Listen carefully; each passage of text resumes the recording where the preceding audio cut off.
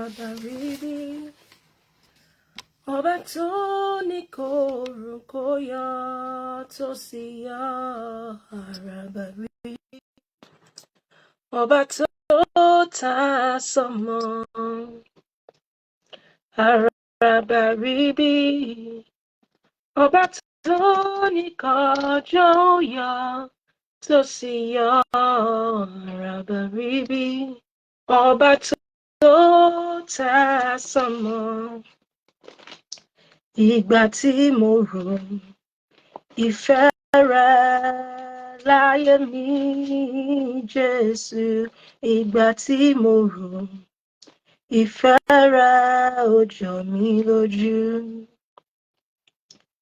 Ìgbà tí mo rò àánú rẹ láyé mi, Jésù.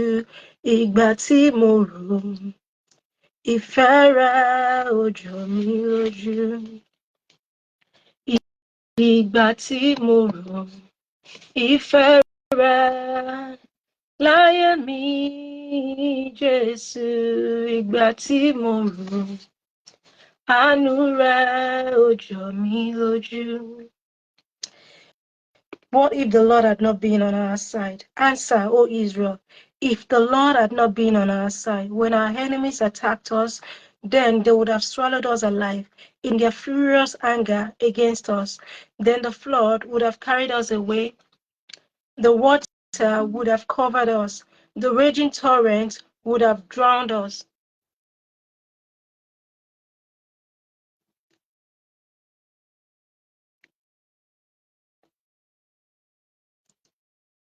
The raging torrent would have drowned us. Let us thank the Lord, who has not let our enemies destroy us. We have escaped like a bird from a hunter's trap.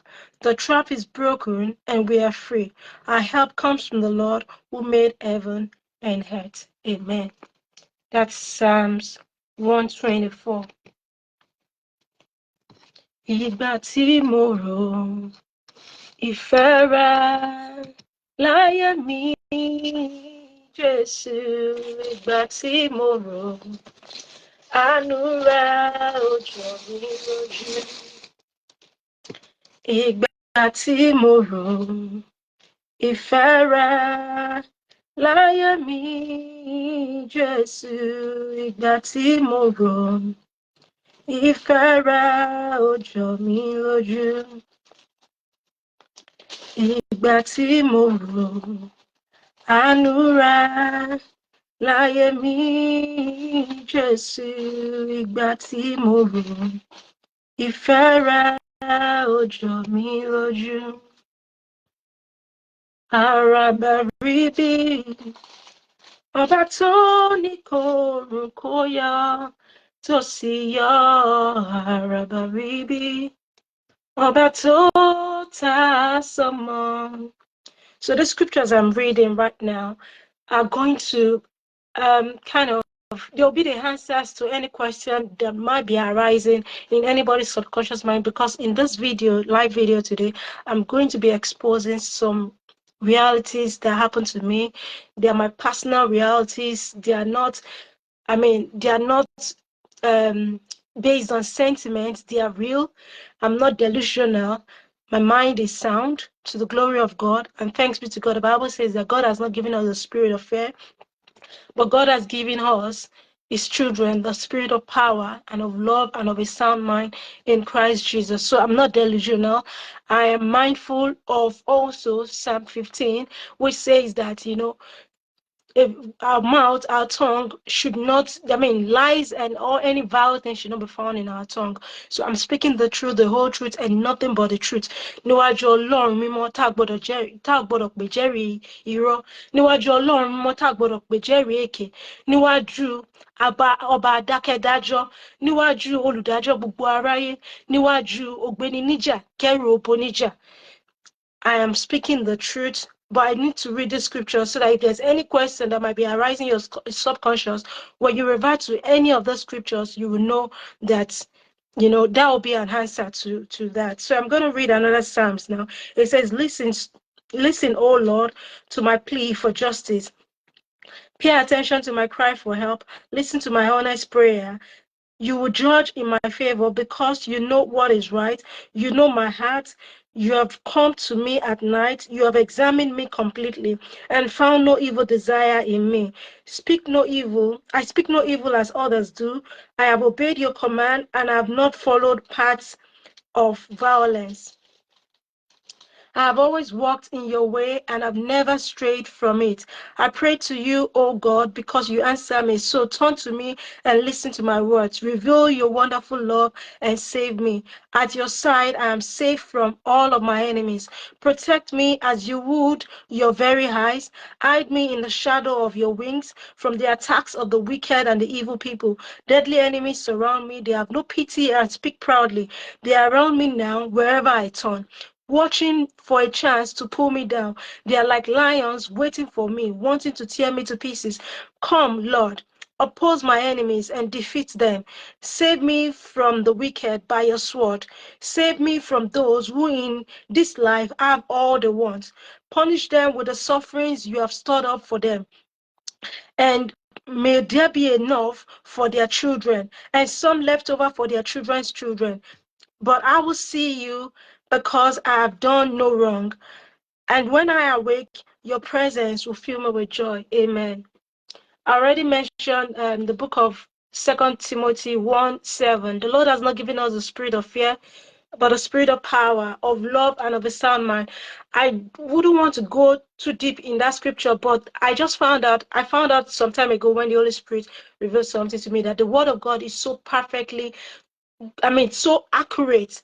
God has not given us a spirit of fear, but in lieu of the spirit of fear, He has given us a spirit of power, a power of God, the spirit of love, so that in whatever we might be going through, the love of God will always, reign in our hearts rather than, repaying evil for evil to the wicked, rather than animosity in our heart, rather than hatred in our heart. And He has given us a spirit of sound mind that no matter what the wicked does, it does not. We might be stressed, yes, we might be troubled, but we are not perplexed. We have the sound mind of God. That is the grace and the mercy of God that gives us sound mind in order to be able to, still be able to live triumphantly as more than conquerors in this world. So I just finished reading another Psalms. That's Psalm 17.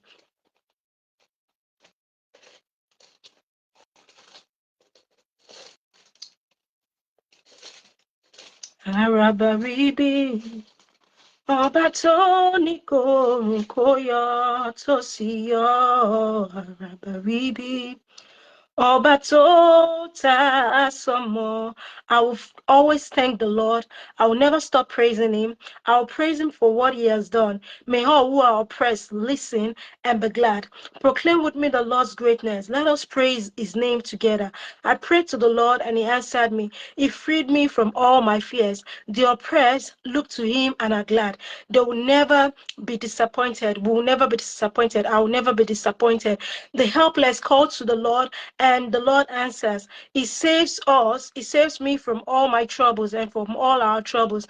His angel guards those who honor the Lord and rescues us from danger. Find out for yourself how good the Lord is. Happy are those who find safety with Him. Honor the Lord, all His people. Those who obey Him have all they need. Even lions go hungry for lack of food, but those who obey the Lord lack nothing good. Amen.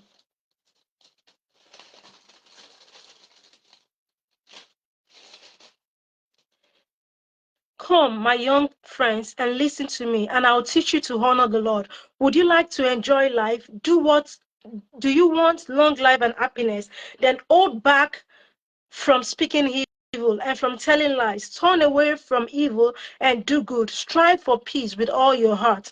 The Lord watches over the righteous and listens to our cries, but He opposes those who do evil, so that when they die, they are soon forgotten. The righteous call to the Lord and He listens. He rescues us from all our troubles. The Lord is near to us who are discouraged. It saves us who have lost all hope. The good man suffers many troubles, but the Lord God Almighty saves him from them all. The Lord preserves me completely. Not one of my bones is broken. Evil will kill the wicked in the name of Jesus. Amen. Those who hate the righteous will be punished in the name of Jesus. Amen. The Lord will save his people. Those who go to him for protection will be spared. Amen. In the name of Jesus. That's another Psalms.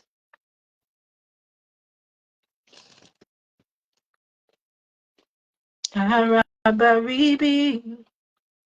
Ọba tó ní kórúkọ yọ tó sì yọ Arabaribi. Ọba tó ta sánmọ̀ Arabaribi. Ọba tó ní kọjọ́ yọ tó sì yọ Arabaribi. Ọba tó dá sánmọ̀. Why do you boast, great man, of your evil? God's faithfulness is eternal. You make plans to ruin others. Your tongue is like a sharp razor. You're always inventing lies. You love evil more than good and falsehood more than truth. You love to hurt people with your words, you liar. So God will ruin you, the wicked and the evildoers, and you oppressors forever. He will take hold of you and snatch you from your home. He will remove you from the world of the living. Righteous people will see this and be afraid. Then we, the righteous, will laugh at you and say, look, here is a man who did not depend on God for safety, but trusted instead of in his great wealth and looked for security in being wicked. But I am like an olive tree growing in the house of God. I trust in his constant love forever and ever. Amen. I always thank you, God, for what you have done. In the presence of your people, I'll proclaim that you are good. Amen. I'm also going to read the book of Matthew.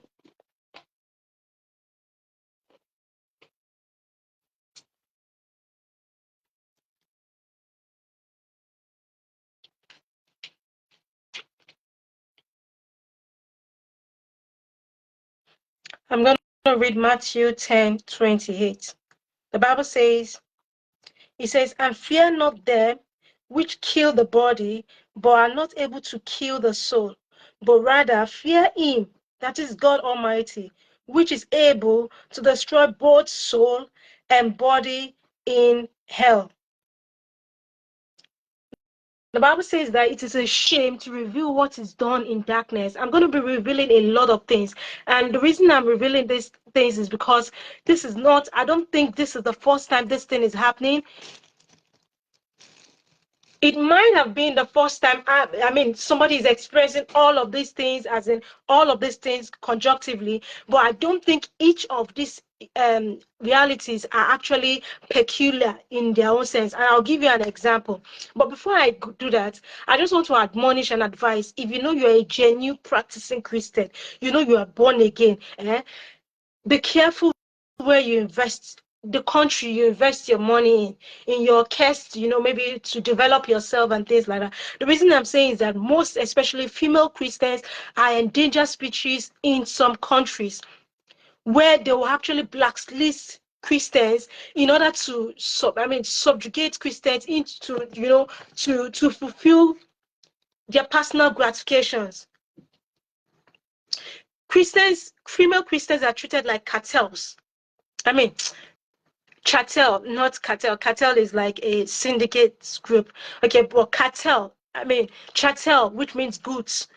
When we're being objectified only as sexual objects, and I'm saying this with all sense of responsibility, because why are we in Nigeria? Why is Nigeria having this issue of female promiscuity and hookup culture being rampant? Because while they were maybe in foreign countries, they tried all of their best in order to eke out a living, and the only resolution they could make is to, they are being told, or they're being enticed to, sell their body in order to be able to pay rent, in order to be able to survive, in order not to sleep in the cold, in order to be able to feed, or when there's no hope anywhere at all. And we've heard of stories of so-called pastors' children, having to commit, sodomy, bestiality, sleeping with animals, promiscuity around, because that is the means they could survive in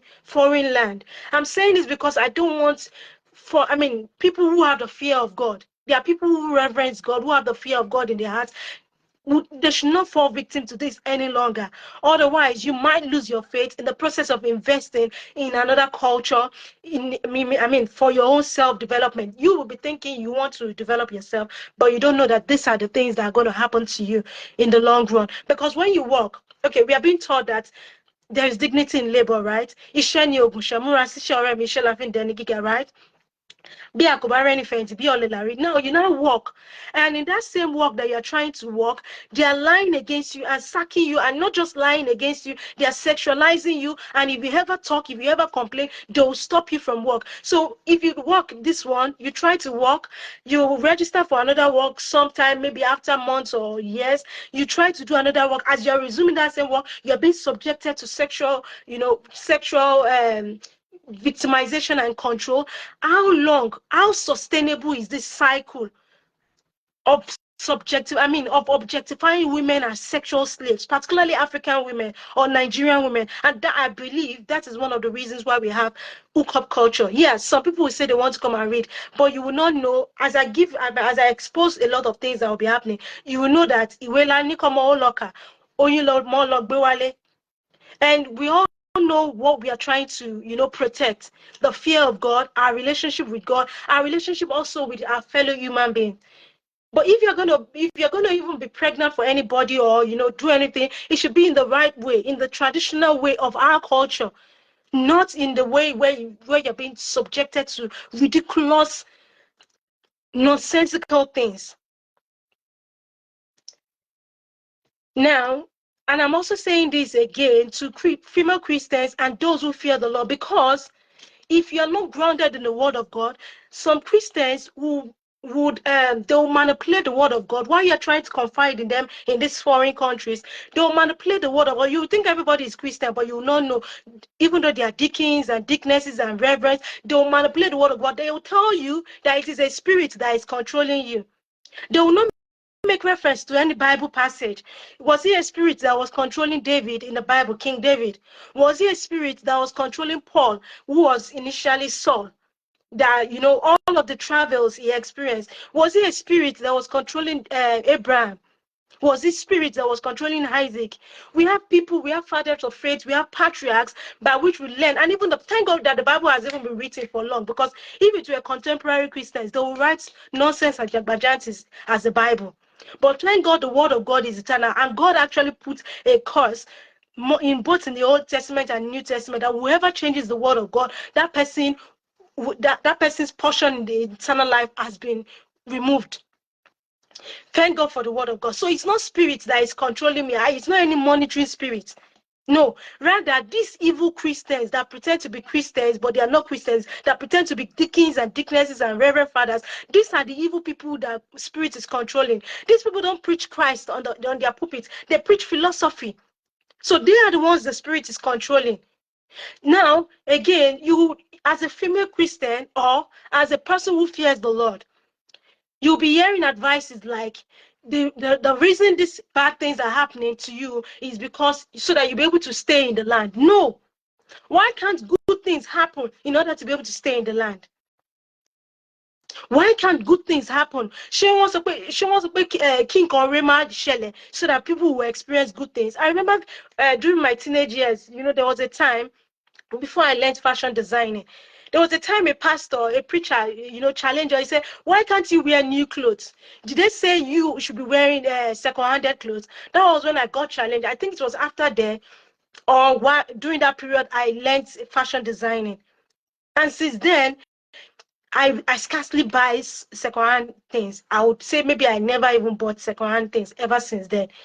Why can't one ire dán mi wò rather than ibi? Because you will see everything I'll be exposing. It's and there's no spiritual ramification to these things. No, there's no spirit. There's only one mystery, or let me say two.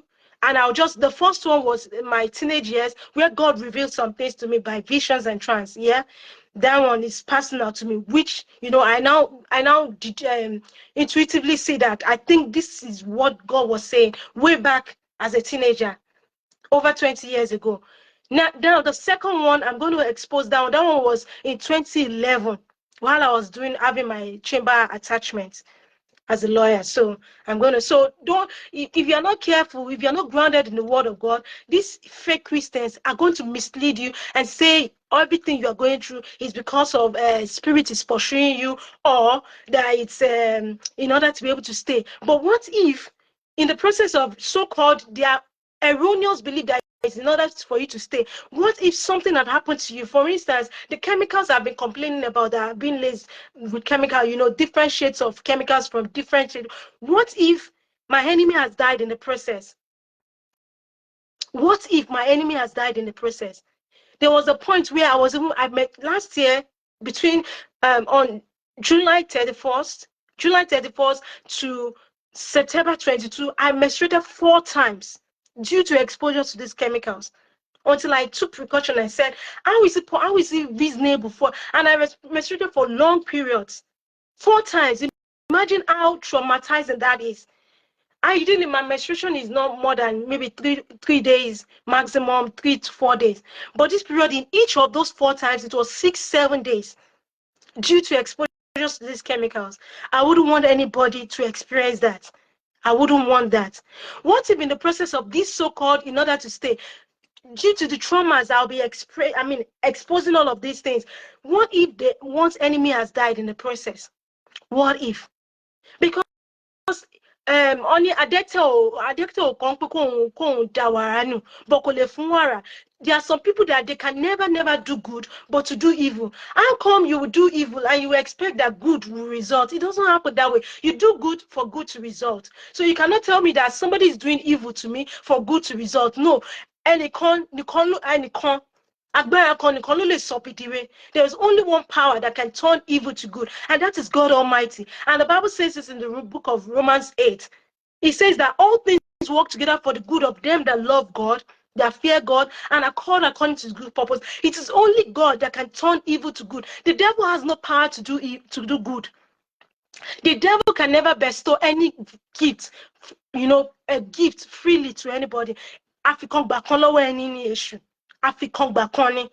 And including our abomisenofeno and those people who pretend, the wolves in sheep clothing. That is the same method they use. African bakonlowo anyone. Before I proceed, and more so with respect to this false narrative being peddled around saying it's because of you should stay. Even the Bible is against all of those things. The Bible says that Paul was, beaten 4 times. He said it by himself. He said he was beaten 4 times with 40 strokes minus 1. Jesus Christ was beaten once with 40 strokes minus 1. And I won't go into the philosophy about what 39 strokes is, but Paul confessed that he was beaten 40 strokes minus 1 4 times. Until the time he said, let no man trouble me, for I bear on my body the marks of our Lord Jesus Christ. In other words, there is the affliction that God brings by himself. You will know this is from God. What I'm about to say, it's not from God. This is man. Paul said, let no man trouble me, for I bear in my body the marks of our Lord Jesus Christ. In other words, I have suffered for Christ already.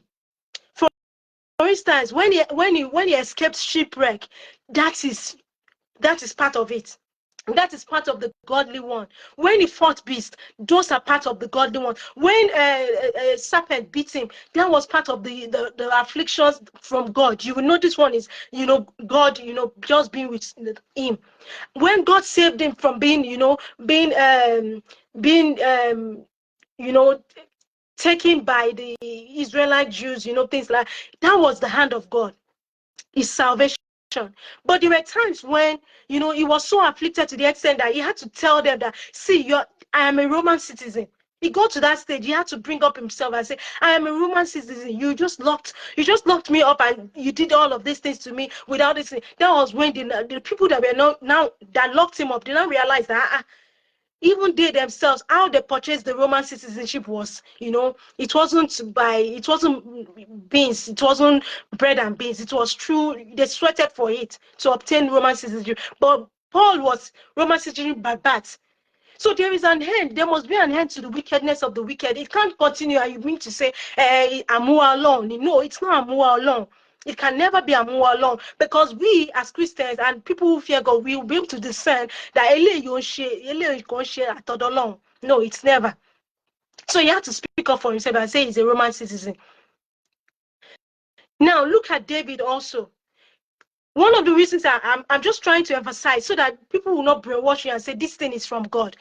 When David did something that offended God, God told him to choose out of the 3 punishments he was going to give him. God said maybe 3 days of pestilence, and the second one 3 months of running away from his enemies. Then the third one 3 years of famine. Do you ever know why David chose the 3 days of pestilence from God? He said it by himself. He said if he falls into the hands of man, he said it's terrible. It's a terrible thing when man have a negative. You don't know how wicked men are. Human being. I mean men in generic form. That includes women and men and things like that.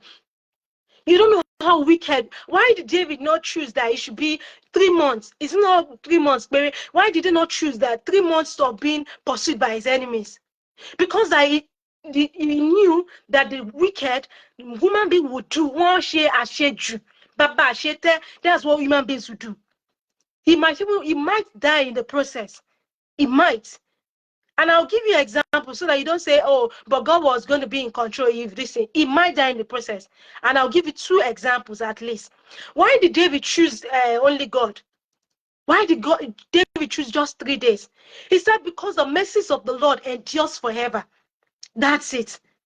Read your Bible and see whether I'm telling you what is in the Bible or not.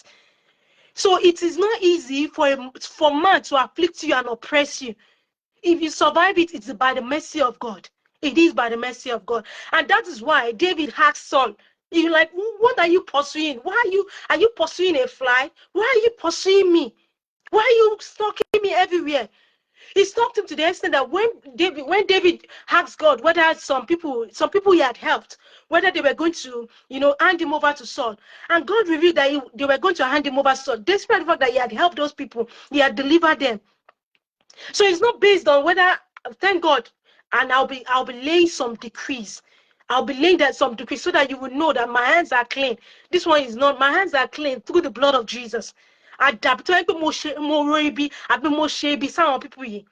That's when they'll be removed from the wrath of God and the judgment of God. He said, why are you pursuing me, Saul? Why are you doing all of these things? Are you pursuing a fly? Why are you in the desert? Why are you running after me in the cage and things like that?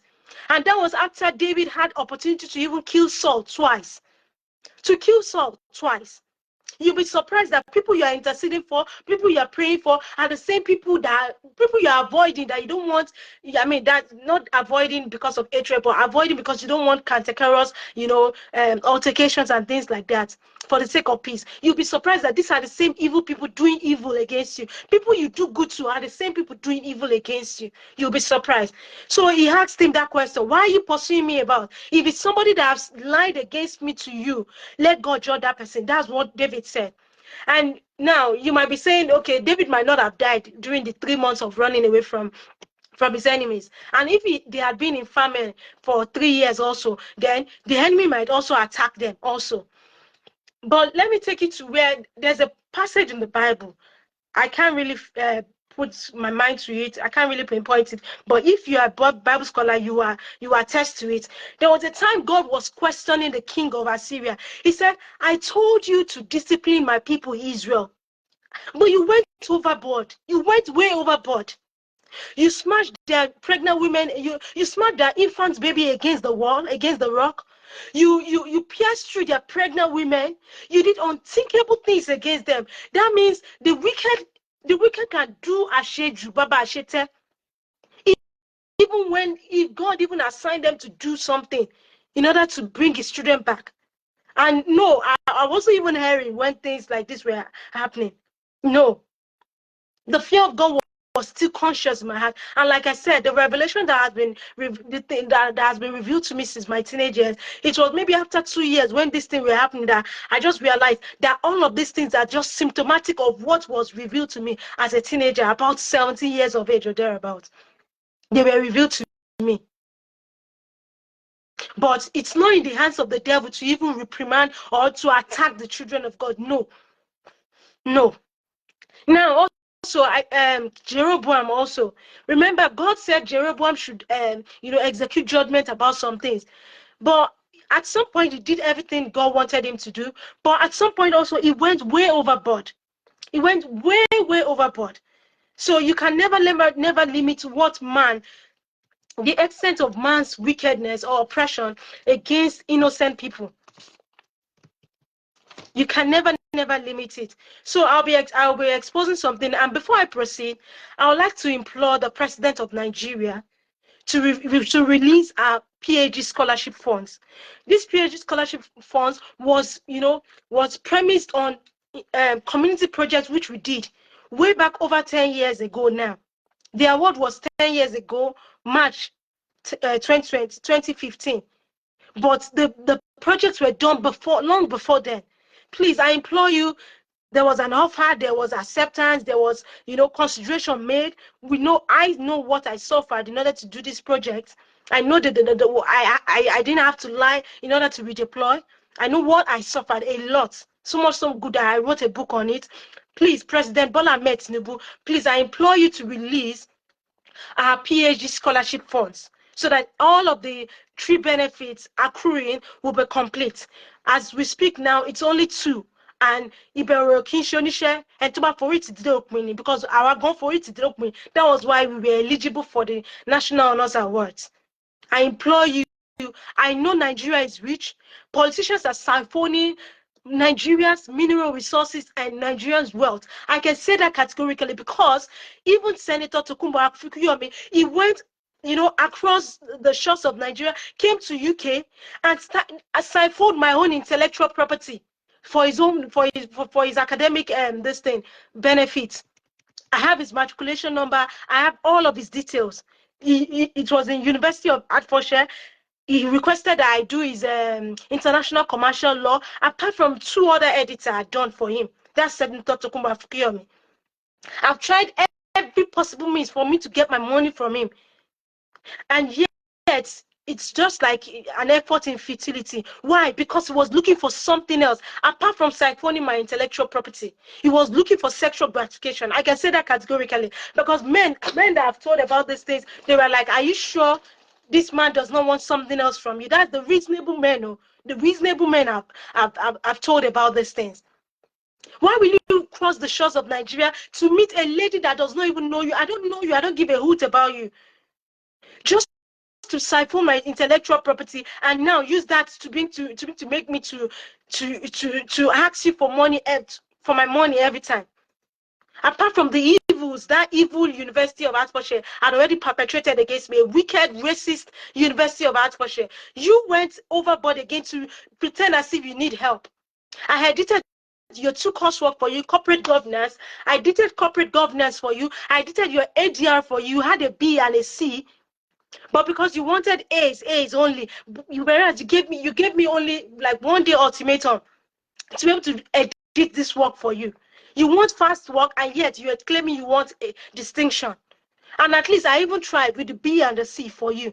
The third one, which is the high CL, the International Commercial Law Code, what code was it? 7 Law 1062. I did it for you from start to finish, right to your name and to your matriculation number 1301827 in that evil, wicked, and racist University of Hertfordshire. Yes, by the time I expose all of these things, you will know why I'm saying that University of Hertfordshire is evil, wicked, and racist. You will understand why I'm saying so. So it happened that in 2011, I was having my chamber attachment. The reason I stayed, I was posted to a place where the person's the ladies' chamber, the law chamber. It was like face me, I face you. Honestly speaking, in Ikeja though, it was room and parlor, like room and parlor. But I don't know why I just stayed there. I stayed there, and maybe the attitude that made me stay there was the same attitude that made me stay in the place I was deployed to during my NYSC, that made me have the scholarship that I now had, and the automatic job I now had. I'm not being paid. My salary has been stopped since 2022, but I still will acknowledge the fact that I had those things. So the attitude, the humility attitude I had while, having my chamber attachment with that woman who was, I saw that she was a Christian, except that she can say crazy, the word crazy, multiple times in, while talking when she's angry. But she was a Christian. So one day when we were in the office, a man walked in. To my mind, and the way I see him, is a good-looking man. Not just good-looking, he was like a gentleman. But when he came in, he made some complaints. So that you will not say his spirit, or some people who normally think evil thought, they will say, Ọlọ́run ló mú kíní kan kíní kan. No, Ọlọ́run ò mú mi. Ọlọ́run wà pẹ̀lú mi. Ọwọ́ Olúwa ń bẹ lórí ayé mi. Ògo Olúwa ń bẹ lórí ayé mi. Ire Olúwa ń bẹ lórí ayé mi. Ìmọ́lẹ̀ Olúwa ń bẹ lórí ayé mi. So there's no this thing. This thing has been happening since. And if it has been happening since at least 2011 and my own experiences, then there's a woman that also said something in 2021 where she was crying to me, exposing some things that happened to her in this country. So if those things were happening, how much more during the slavery era? Now, this man came in, don't let me digress too much. This man came in and he said that he traveled into the UK for tourism purposes. And that at the customs, they apprehended him and lied against him that he carried drugs. I'm still going to talk about the fact that I was lied against, that I'm in possession of illegal substances, cannabis. So you know that there are similarities. There's a connecting dot. There is a connecting dot.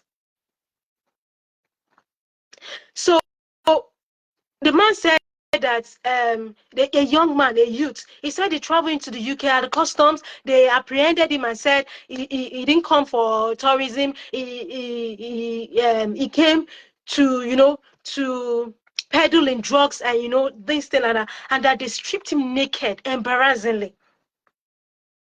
It was so embarrassing, and they sent him back. Deportation. They deported him back. I looked at the man. If somebody is not handsome, I will not even say he's handsome. One, apart from maybe somebody is handsome, he was good looking, he was gentleman. When you say gentleman, looks can deceive, but by God's grace, I have discernment of spirit, so I can always know. He did not do, because if he had done it, the drugs he so-called swallow would have worked against him during the period where he was held in custody in holding cell. He was stripped naked, deprived of his dignity. So I'll keep on telling you about the common denominator in all these things. The common denominator is so constant. Like, why would you strip somebody naked and there was no drugs and things like that, and you send the person back? He was so embarrassed. I don't know, maybe he got justice, but from the look of things, the way it was like, why did God make me, experience what happened to him? Why was I in office then? Why did I choose to stay in that chamber and to experience that? So since, like I always say, I don't like generalizing and things like that. So when I embarked on peaceful protests, in order for us to be able to, the remainder of us, maybe 86 or 84, we had to get our scholarship funds. There was no other. I didn't want to come to the UK, not with animosity, because I had forgotten about 2011, what happened in 2011. I wasn't thinking about that, but because I preferred one or two countries. So, but if I don't quickly maximize that money, the funds, the scholarship funds, it might revert back to the federation account. And the struggles that, after I've orchestrated two peaceful protests, how will it be said that the person who orchestrated the two peaceful protests, by which the federal government now released the funds, did not go? So that was why I just like, okay, any admission, when I was given admission. I'm saying this because people at some point when I was trying to, I think 2020, 2011, people were like saying, when I call in official calls, I believe, they will say maybe the challenges, this thing we're being orchestrated by maybe Nigerians from Nigeria, or maybe you guess. The only thing I know is that I orchestrated two protests, and I don't think when you compare and contrast it with what I've experienced, they are not commensurate at all. It doesn't make sense for you to say that is why you are doing all these evils against me. No, it's not. This is not Nigerian, this thing. This is what is happening here. Then apart from the peaceful protest, before the peaceful protest, or while, yeah, before the peaceful protest, no, during the peaceful protest, there was a law WhatsApp forum, lawyers forum like that, or law and society forum where I belong to. There were good people in that group and there were bad people in that group. At least two men, two lawyers, one in diaspora and one in Nigeria. They will pretend as if they need help. I help them because I'm an empath, and that's one of the ways the evil ones, they do evil against you. So they'll pretend as if they need help while you're trying to help them because you fear God, you want to help your neighbor. You don't know, maybe he's an angel in disguise or blah, blah. In the process of trying to help them, they will now sexually assault. At least two lawyers in that group, Ayo from Canada, and another one, Moshood, in Lagos, tried to forcefully have sex with me. There were other good persons in that group. Sometimes when I wanted to, sometimes when I wanted to do protest, at least there were two lawyers. One is an SAN now, and the other one is the GenSec of the MBA National. They advised me, they were the ones that like put me through, because people were scared that they were going to lose job their job scholarship, because we had 3 scholarship: job, LLM, masters, and PhD. So it was only the job that was subsistent then. Some people had collected the masters and PhD, but we've not even collected any as at then. So they were scared that they were going to lose what they already have. And I said, no, it depends on how you approach it. So these two persons were the persons that encouraged me. And even when I got into the UK, there's another Muslim whereby if I needed to apply for agency jobs, is the one, for the most part, that gives me reference. He's a Muslim though, but is a very, very he's a very, very kind person and empath. He's an empath. So I would always, if I say his name, some people will know his name. So I really, really, I'm not saying everybody in the group is bad, but at least those two people I mentioned their names, wanted to forcefully sleep with me. And it was only through the mercy of God and through the strength of God and wisdom of God that I escaped being used as a sexual slave.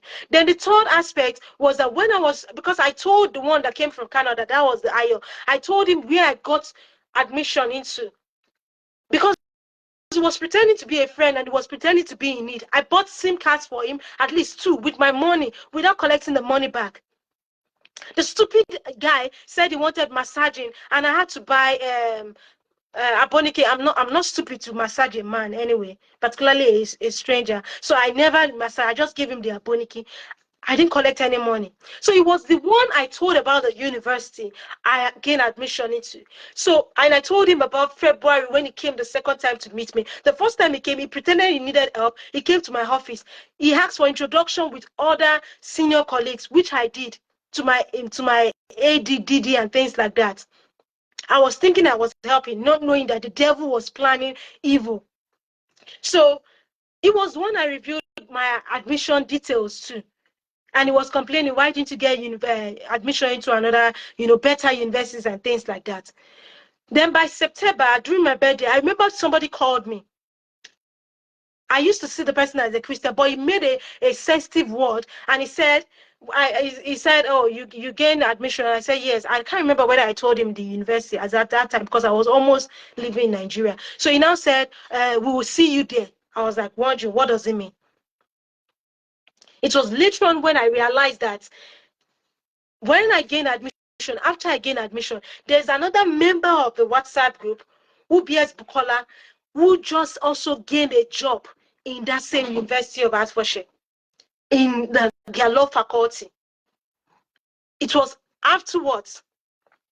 But whether there is a common denominator or not, my own is that my hands are clean, and let no man trouble me already, because I already bear on my body the marks of the Lord Jesus Christ. You don't know what I have suffered for Christ before I even came into this country. So you don't have any right to add to any affliction in my life. No, you don't have any right to add to oppression in my life. So I gained admission, and I entered the university. Lo and behold, within 2 weeks of my arrival, I started experiencing stalking, intense stalking. Now, there are some things we take for granted in Nigeria. You don't know that you have figure eight. You don't know your shape, because mostly as a Christian, I hardly wear, trousers and things like that. But in this country, the climatic conditions will make you wear trousers. So it brought out my shape the more. But even that has been, you ought not to be, stalking me to the extent that you rev vehicles at me while I'm going to church. If I had known, I would have even taken all of this number. But even if I took their numbers, there's nothing the police would do, because I showed the police one of the food stalkers. There were multiple stalkers. There were vehicles. They used their Lamborghinis and things like that, which is nothing before God. The police, instead of even addressing the issue, was saying that I have a good shape. Are you now saying that because I have a good shape, then these stalkers have a legitimate reasons for stalking me everywhere, to my campus, to everywhere, to wherever I go? It doesn't make sense. It does not make sense. They stalk me to the extent that they use children. They use children to stalk me, in the sense that they will pretend as if they need help. They will pretend as if they are lost. And they would approach me. And when they approach me, I'll kind of want to help, not knowing that it was a trap. Sometimes you see parents with children, and because children are in the vehicle, I would think, okay, let me attend to them. They'll pretend as if they need help. Whereas, Caucasians, they have access to GPRS, they have access to where they know all those things. It's Nigerians or things like that. You say maybe we don't use too much of Google and things like that. Sometimes they use geriatrics. I'm telling you, because there was a time, was it 2021? I had to confide in somebody who lived in Cambridge. I don't know where he is right now, but he lived in Cambridge then. He had to tell me that is either he experienced it or he heard about the fact that the UK government is using children as a form of spy. This thing. Why would you use children as a form of spy to me when I'm not doing anything bad to you or anything like that? And it's repetitive. I can't even count how many times. They know where I live. They know where I go. A lot of things I'll just be exposing, so that you'll be able to connect the dots and find the common denominator. So I was being stalked intensely, to the extent that there's a guy I was helping. He was the first person I confided in, and he told me to just be careful and not to walk at night, and even 4 p.m. could be dark time here sometimes. So he advised me, and that was it, because the police was not helping, and I have proof of it. I have proof of reporting to the police, and nothing happened. The police at some point said I should go back to the university security. As I was going to the university security, speaking with the university security guy, a call came in, and while he was picking the call, he looked at me with kind of this thing. So I was like wondering.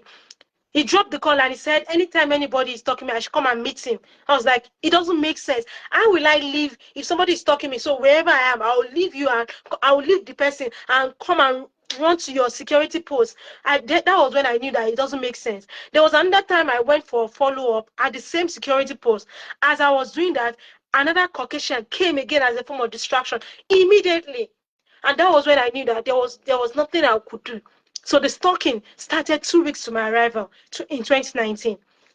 And stalking is criminal. It's a criminal offense. So, and I'm telling you, I also provided proof. I showed the police a proof of one of the stalkers, because he bumped into one of my pictures. It was a photo bomber to one of my pictures, so I could take that was where I got one of his facial details. So after the stalking was on, which is still on till now, but God is my protection, and I'm not delusional. I'm not making anything up. All of these things are true, and I have proofs for most of it. It was when I was new in this country, I wasn't keeping records of some things.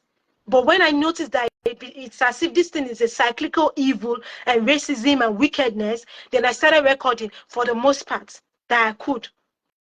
So while after during the 2 weeks this thing after I arrived, there was induction ceremony, and during the induction they will say introduce yourself, and that's not the first time I've been introducing myself. In Nigeria, when we do symposiums and meetings like that, they tell us to introduce ourselves. We do that, we laugh, things like that, so we don't take anything so personal. So me, I introduced myself not knowing that the evil one we are taking notices. At least I have to acknowledge Nigeria that they gave me scholarship. I did not know that these people were taking records. I was told, according to some people, that maybe they were jealous that that was my second master's.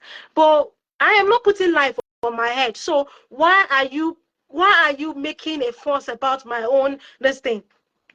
You have your life too. Some of them are even doctors. So why are you jealous and envious of another person living innocently?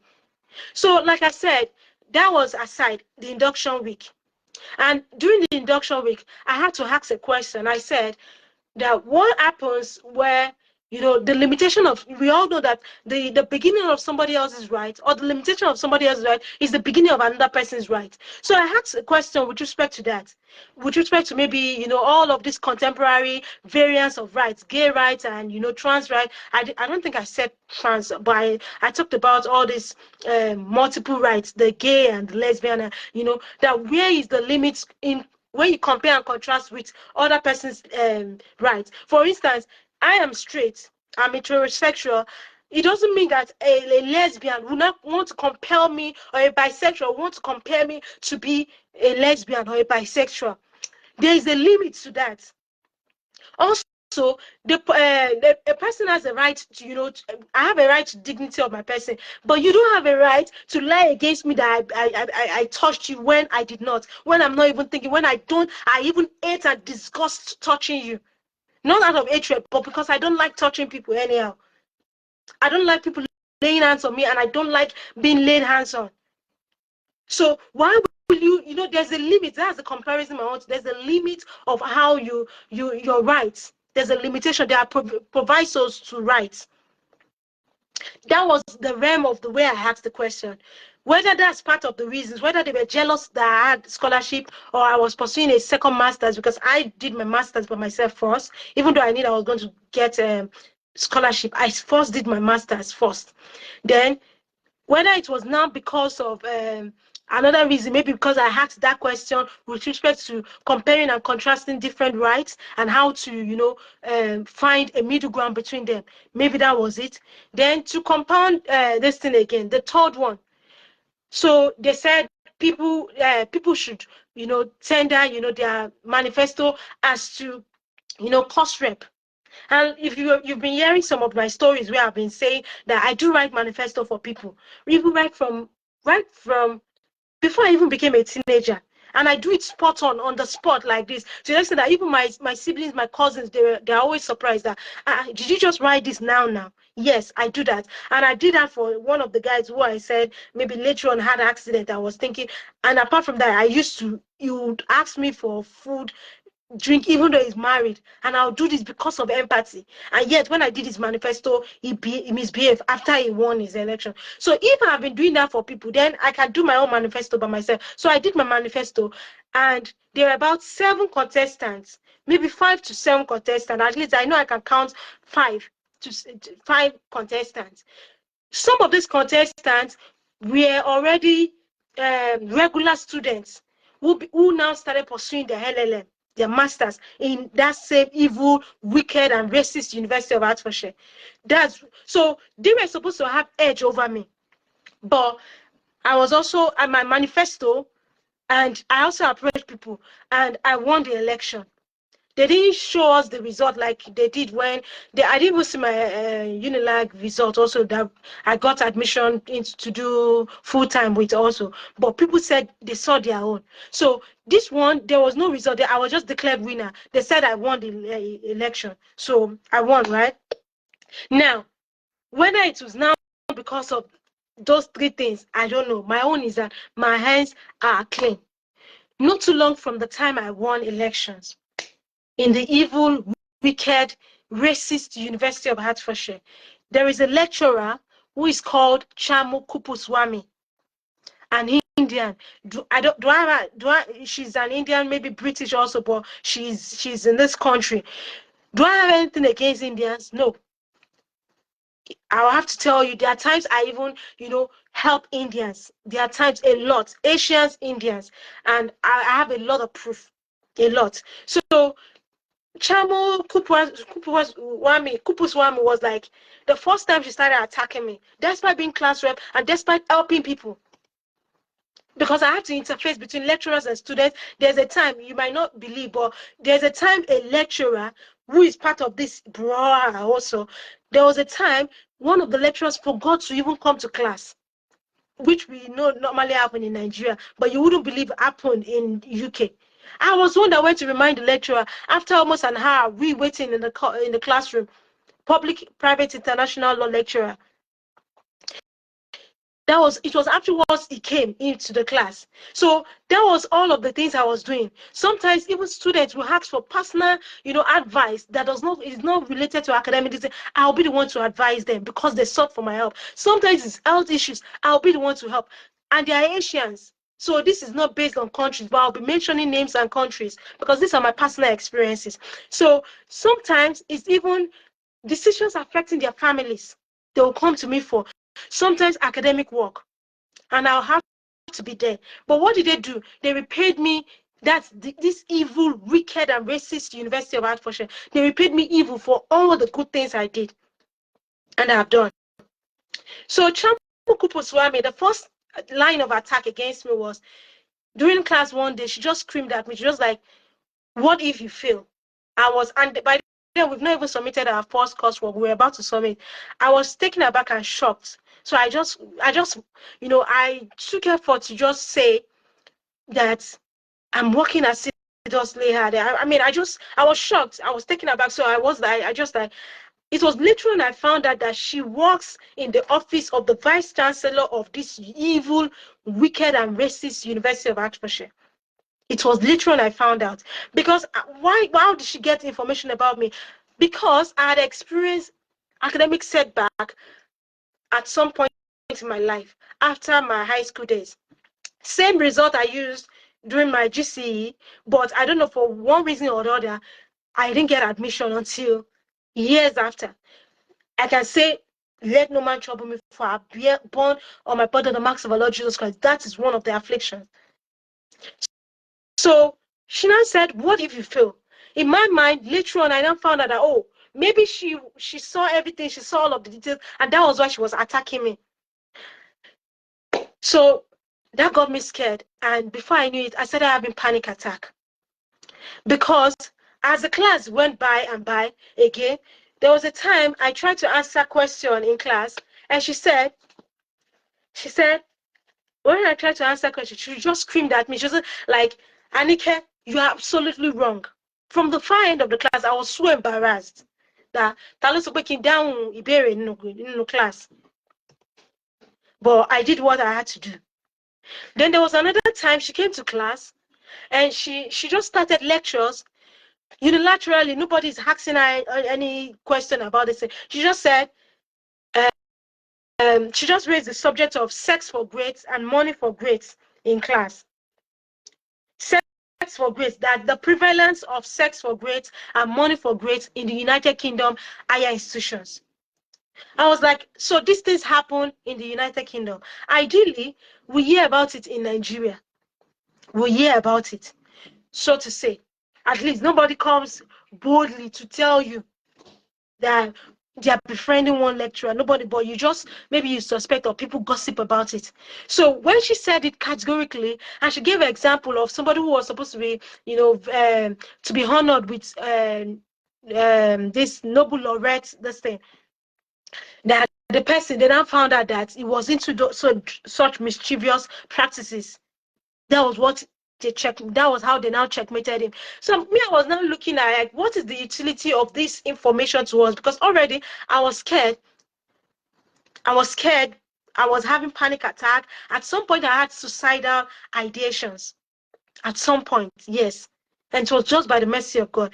At some point also, she would come to class trying to know who wrote what in the class. But because I had experienced all those 3 bad experiences with her, the what if you fail, and Anike, you're absolutely wrong, and the sex for grades and money for grades, when she said that boldly, that was when I knew that I had to just take precautions. So when she was asking for, she was like pinpointing what we had written, and I knew I wrote that thing. I just kept quiet. I just kept quiet to take precaution. But by then, the trauma was so much. And also by then, she was trying to become friendly with me. Like I said, I've said it before in the past, I'm a fashion designer. So I brought in some of my clothes. I brought them into the UK and I wore them. And the lecturers adore them. She also adores it. So them, my clothes. So in the process, there was a time we'll be waiting for the keys of the classroom and I go to class early. So she was like, oh, this clothes is fine. I said, oh, I made it made asymmetrically, wears. So she was like, how about me sewing in this UK? So I was like, I didn't bring my machine here and things like that. I don't know how the market operates here. Then she was like, oh, our house, there's a market, there's a fabric market around our house in London. It was at that point that the PTSD just, skyrocketed. Don't forget, I've had past experiences before. So I don't know, it was just like becoming like I started because is this a kind of a form of grooming or something like that? It will appear as if they are trying to help, but that's the underlying fact of remembering the fact that she had been bullying, harassing, intimidating me in class with hostilities repeated. So before I submitted the second coursework, I could not bear it anymore. And I didn't know it was taking a toll on me. While I was in one of the English classes, there's an English class where you try and learn how to, how to write good essays, which helped me. So I didn't just know these things by myself. I went to classes to learn how to write also. So in one of those classes, there's a woman, she's physically endowed, in body mass. So the woman had attended one of our classes before, and she saw my disposition in that previous class, how, exuberant I was and things like that. But in this particular class, which held on Friday, I think just before December 1, so the class was held on Friday just before the year. So she now saw that my disposition was not, I wasn't happy. She now asked me. So I now had to tell her that the lecturer we had, that she's becoming hostile and things like that. And even when I ask academic questions in class, she doesn't answer. Apart from, she give other people preference, that kind of all of the things that had been happening to me. The woman, the matured woman, the elderly woman was like, that's not supposed to happen. That is not right. That, and I was weeping profusely in her presence. So she was like, it's not right. Then there's a Muslim lady by my side who was a medical doctor or a student doctor or something like that. So she said I experienced it. She said she was experiencing racism, that they normally call her pig and things like that. As at that time, I've not been hearing anybody say any bad thing against me. So as at that time, because later on, I was soon to find out, I'll just be going like this. Somebody would just call me slut. Properly dressed, with my fashion design, it is properly dressed. Sometimes they'll just, say, brush things to my hearing multiple times. Just because I'm an African lady. Just because I'm a practicing Christian. So in that meeting, the elderly woman now said I should complain to the management, that there's a procedure. That was what gave me the impetus even to complain. So I sent an email to Chamo Kuposwami. She didn't respond. So I copied Claudia Carr and Julia Ovanesian. So when I copied these two people, then there was a response by Chamo Kupuswami. Then Claudia Clark said she was going to be present. Claudia Clark was she was higher than Julia Ovanesian. So Julia was the LLM coordinator as a then. I don't know much about them, and I'm disinterested about the evil, wicked, and racist University of Hertfordshire. But Julia was the LLM coordinator then. So the meeting was supposed to hold December 2, 2019. I had not even up to 4 months to my arrival, not even up to 3 months, because I resumed September 19, 21, thereabout. And all of these things happened long before December. Between October and November, almost maybe all through November, all of these things happened. So instead, Claudia said she was going to be around. Julia was supposed to be around also. Then Chamu, then me. At least I felt like there was going to be a quorum. So I felt like, okay, safe.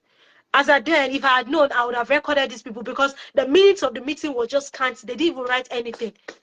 By the time I got access, they didn't send me the minutes. It was when the cases arose, and I asked for the minutes. The minutes was nothing. Nothing was written. Nothing. Nonsense. Sheet of paper. Nothing. Like maybe sheet of paper.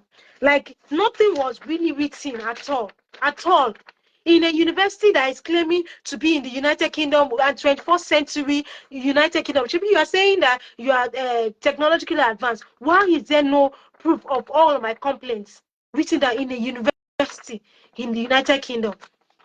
So Claudia said she was going to be around, and she never was around. But even as I attended the meeting, the first thing that happened was that Julia Ovanesian started attacking me, saying, "Is it because you're a lawyer back in Nigeria? That's why nobody can talk to you anymore." I said, "No, that is not what I'm saying. Can I please tender what I'm going through and tell you?" So I now told her that this lecturer, Chamu, has been attacking me in class without anything. I needed to know why she's attacking me. Why did she say, "What if you fail?" Because already I had experienced academic setback without any reason for the academic setback, though. But I had experienced, and those things are still in my subconscious. So why is she attacking me physically? Why is she saying that I will fail? Why is she screaming at me that I'm supposed to make attempt to answer questions? In Nigeria, there was a time during our undergrad days, a guy answered an academic question in the wrong way, and everybody knew it was wrong. But because nobody answered the question before the lecturer, I think it was Mr. Akirimade, it was like, you people did not answer the question, so why you say oh? So I'm not supposed to be perfect. I'm not supposed to be having 100%. I thought I ain't bad. So I tried to answer the question. Nobody was answering. So why did you just scream, "Anike, you're absolutely wrong," as if I'm supposed to always get the questions right? At least I made effort. And some people will jokingly say, they'll say E for effort. So if way back in Nigeria then, nobody castigated, no lecturer castigated the guy, and I know the guy, and if he's conscious about this experience, he will know I'm talking about him. Why did the lecturer never castigated this guy, even though he was wrong? And the whole class knew he was wrong, or most of the intelligent ones knew that he was wrong. But he told her, he said, yes, he made an effort. Now, me, I did that, and you're attacking me. I told her this is the reason. Then by the time I now exposed the fact that this Chamu Kupuswami said that there's prevalence of sex for grades and money for grades in the United Kingdom, Julia was speechless. Julia could not defend her anymore. And by then I was already broken, because I had to tell them that, see, I already experienced academic setback in my life as a teenager. I did not bargain for these things that you guys are doing. This is not what I applied for. And, I just had to speak my mind. I just left. I had to leave the meeting. One, there was no quorum. Two, the person that was supposed to chair the meeting, the other person was not around. Three, Julia that was there was taking sides with the lecturer, although she could not take sides when it became the sex for grades and money for grades. She became speechless. That shows that they know they are wrong. So I left the meeting, and I followed the advice of the woman that had advised me, the matured woman that I said she had body mass, the English woman. So I followed the advice, and I went to the hospital for my health this time. And that was when I realized that my systolic level was 174. So that went by. Do you know, in the long run, during my dissertation, this same Chamu Kupuswam who was harassing, bullying me in class and abusing me in class was still foisted on me as a supervisor. And she started attacking me through my proposal, this thing. I saw the way she was like attacking, and that recreated PTSD in me. I requested for a change of supervisor. I was declined. I was denied a change. Why is this an issue? When I was doing my first LLM in Unilag, at least I know they did this one right. The lecturer that was assigned to me as a supervisor, a professor, a professor, popular professor. She was not available. People were complaining about her. In the long run, it was just orally. Orally, I had to request from the LLM coordinator. What's the name of this man? Oh, the LLM coordinator. I said I needed a change of supervisor. He changed my supervisor from a professor to a lecturer too. Nobody raised an eyebrow. I didn't even write an email about it. I didn't make any formal application. It was just orally, and he changed my supervisor. I think his name is Akingbenyi. Yes, there was no fuss about it at all. This one in the United Kingdom that claims to be first world country, that claims to be technological advice, they cannot even change my supervisor, knowing fully well all of the things, evil things she has done. Now, that's the trauma. My blood pressure, to the extent that I even had to use blood pressure tablets. Remember, I showed you people blood pressure tablets. Although that was foisted on me by the doctor again, the female doctor. Whether they're working in concert together, because God's judgment is coming upon the wicked. So they refused to change my supervisor. They said I applied for the a hostile, bullying, harassing lecturer to be my own supervisor. I said, can you show me the proof of where I applied for her to be my supervisor? They can't show me because there's nothing like that. It never happened. The only thing I requested for her was when I was looking for a job, and they said the practice is that most people actually request for, somebody in the university. One, then they look for another person to do, and that was the only thing I did. And as at then, she was the one I knew as one of the lecturers. The other one was a man. So Julia asked me, is the lecturer man not assaulting me or anything? I said no. As at then, nothing was happening between me and the lecturer, male lecturer. I didn't know that something was still going to happen in the long run. But thankfully, he encouraged on my right, but I think maybe he had something with another female Nigerian. I think so. I'm coming to that story later. So that was how that went down. Bad.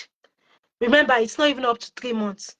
By January 2020, January 26th, my room, I remember I was indisposed on that day.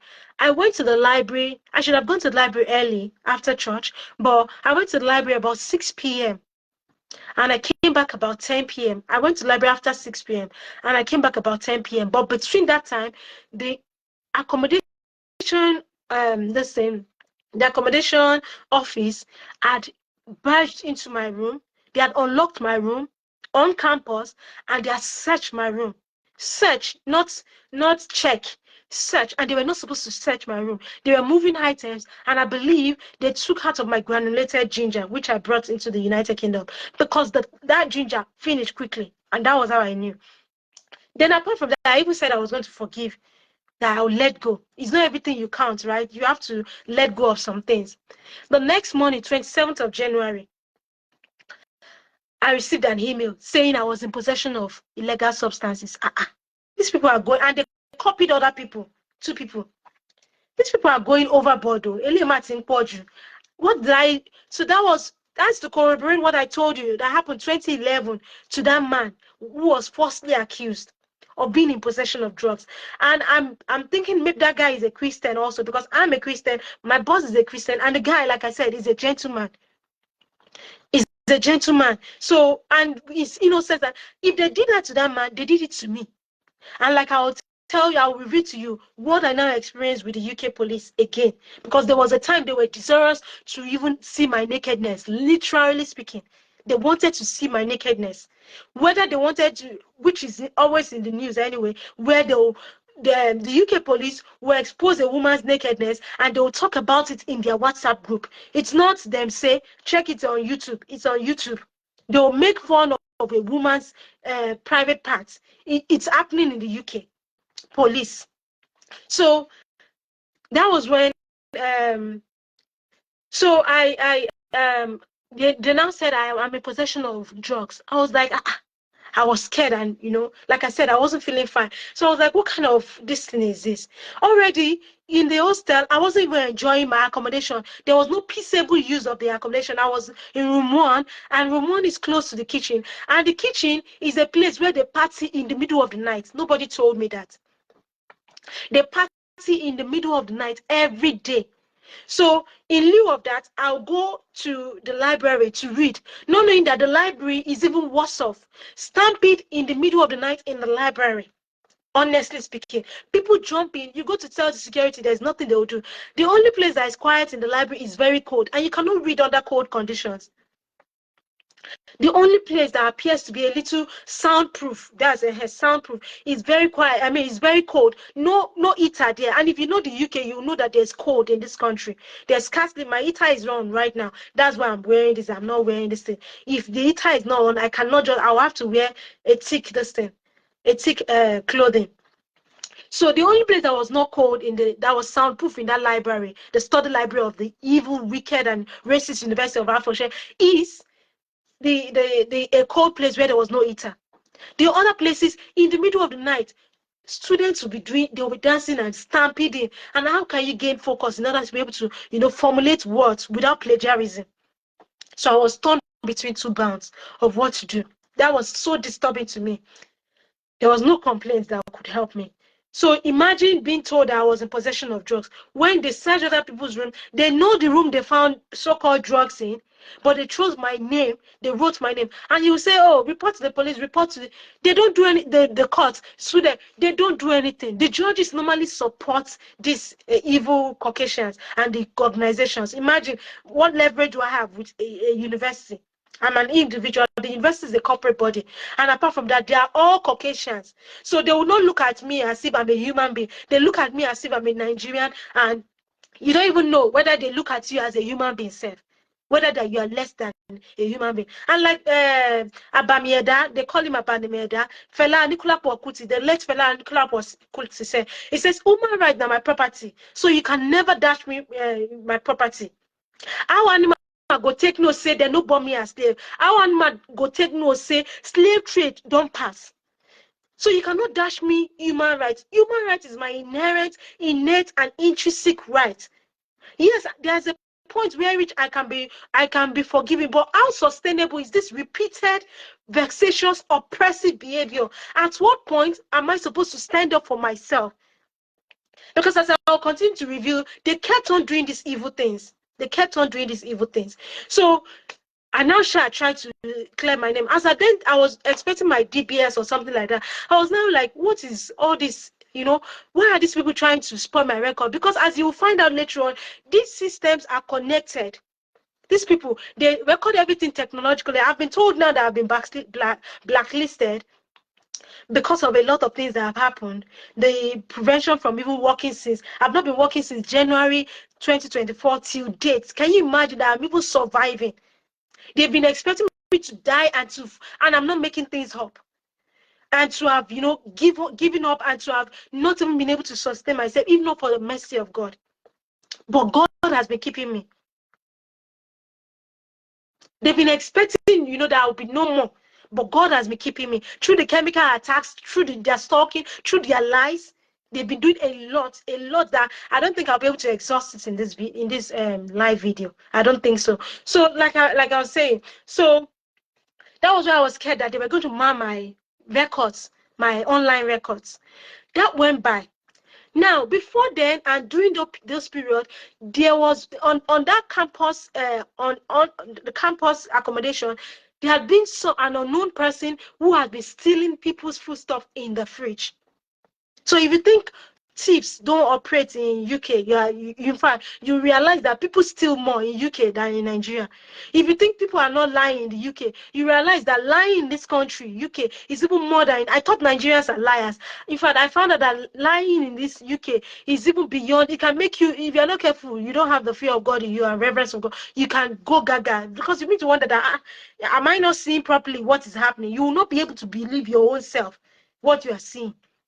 They will lie so much. So they'll be stealing people's foodstuff. They'll clear a whole column of foodstuff. And at some point, because I am an African, there's another Somalian guy, and he brings in visitors. That was his own judgment also. So before they knew, they were gossiping that it was the Somalian, because they know I'm a Christian and I go out to, study. So they were now, I go out in the midnight to study. So they were now whispering and gossiping that it was the Somalian guy. Somehow, the Somalian guy relocated. He left the flat. So I was the only African, the genuine African, because there's another lady who is a Caucasian skin, orange skin color, who claims to be African, but she is South African, but she's not. You are Caucasian. You are not. You can't just be laying claim to a country. Nationality is different from your race. So she claimed to be a South African, but she's a Caucasian. So now we got to the state. They were still stealing even after the Somalian left. They cannot say I'm the one because I've always presented myself in a dignified, integrous way. So there was a time I was indisposed while I was still on campus. I have to verify the specific date. So I went to the kitchen to wash my apples because I could only have appetite for fruits. In the process, I saw he claimed to be biracial, but it's more of, he's also Caucasian in his skin color. So he's more of the same. He claimed that his father is maybe Ugandan, then his mother is from UAE or something like that, but it's Caucasian skin. So, and this guy is somebody I normally help. There was no issues, but he stole the only thing I ever kept in the public fridge. We had our individual fridge, but the freezer, the only thing I kept in the freezer, because there's no freezer in my room, the only thing I kept there, he stole that very thing. And he opened it and he used it. I was like, this thing looks like mine because I bought it from African store. They don't have it in other kind of store except this African. And these people don't patronize African store. That was how I knew. And I checked it. It was not like he thought it's for another person. And that means that he has been the one stealing all this while. That's my conclusion.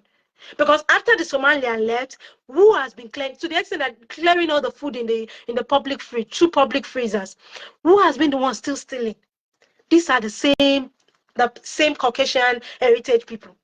So when I reported this, who did they ask to leave the campus, to leave the room?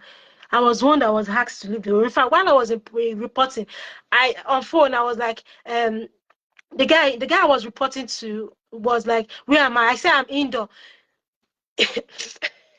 So because I didn't say I'm indoors, because that's the way I was supposed to pronounce it, he was like asking me repeated, and I insisted I'm indoor. It was so embarrassing.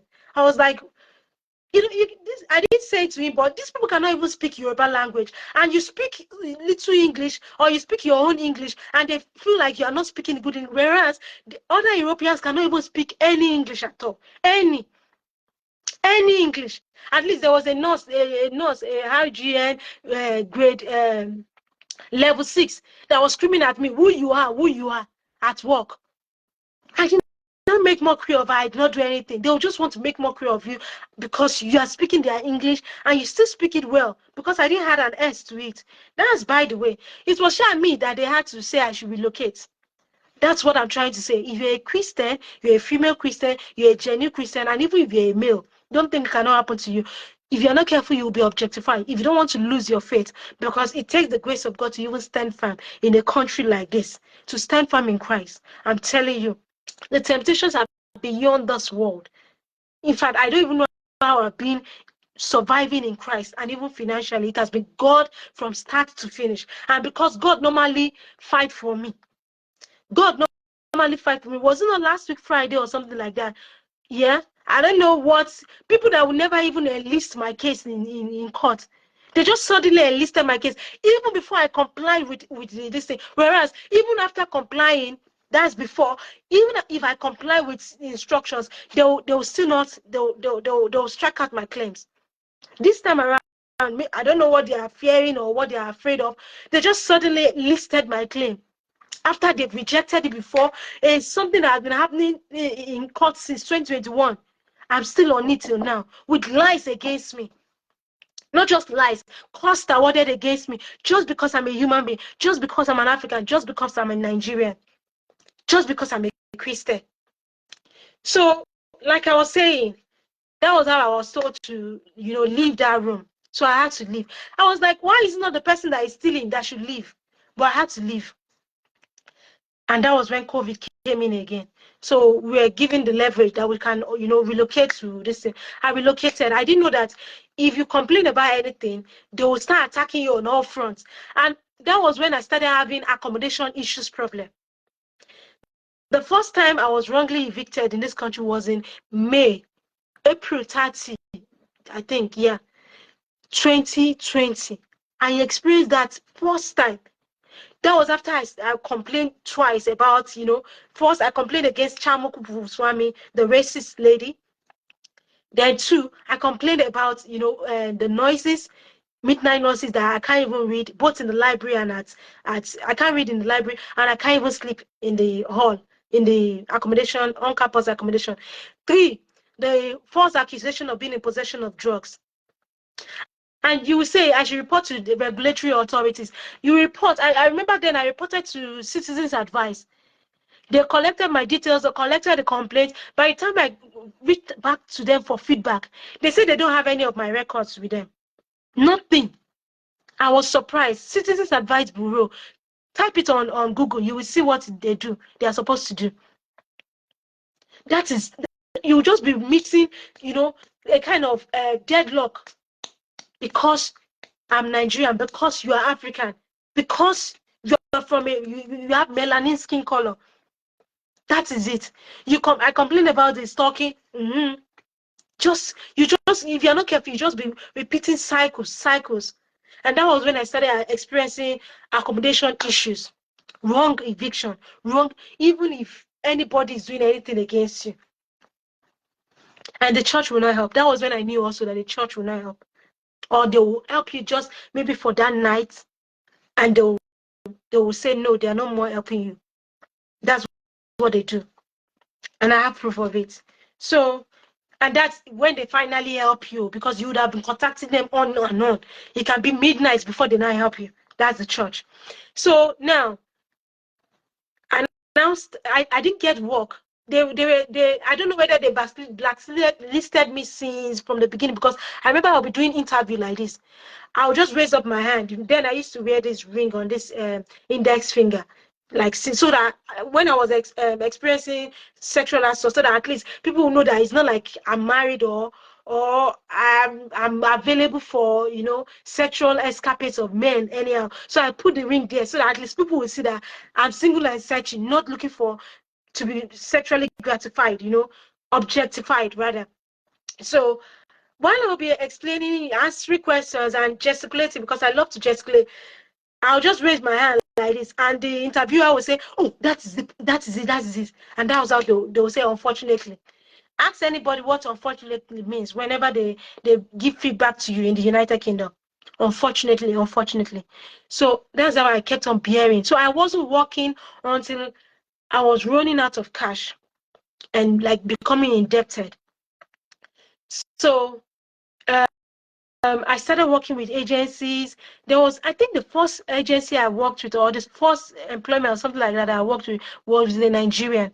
I don't know how it got wind. It was saying, it was claiming that I was crying profusely on campus, and this thing happened in December. So how did you get wind that I was crying?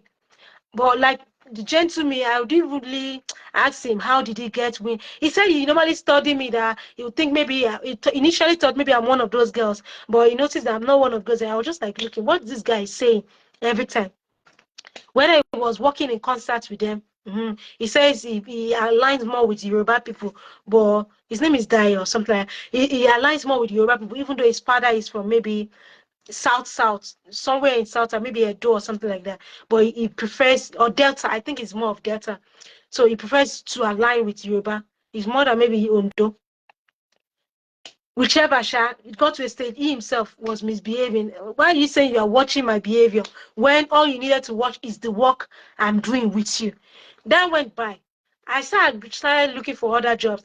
At some point, a healthcare company where I was working, where I was applying to before, that had rejected my application way back in 2019, early 2020, 2019, I believe.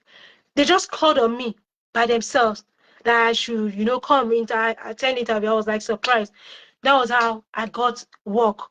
Remember, I said I was already getting out of cash by then. That was how I got some cash, and started working. But do you know, they are called HC1.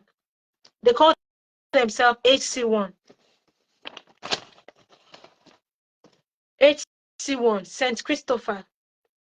So St. Christopher Annex in Hatfield, Hertfordshire. Not too far from that University of Hertfordshire also. So I was working with them. Now, there's this practice they normally do in UK workplaces. If you are African and Nigerian, I'll say as a Nigerian, they expect me to do over and beyond what a Caucasian would do. In fact, the Caucasians will be the ones to earmark the work I'll do. I need this thing as proof. I need this thing as proof in order to show you. So the Caucasian will be the ones to earmark the work I'll do. And they'll give me twice as much as they have, and two people will do what I would have done individually. Then I would do what two people will do. For instance, if this is a wing in a unit, this is a wing, maybe comprising of 13 immobile patients, which you have to turn around, here and there, doing their personal care. And we do personal care multiple times. You change their parts in the midnight and things like that, and even in the daytime. So I will be the ones to do 13, 15, 18 by myself, while two Caucasians will be the ones to do, and they'll be going out to smoke multiple times. Ask anybody personally. They may not be able to say this. Most Nigerians or some Nigerians are cowards. So they will not be able to say this in the presence of Caucasians. I know Caucasians are stalking me here. They come, they tell me. They say it in court. I'm not scared. Why? Because the fear of the Lord is number one in my heart. And like I said in my previous live video, God has always fought for me. So I have no reason to fear. And the book of Jeremiah, God said, if you are afraid of these people, then God will become a dread to any person that is afraid of oppressors. God will become a dread. And you don't want God to become a dread to you.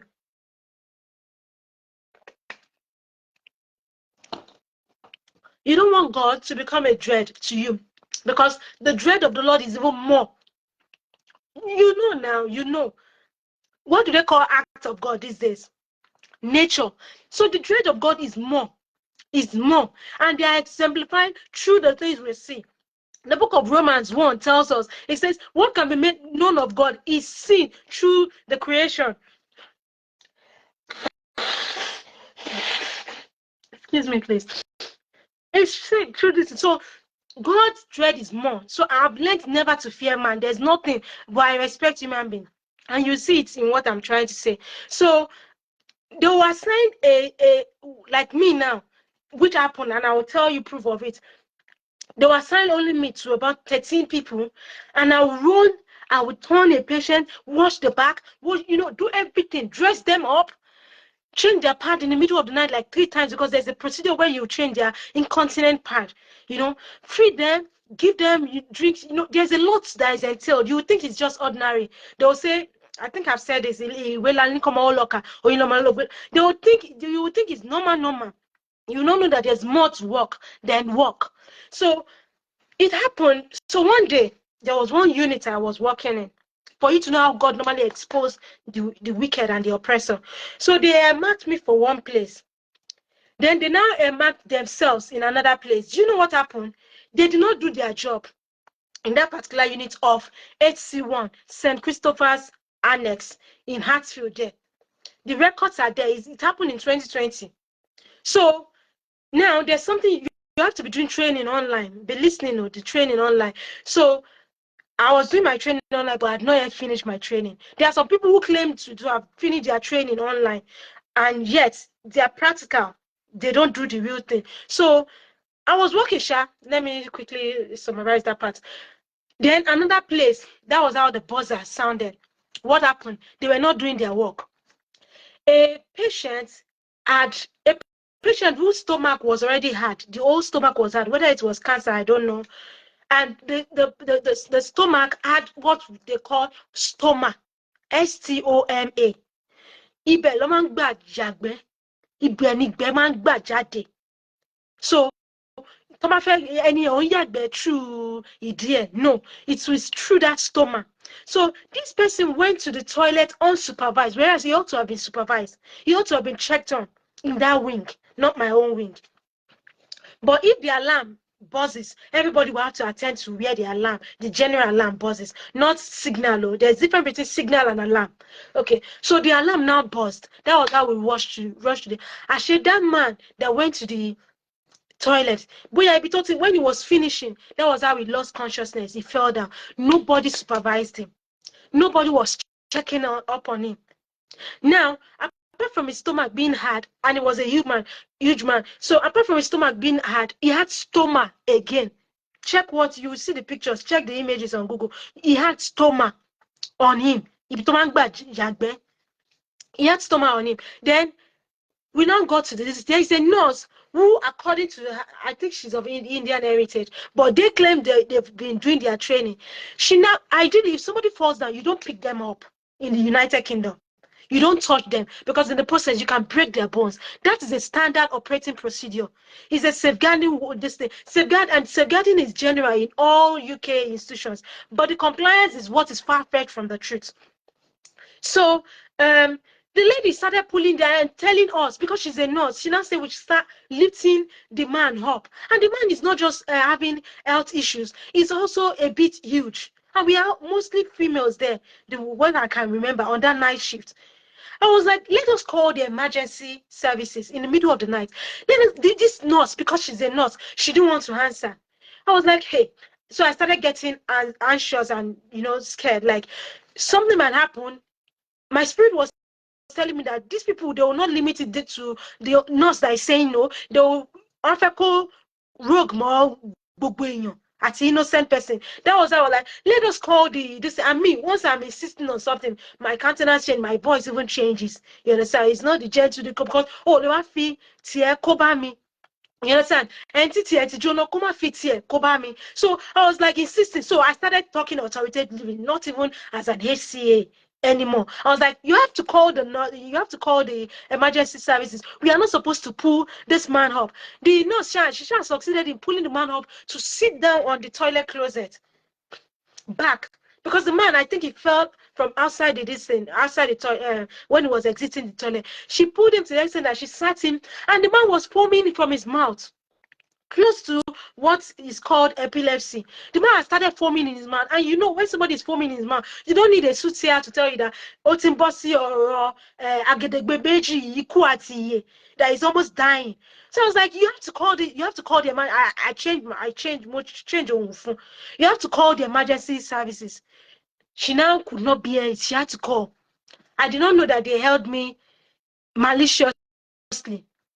And I did not know that that's the underlying standard procedure in the UK. Like, I'll be exposing more for you to know that there is the procedure. First, if you expose anything in the UK, after you are done exposing, you think anybody will take it up. After they start victimizing you, then they start assaulting you, then they turn you into slave at workplace. That's what those things we are replicating. Most of the companies I'll be exposing. This one I'm saying now, it happened in HC1. They are popular. St. Christopher Annex in Hatfield, Hertfordshire. So that was how she had to call the emergency. And sharp, if it's between life and death, the emergency will come quickly. So it wasn't long before they came. So they had to attend to the issue. I did not know that they had kept me in mind against this thing. That was how I was assigned a shift in that same unit. And I went there the next time. Do you know they cancelled my shifts? And ask any Nigerian or African what it takes for them to cancel your shift without your knowledge. Sometimes you will travel 2 hours journey to a night shift or any shift, day shift. They will cancel your shift without you knowing until you get there. Then you have to travel another 2 hours. So if it is a night shift and you got there by 8, you are punctual, or 3 hours journey, yeah, because that happened to me. And in a very, very cold winter period, you travel back 3 hours, you get home by midnight, 11, 12 a.m. So you should know how this thing, although my house then was not too far, but it was already dark, and the path I would take was dark. So I had to go back home. So when they did that, I was a bank staff there. I wasn't an agency staff at HC1, St. Christopher Annex. So when that happened, when they canceled my shift on the next day, I didn't know it was malice, because I didn't know that's the way they operate in the UK. So there was now another shift did not did not stop me from working in that particular unit in that particular building. The next shift I got was in another unit of that same St. Christopher's annex of AC1. So they repeated that same behavior of only me, one wing, two Caucasians, another wing. Then when I question them, they'll say it's double. Double. What do you mean by double, double? Why not, you alternate if it's true, it's double. But they'll be going to be smoking multiple times while you are working. So you now know what happened. There was now a day, okay, before this particular story, then there was in that wing where I was now working in another unit, after they stopped me from working in one unit in St. Christopher, because I exposed the fact that she should call the emergency service, at least come on here, he should not die, at least to save his life. So they now they now uh, they now assign me again to another unit, and they continue that behavior. African must work twice as much as Caucasians do, otherwise I'll be victimized. So one day I got another shift in another stressless, place. And since I got this shift, this HC1 shift through a portal, I can cancel my shift. That's the standard operating procedure. You cancel it earlier. So I canceled it like at least, I can't remember them, at least 8 hours, 12 hours, 14 hours. I don't think it's up to 24 hours. I don't think so. So that I don't come, I don't overflog or kimafe and college, and I must not lie as I'm saying this thing. So, or I must not exaggerate also. If I'm not sure, I just knew I gave them ample time. Now, before that one happened, there was a woman that was certified to be at end of life. The meaning of end of life, but she did not die. And the reason she did not die was níwájú Ọlọ́run, èmi tí ń tòótọ́, the way I take care of people, empathic, like I said, I'm naturally empathic through the grace of God. Then two, I was taking care of this woman, this particular geriatric, amongst others, with the challenges, others also were showcasing. This particular woman, I was so taking care of her and others to the extent that this woman started speaking another language. And me, I cannot decode what she was saying. So it got to a stage when, day after day, she kept on, grabbing my hand, touching, and I was like, so literally I had to call somebody and say, come on, what's she saying? And the lady I now called, who was a carer, she now said she's thanking me, that she's speaking Polish language. And I said, okay. So look at the narrative. It was that lady that now told me that that woman had been at end of life and that somehow she's still alive, which when the doctor certified someone as end of life, they would have died since. But this particular one did not die because I believe I was taking care of her well. And I'm not trying to praise myself, but I know my worth. I may not try to I mean, praise myself, but at least I know my worth. I know that I do things not based on high service to people. So the Caucasian lady, she had told me that the Caucasian woman is speaking Polish language and that she's thanking me and, blessing me. So I was like, okay, thank God. But that does not mean that when after all those things were happening, when I now saw opportunity for another shift, I should not take it, which is less stressful and, no lie and no cancellation. So it was in my mind that I might get there, even though I was taking care of this woman and others. Well, they might cancel my shift. So I went for the one, and I gave them ample notice. Do you know what happened? After one night shift like that, afterwards, they now called me to the office. They now said that the woman died when I did not come. The day I did not show up was the day the woman died. I was like, but I gave notice that I won't be coming. I gave ample notice. Now, they now called me. I was the only one that was called into the office. Two, I think, managers were Caucasian female managers were there. HC1, St. Christopher's Annex, Hatfield, Hertfordshire, United Kingdom. They called me and started like as if I'm the one that killed the woman. I was like, no, I gave you ample notice. You normally put this thing on the app. I cancelled it on the app. So why will you can't say I'm the one that caused this thing. They've cancelled my shift before. So I can also cancel shift. And that's my mentality. If you have capacity to do something, all animals are equal. No animal is more equal than the other. I'm going to say everything that is happening to me. I will try. I'm not a good orator, but I'm going to say everything that is happening. So I was like, that was how they were lying to me. Now, the aftermath of that meeting was that they now stopped me from working. They said they are canceling my probation period. And by then, I don't know, maybe it has become like 3 months or thereabout. When they notice that you are almost getting established in the system, they come, bam, and they attack you. They now send me a correspondence. They now backdated the correspondence first. Then secondly, they now said that they asked me to come with a witness, which they never asked me to come with a witness. They never told me to come with a witness.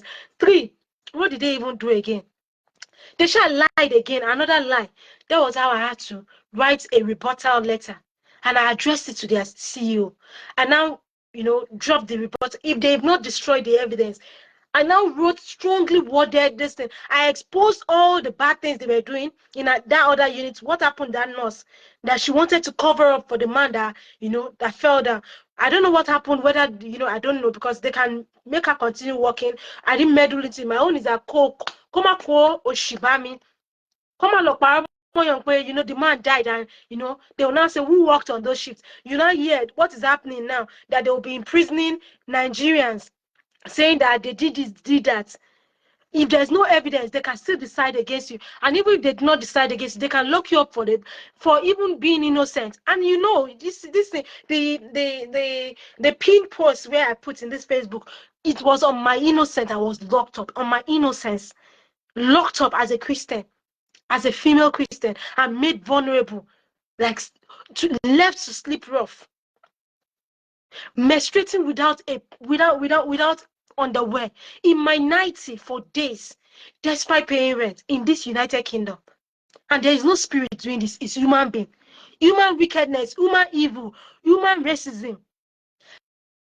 And I don't know, I'm going to be making friends. Why is it that after I exposed the racism in the my previous live video, why is it then people have been doing live videos since now? Why did Facebook CEO Mark Zuckerberg not say he's canceling, Facebook Live within 30 minutes? I mean 30 days. Why is it after I exposed, racial discrimination and how God was fighting for me, has been fighting for me? Why is it people have been doing live videos for how many years now? But glory be to God. God will never leave himself without testimonies in the life of his children and in the life of people who revere the Lord. Some people are not Christian, but they fear God. They revere God and they are true empaths. God always fights for people like that also. They will not do evil to their neighbor. There are people like that. So, like I was saying, that was how I wrote a strongly worded letter to their CEO. Do you know what happened? I don't know, maybe they sent that letter to the CEO, but I just got a broadcast message addressed to me, I believe, from the zonal coordinator. But he never addressed the issue. So, if you don't address the issue, are you expecting me to resume back to work without you addressing the issue? If I resume, you will say, who asked you to come here? Then they were now saying I should continue my training. What's the essence of continuing a training where, excuse me, the people that even did training are not complying with, and that is what you have laws, but you don't comply with the laws. The UK or the English system created what is called cab rank rule for Nigerian legal system, but they don't comply. The UK does not comply with cab rank rule. Why is Nigeria still doing cab rank rule? Why? Because we do all these things, we do law because we are empathic, but they don't do cab rank rule in this country, and that's why most people don't get justice. And that's apart from even attacking them. And check it online, you see people running from pillar to post just because they're trying to get justice and they're being attacked for the justice they are seeking. So that was how I felt like, since I'm going to be leaving I'm going to be leaving after my graduation, let me leave their work for them. Come on, loco. Aburuba, me come on, my own testimony and my integrity. I know I have a pedigree and a prestige to protect. That's both my nationality and my, my hard working, records to protect. I didn't just come out from my mother's womb like this. I've been building my life up. Somebody should not go and tarnish my reputation and my image. That was how I left them. But take your work. They didn't invite me back to work. They were only inviting me to continue my training, and they were sending me broadcast message. So that did not resolve anything. If you tell me that I'm sacked, you should be able to tell me that come back. That's how to, that's how to restitute. That's how to change, bring about a turning point. You don't just create an ambiguous, vague turning point. No, turning point has to follow the order on which that things were messed up. So that was how I left their work for them. Now, that was 2020, right? In by December, somebody, a Muslim guy, where we finished, we were both from the same alma mater, a law graduate also. What am I saying? A legal practitioner. So he sent me, links whereby I can gain admission into, for PhD. And normal now, I want to get references, right, from the university I just finished from, even though I made a first class, by the mercy of God, through a lot of trauma and self-motivating and struggle, having been assigned a racist, wicked, and evil, supervisor, Chamuku Puswami, having been assigned compulsorily that she must be the one, no changes. That was how, I now said, okay, let me get references, So I now felt like I can't choose Chamu. I have to choose other lecturers aligning with what I was. So I had to choose the male lecturer who was the second lecturer during my studies, and who Julia was saying, did the male lecturer not disturb you? Now, there is a lot of chats and a lot of evidences I'll be putting on my Telegram my Telegram records. So audio and this thing, audio and video evidences and other things to corroborate what I'm saying in more different parts. So there's this lady who was a colleague. She's from Nigeria, from eastern parts, but she was also a student here while I was a course rep. So she normally asks me about my personal details, what are my plans for, and me, I'm always like a believer on the fact that God will take control, God has this thing, sometimes she asks me about marriage, whether I'm going to marry a Caucasian. I was like, God will take control. She say, okay, if God say, I say, okay, I just, for her to leave me alone. She calls me at random, I pick her calls, we talk extensively. Before I knew it, this girl, Karen, she started talking to me about this male lecturer. So let me look for the chat so that I mean, the proofs are just there. So like the male lecturer, John O'Brien, was looking for me. I was like, why is he looking for me? Why is he looking for me? This and that, blah, blah, blah. He was like, hey, he's worried that I hope you're not doing care work. I said, what work does he want me to do? This and that. If I don't do care work, how will I feed? Because that's the work they give you in this country. Mostly if you're a female. If you're a man and you don't have connections, you don't have any relatives in the United Kingdom. If you're a man, mostly security work, no matter your qualifications from Nigeria or thereabout. It's only when you have people that have been here, then they give you NHS job or things like that. It's based on connection or your immigration status. Nothing, it's not even based on merit or your qualification. So she started chatting me up. I think, let me just I'll try to say everything. It's not easy talking, but I'll try. Oh, today go coming. So normally they'll chat me up because there's a group and they needed help, mostly academic. They have academic struggles. They are trying to expect results. They need encouragement. I'll be the one to encourage. Multifaceted tax. Yeah. So on November 13, she'll contact me. There was November 13, hold. Long time, dear. That's Karen talking to me. She now said, John has been asking about you lately. My response, yeah. When she said long time there, I recollect we spoke extensively for hours long about last week or so. I respond to that call. I'm reading this so that you will understand. You will intuitively connect the dots and you see the common denominator. So when she said, John had been asking about you lately, I said, really? She said, lot of love. She low hell. Then I said, where did you find him? Are you kidding me? because I was like surprised. Even though I was a course rep, I don't, I don't push myself on lecturer. And this is the lecturer that I said forgot about his lectures. I had to go and remind him. I had to go and call him to class. So it happens in the UK too, as it does in Nigeria. So I said, are you kidding? Because I was surprised. I don't have their business with them. I don't have lecturers' phone numbers. I have their emails, which was posted publicly. So there was no special preference for me as a course rep. So she now tagged my post. She said, yeah, he wants to make sure you're okay. See, as they're grooming somebody. That was after, I've reported the other lecturers in December 2019. I had no issue with this other male John lecturer until this particular time. So she now tagged my post when I said, where did you find it? She now said, yes, dear, I went to inquire of something today. I saw him at his office. So I went to greet him. He asked me of you today, and he's really eager to see you. Another, she repeated, she said, he said he hopes you aren't working in a care home. I now started getting like, what does he want me to do? So she continued, she said, even the other day I met him at a shop and we spoke. He asked about you. Now, I was later to find out that this is how lecturers, particularly this evil, wicked, racist University of Hertfordshire, University of Hertfordshire lecturers, they behave. Though I don't know, maybe they are stalking somebody, they'll pretend as if they are in a public, and sometimes you may not even see them, they'll be the one to call you, which happened to me. I think it was December 4 or 5 on Saturday or so. I was on my own. I went to submit my application for provisional driver's license. I was coming back, minding my business. The lecturer I told you started lecturing from that WhatsApp group, Nigerian WhatsApp group, that started lecturing after I got admission into the university. That lecturer, Bukola, called my attention. I wasn't even seeing him. He was on the queue. He was on the front.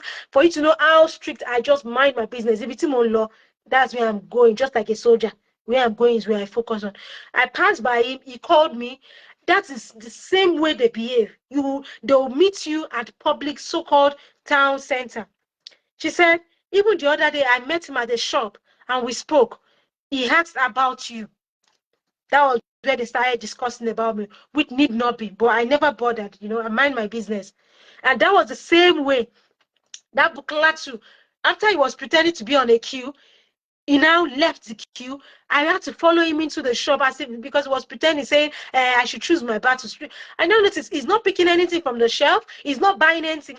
I just noticed that this guy is just playing games. Like I just had to abandon him at the shop because I don't have any business with him, even though he's a lecturer and even though his name was part of the WhatsApp group. I was then the Lawyer Forum WhatsApp group, Law and Society WhatsApp group. There were two groups by the same admin then. So I felt like, let me just leave this man. And also, he had said something, that Bukola, he had said something before, pretending that he can help me with, admission into Harvard University for my PhD and things like that. And, my dissertation.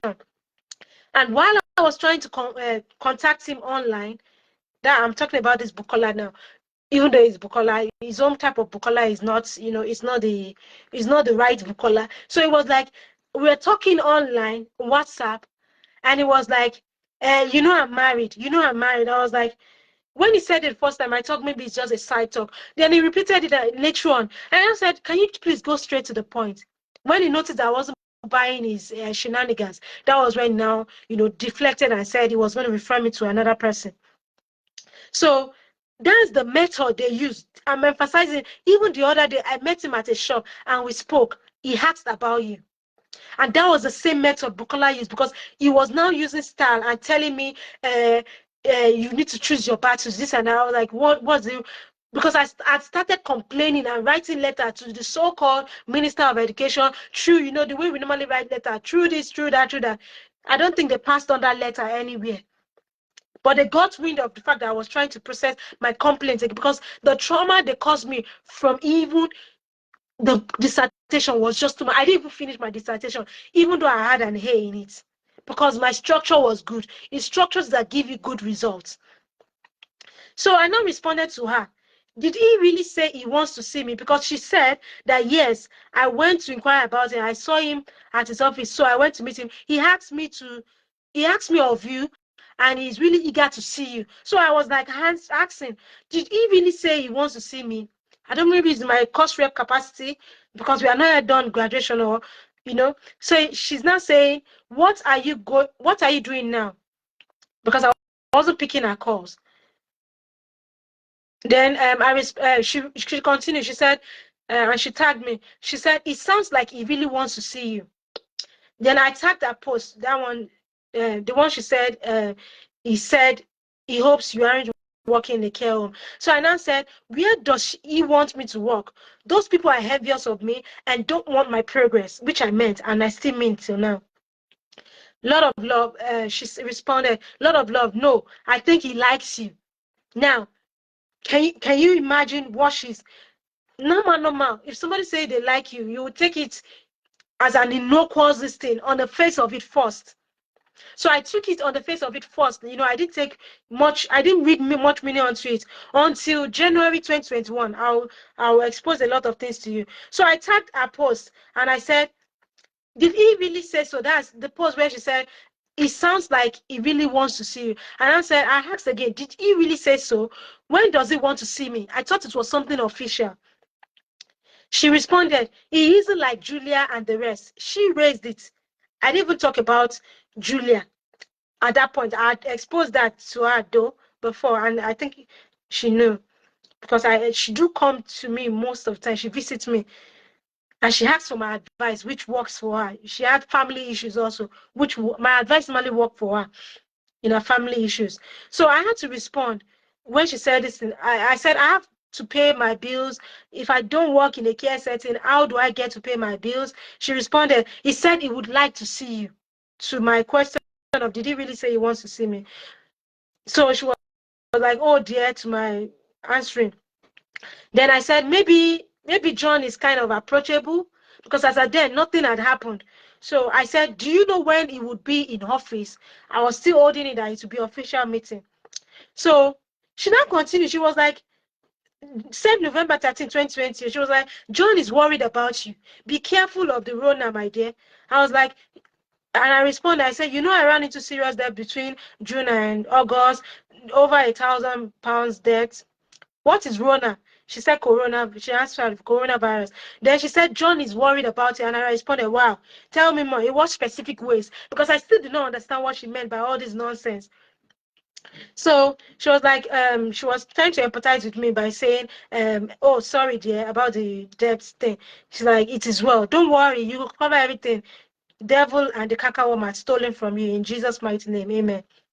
Then she continued. She said, John, that is he's been saying he hopes you're okay, and he genuinely and sincerely looks worried about you. She continued again. She said, he even asked me about your plans after now. But I said I don't really know because I never exposed my plans to her. We all know the Yoruba adage and even English adage say you don't start counting your eggs before they hatch. And Yorubas will say gbogbo aṣọ kọ́ là ń sá sórùn. You understand? You don't. But she has been disturbing me about my plans every time. But I'll be discreet and be, it's not every. I'm a course rep does not mean I have to be expose my personal plans to anybody.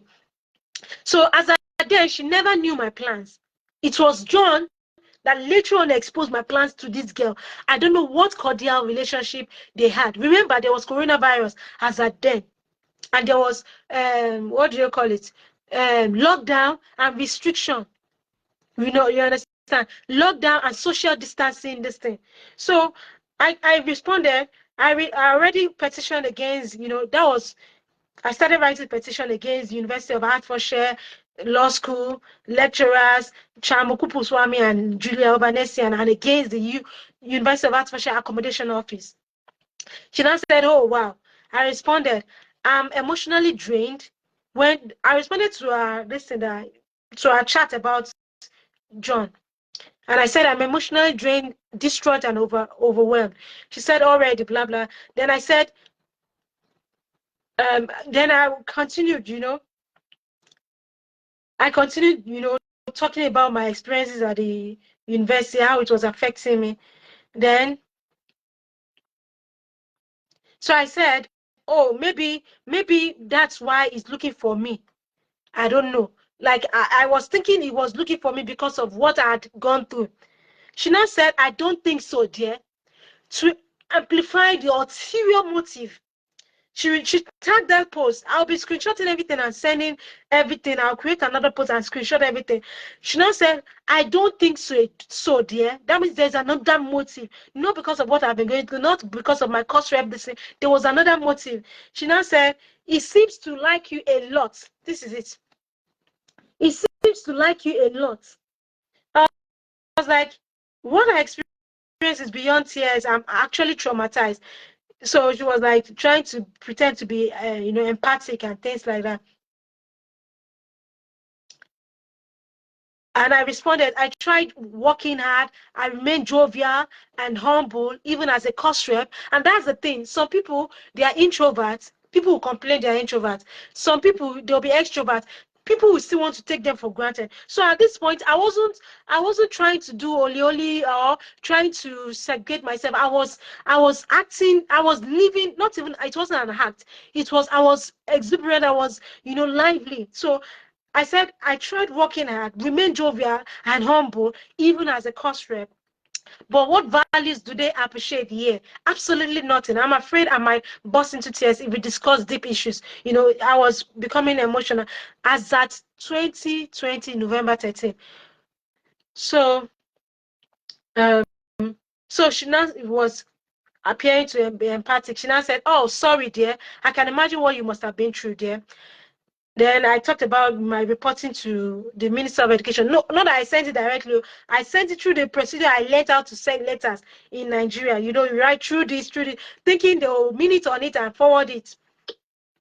Kojo. So that was why they sent that Bukola male. The Bukola I'm talking about is not a female, he's a man. He sent him to be telling me that I should choose my battles, and he pretended to be on the queue and pretended to be going to a shop to do something, even though he was at the front of the queue and he ought to. So they'll set you up, they'll be stalking you. He stalked me more than that time until please. He was telling me I was what word did he even use? I was confused. I said I'm not confused, please. Since then, he'll pass by me. At least I know he passed by me once. It was after he passed, my spirit told me he was one. I started seeing him around the place I was living. I don't know, maybe he relocated to where I was living. I don't know, but that was before the 2022 issue with my accommodation. I started seeing him living around that place or always patronizing that place, particularly when I'm going out to work or, coming back. So she now said that she also has her own worst. Let me read it the way she said it. She said, I have also had my worst experiences here as well, but I try to she made a typo error here, but she said I tried my past behind me. I think she wanted to write, I tried to put my past behind me. So I was telling about my result breakdowns and things like that. Okay, I said I had 6 A's and at least 2 B's. I literally spent my midnight in the law. There's the library. We call it LRC. And I walked in the middle of the night to my room in the cold. I was equally battling stalking on all sides, on campus and everywhere. So, and she also, while she was with me one day trying to write her assignment and I was helping her, she experienced just a little stalking with me and she became scared, extremely scared and uneasy. In the library, in the University of Hertfordshire Library, the evil University of Hertfordshire Library. So I now talked. I said, when do you think he will be in office? She said she's not sure. She said, I'm not sure, but Monday, Wednesday, and Friday. You can check on Thursday. I said, okay, I'll try next week, Wednesday or Friday. Today is already gone. Else, I would have gone. Really? Okay, I was responding to some things. And I said, love you always deeply, blah, blah, blah. So she responded, I love you too. Because I always give her advice. There was a time her sister, her aunt, rather, was not willing to help her anymore. And I had to ask her some deep, questions, tell her to change her behavior about some things. And that was what helped her, that her sister started helping her again. And she will not give me feedback until I ask for myself. And when things are, when my spirit tells me to ask, because she won't give me feedback. But my advices were always working for her. My advice were always working for her. So she started contacting, calling me again in So I went to meet John. I didn't see him. I said, I didn't meet John today. I should go some other time to see him. So I think we must have called then. Then on December, that was my message to her was November 18 when I said I didn't meet John today. On December 7, 2020, she was calling me. And by then, before then rather, I noticed that she was using me to help herself because she doesn't give me feedback about the solutions I give her. So because of that, I now reduced our communication to chat. So I wasn't picking her call. She now was asking me. I said, can't talk now. What's up? She said, hi. Please, which email should I apply for a transcript? Blah, blah, blah, blah. So I was like, are you here to get your transcript? I think she had one carryover or so, but she claimed she had a first class. I don't meddle into that, but she told me she had a carryover of a course. I think ADR or thereabout. But yet she also told me she had a first class, but I don't. So she said, I want it to be sent somewhere, blah, blah, blah, blah. Now, fast forward. Fast forward. Now, in that December, I applied for PhD in another country that, I want to escape from all of these evils that were happening then, as I then. I didn't know that it was going to be. So I requested for, since, Karen had been telling me, this Nigerian Igbo lady has been telling me that, John had been asking after me, even though the course I wanted to do for my PhD was not,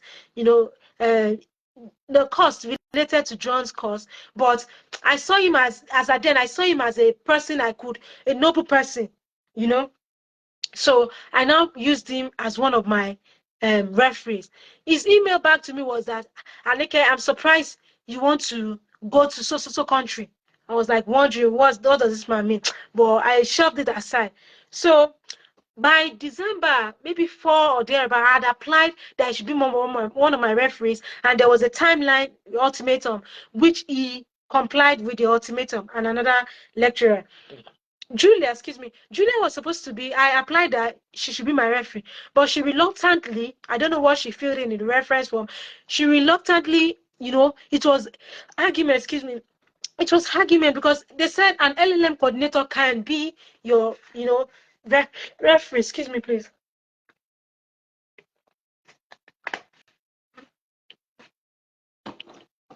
She was shy, reluctant. I was like, you can be a referee. An LLM coordinator can be a referee.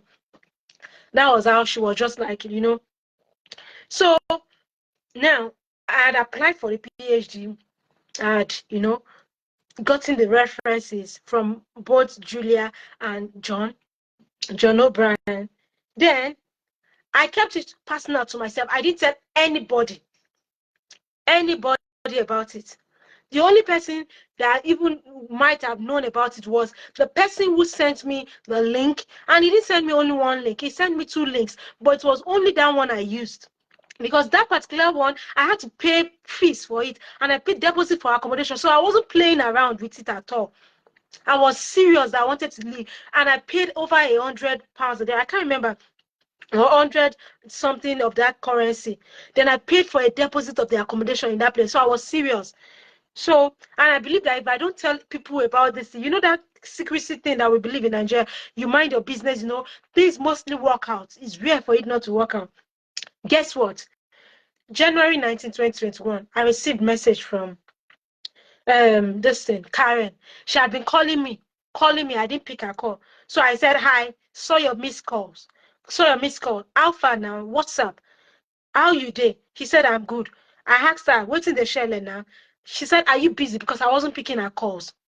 I said, I just like chatting, no. Because like I said, I will help her. She won't give me feedback. I will advise her rightly. She won't give me feedback. And she doesn't even help me when I so-called need help. So what's the essence of the so-called friendship? So I just wanted to reduce everything to official. Thankfully, I did that because the proof would not have been there. As at then, you can't record WhatsApp or this thing. So I said, I just like chatting. She now said, how are things with you? I said, not busy, just indoors on bed. I was really traumatized by then. I was feeling depressed. I was feeling traumatized. She now said, it's been a long time. I said, I just they try. Now, so, I was tagging each of her posts. She now said, this was the D-Day, January 19. 17 hours, 25 minutes. She said, John said you were going to, she mentioned the name of the country. You didn't tell me. To show that I was keeping my private life private. Cost rep does not mean that I reveal all my private life to people. People ask me for their family decisions. I try to advise them through the wisdom of God. So she was, I just said, I now tagged that post where she said, John said you were going to so country. You didn't tell me. I said, for real?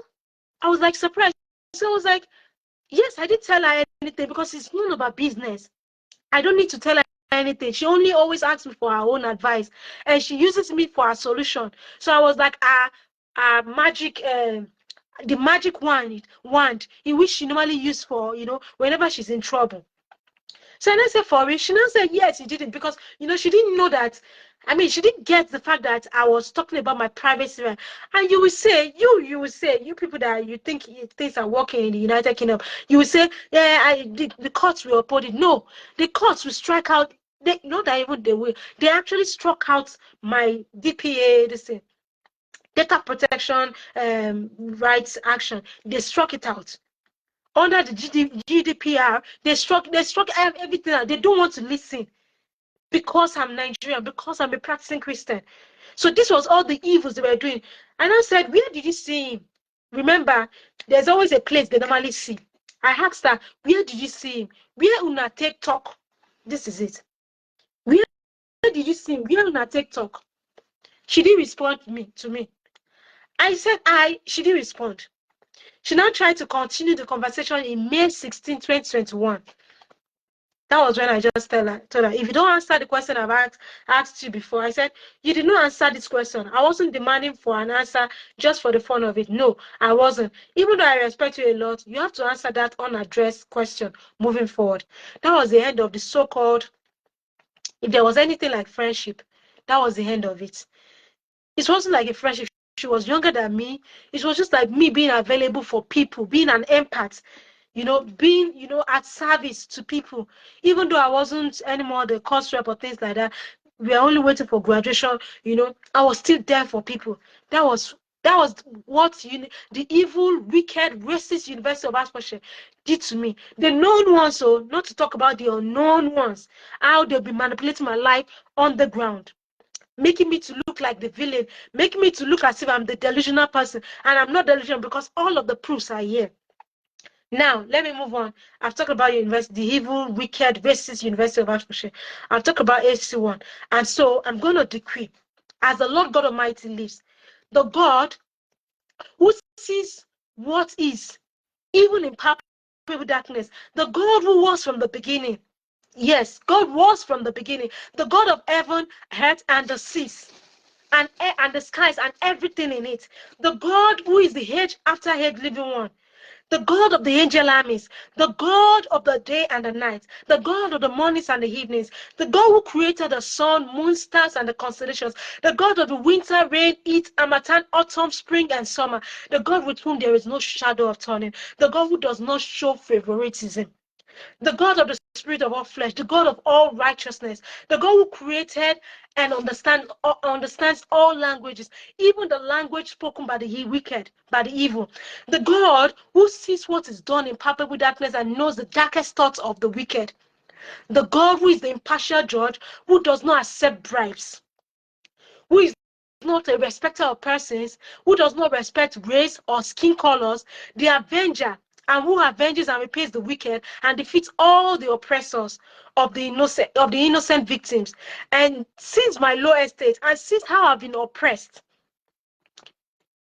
in my contrition, in my brokenheartedness, that same God will judge at Dabi mo fi ṣe fún University of Hertfordshire. Àdàbí tó bá yẹ pé ibi mo ṣe fún yín, that's when you'll be relieved from the wrath of God, because I did good to you, not evil. I did good to you, University of I served you without any benefit, no one single. I worked out for my grades. You didn't give me any free grades. I didn't get any questions ahead of time. I didn't get any preferential treatment. You treated me less than an object, because people still they still keep their treasures very well. They keep their gold very well. You treated me less than an object. That same God of the day and the night will judge you, University of Hertfordshire. The fiscal judges, they've given you judgment and awarded over £30,000 in your favor against me in order to strike out my claim. I'm appealing though, and my appeals have not been entered because they keep sending me back. But as the Lord God Almighty lives, as long as the head and the head remains and the heavens remains and the sun and the moon remains, God will judge you, University of Hertfordshire. God will remember the day, the first day, the very first stone was established on you, and the first stone was laid as a foundation in you. The first day you were established, God will put that into context, and God will check. God will take stock of all the wickedness you have been doing, and God will bring it to judgment in the name of Jesus. Because me or Shebi, me or the Robisi, but you've done a lot of evils against me. The ones I know, and you all these evils that have been happening, I know. Yes, including others also, because that is what you institutions of the UK you do against innocent victims. That I'm alive is even by the mercy of God. You've used people to fight me physically, people I don't even have any issues with. You provoked my spirit. The Bible says that Lot's spirit was provoked in the land of Sodom and Gomorrah. Until God said enough is enough. God heard the cries of innocent people who those people had killed. And don't forget, like I said, if you're one of the people thinking, don't forget, this has not only happened to me only. This has happened at least to one person I knew in 2011 who was stripped naked, accused falsely, and another person who I later got to know in 2021 who, for some reasons, she complained and she was weeping, an elderly woman, saying they even wrote her name in the Gazette. She didn't go into details of what she went through, but she was just weeping profusely. She couldn't even coordinate herself, just in a bit to be able to encourage me, because I was like fed up in 2021 about something. Every time, self, because there should be an end to evils. So, like I said, then when I realized that, by 2021, we did our graduation, somebody started encouraging me. Someone started encouraging me to stay in the UK. I was like, before even that 2021 self, it was 2021 we did our graduation. Before 2021, so I started getting work after my while I was trying to apply for after I applied for the PhD this thing. So when that was happening, when I got to know that lady had been informed about my plans, I had to call somebody and express fears. That admission never worked until now. Since 2020, I've not been able to apply for my PhD. The trauma has been so much. And if I wound myself on my skin, or if somebody wound me on my skin, you'll be able to see the scar. If somebody wounds you emotionally, how will you see the scar? How will you see the scar? That is why these evil people will now say people are mad. The victims are mad. And it's not me that you make mad. Because why? It is God that created the human being. And that God is my God. He told me as a teenager, he said, I'll be your father. He said, I'll be your father. And he has never failed me since then. It was through that I got to learn how to be diligent, how to work hard for whatever I do, to work as it was. So God being my father who created the brain, the one who created the brain and make people to be able to think right, he is my God. Because you did not create me. You've tried your best. So I'll move on to another evil company, evil, wicked, racist Elysium. They call them Elysium Healthcare Limited. They have been acquired by one company called Ramsay Healthcare. They were acquired, I think, later on after I instituted a claim against them in 2021. I just found out right now because I didn't see that online since. Now, I started working in a place called Elysium. Now, there's something they do. You might be in Nigeria. Like I said, if you don't have connections, you'll be at the receiving end of their evils. Now, there's some Nigerians that have connections, and they give them preferential treatments. That is where they pit people against themselves. PITH. They pit people against themselves. So, there's this particular man. His name is Solomon. He had the badge, the badge of Elysium Healthcare on him. So he has leverage on me. I was working like as an agency staff with Elysium Healthcare Limited under the auspices of Tafara Care Services. I was formerly under IMA Care. So there was a tussle as to who I was working for because each agency was claiming me. So Tafara Care Services, TCS now insisted that they are the ones in charge, that they want me. So I had to make a note, email the notification that now I will align more with Tafara Care. While I was working with Tafara Care agency with under Elysium Healthcare, now acquired by Ramsey Health Care. Solomon, a Nigerian, but don't forget, he has the badge of Elysium. So he has leverage over me, was sleeping on duty while I was with him as we were working together, but there was a Caucasian patient. And I don't have that leverage. If I report, don't forget the standard operating procedure, underlying factor, I'll be the one to be stopped. So me, I minded my business. I was the one writing the minutes, writing the observations. They call it observations. So as God will have it, I didn't even know that the patient who he thought was sleeping, because he now stood up and locked the door so that nobody would come in and find out that he was sleeping. And he was also snoring, not just sleeping. He's a Yoruba guy, but it doesn't mean that I won't speak the truth, Yoruba or no Yoruba. So he was not like he locked the door. I was like, why are you locking the door? But you have a leverage over me. So I didn't know that the patient was even observing. But the patient now reported that maybe we were sleeping. And I was the one writing this thing hourly by. But before then, the next day, Solomon slept again on duty in the corridor. In the corridor. I was at his front, he was at the back. We were not together on the observation. He was supposed to be looking at after another patient, but he was snoring, sleeping and snoring. It was a Caucasian that had a leverage to report him. I don't have that leverage. They would rather promote that Caucasian that reported him. They would rather promote that Caucasian. So that was how they said we were both sleeping. I was like, well, I'm not sleeping. And you can attest to it that the next day he repeated that behavior. They knew that I wasn't sleeping. They knew it. But they tried to rope me in because Solomon has their badge. And I even told another Nigerian. That Nigerian said that is what they do. That they will even that I should not be surprised that they will bring Solomon back into the work. They will pretend that see this thing. So then even my agency then, Donald Windy, my manager then was like say they know, do you know, they know you were not sleeping there, but they just want to. So I was trying to clear my name in the process. So Donald Windy sent me to Cambridge. That was where another wahala started. So by January, mid-January, then I had COVID. By the time I got whole from COVID, so to say, temporarily whole, you know, then I was sent to Cambridge to go and be working there. Now this is the way they will lodge us in the hotel. So I'll pack my baggages and I'll go there and come back maybe after a week or thereabout. That was how I started working there. Guess what? By February 9, I just started working maybe mid-January in the same in another annex of Elysium. This one is called the Chimneys. It's at the Bury St. Edmunds in Cambridgeshire. Bury St. Edmunds.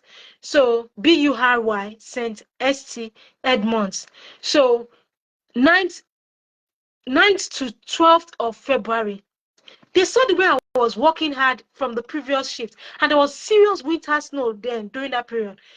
So they now started abandoning me on observation. Ideally, and it's a mental health facility, that's Elysium, it's a mental health company. So they started abandoning me on observations. Now, the story I told you about University of Hertfordshire, people heard about that story only. They were like, how are you keeping your mind sane? Just the scriptures. The Lord has not given us the spirit of fear, but the spirit of power, love, and of the sound mind. Sound mind is of Christ. Yes, I can feel stressed, I can feel depressed, but I still have the sound mind of God. I can feel traumatized, but I still have the sound mind of God. So the mental health observation should not take more than 2 hours. In fact, in some places it's 1 hour because of the violence and because of the unpredictability of these patients. Now, I try, I'm an empathic person. I'm actually doing it just because of the job. Ideally, if I see somebody who has mental issues publicly, I don't meddle. No way. I don't. I don't meddle. If they are not at risk of this, even if they are showing this, I don't. Momo wire me, momo yara me. So I don't try to be friends with a mentally ill person. So this particular patient, she had before them being, she doesn't really like me, but I tried to gain a friendship, not friendship, but I'm, we started becoming, so to say, will I use the word close for the purpose of this video, Sha? Let me just use the word. I, became close with her. So they now started abandoning me on our observations. Instead of 2 hours or 1 hour, they started abandoning me for 6 hours plus every day, to the extent that I couldn't even eat, I couldn't even use the toilet, no respite for me, no break, no lunch break. And it is exemplified in my timesheet. In fact, during that week, the period I use as my break period is maybe there's an MDT meeting where I had to attend. Instead of, it's not my break, or I'll write it as my break. Sometimes I'll write 15 minutes when I maybe just something just to show that there was no break at all between 9 to 12. So I traveled. Remember, they abandoned me on our observation. She'll go out to smoke almost every second. That's an exaggeration on the ball. Every time she goes out to smoke, unpredictable times. And remember, there was snow. If she had, it was winter rather. If she had absconded during that period, I would have been, it would have. It's even when something happened afterwards. I'm still trying to explain something to you. It was still traumatizing, not to talk of. So I'll be alone with her. You know, it was just God's mercies in the park, in the car park where there was no fence. She never ran away. Nothing ever happened because God is with me. But just like Joseph, the evil people will always want to do evil, no matter how God is blessing you through them. So they did this thing for 4 consecutive days.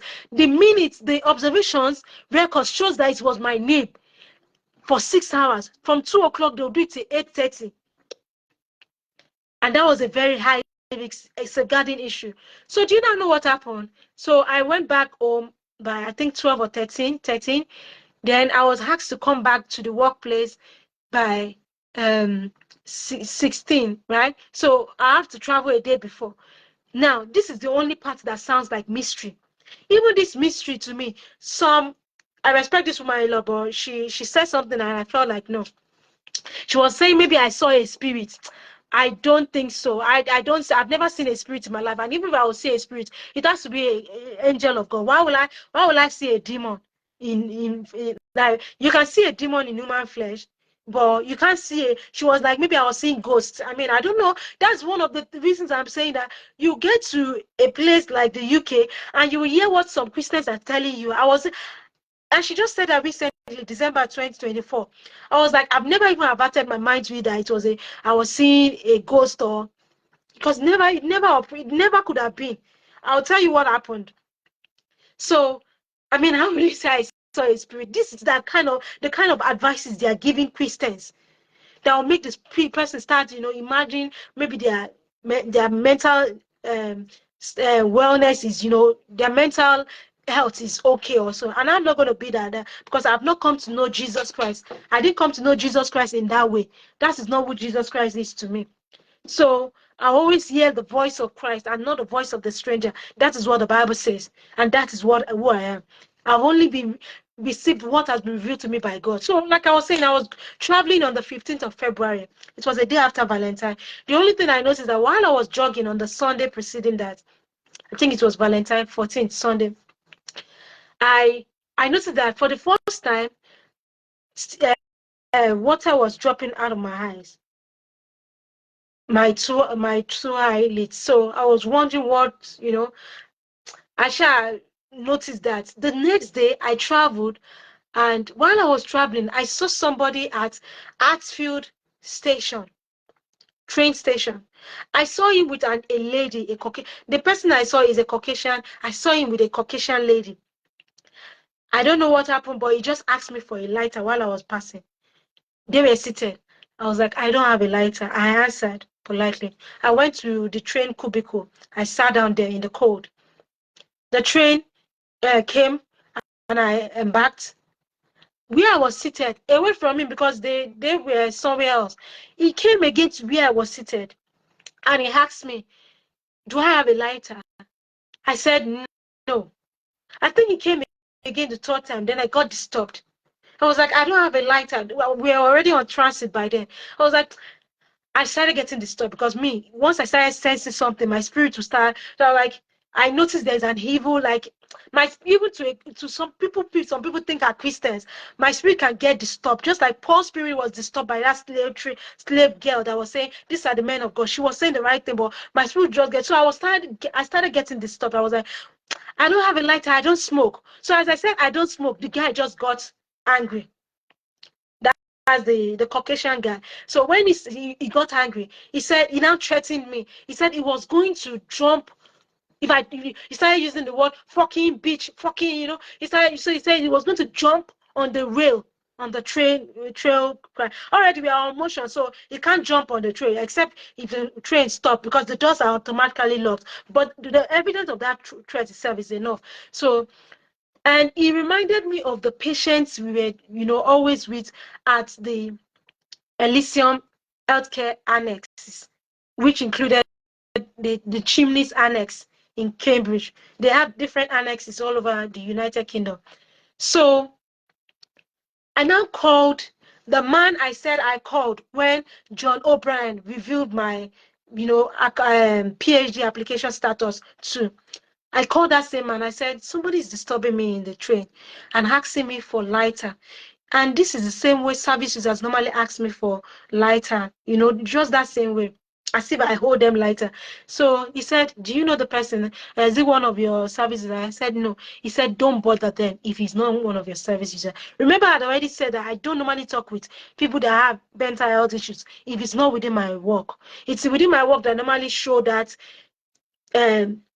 that extra quality of empathy and workplace empathy. So that was how I now minded my business. When I disembarked from the train at Cambridge, because I have to get to Cambridge first before taking another train to Bury St. Edmunds. So um the guy, I saw him with other men, like two or three men or two or three people. Excuse me, please. So I saw him with another other man, and he still asked me for lighter. So by this time, I didn't even say anything. Like the man advised, I was just going on my own, and he wasn't aggressive.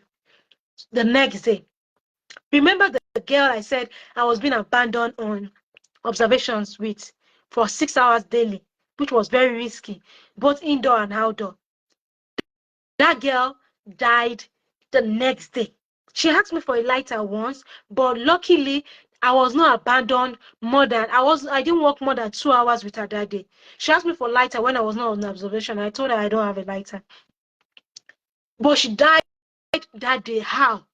She jumped over the fence and she did that very thing that guy threatened me about the day before. The only thing was that when I got the news, by the time we got the news, she laid on the expressway. It was not train rack she did. It was expressway, and an upcoming vehicle ran her over. That was what happened. That was the only mystery. The, the day before, that was the only thing that looked like a mystery. That even looked like a mystery to me. That maybe a little. Now, she died on 16th of February 2021 at Elysium Healthcare Limited, now acquired by Ramsay Healthcare. Do you know what happened? We were supposed to be mourning these girls there because what we had, it was so shocking.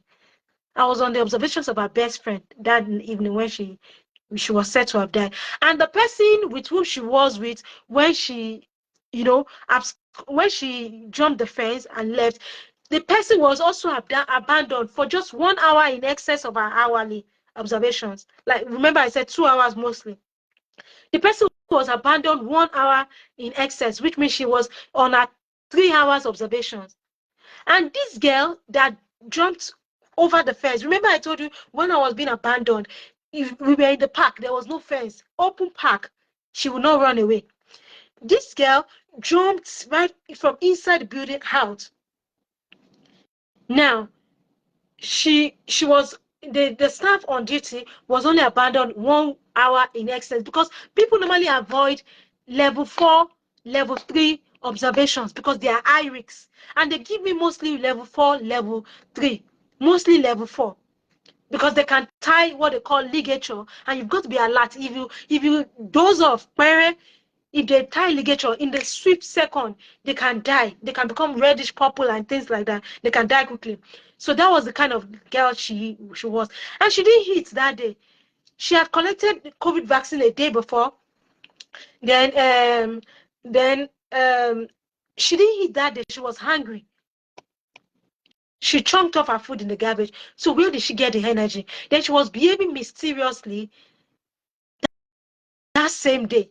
She was arranging her clothes, rearranging her room, changing the bed, changing the where the bed was, as if she had extra energy. She was folding up all her clothes, behaving strangely. That's the only thing that looks as if it's a bit strange. Apart from that, nothing else is strange. Nothing else. Then that week, we are all supposed to be mourning, at least as human beings, if we had empathy. You will not believe what they did to me. They turned their evil lust against me. I don't know, maybe they were doing this thing to this girl before she died. But what I noticed was that on the 19th of February 2021, like I said, most workplaces, they normally have, online, this thing, this thing. So there was a online, spreadsheet or whatever where you get your work. Sometimes you have to click on it. Sometimes they prepare it as a template in Excel template sheet. So my manager, my zonal manager of the agency, Donald Windy, I noticed that he omitted staffs from working on the 21st of February. Remember, we are still in 19th of February 2021. So 2021 February 21, nobody was assigned day or night shift. And I noticed this. What was I supposed to do? To raise the concern, right? And I did raise the concern. Because the safeguarding issue. One, a service user had already died. A female service user had already died. Two, generally speaking, it's even a safeguarding issue, because if nobody shows up for work, then the service users will be at risk and things can happen. You will not believe what happened. Donald Windy of Tafara Care Services did not respond to me. He did not respond to my text, my chat, which was sent to him.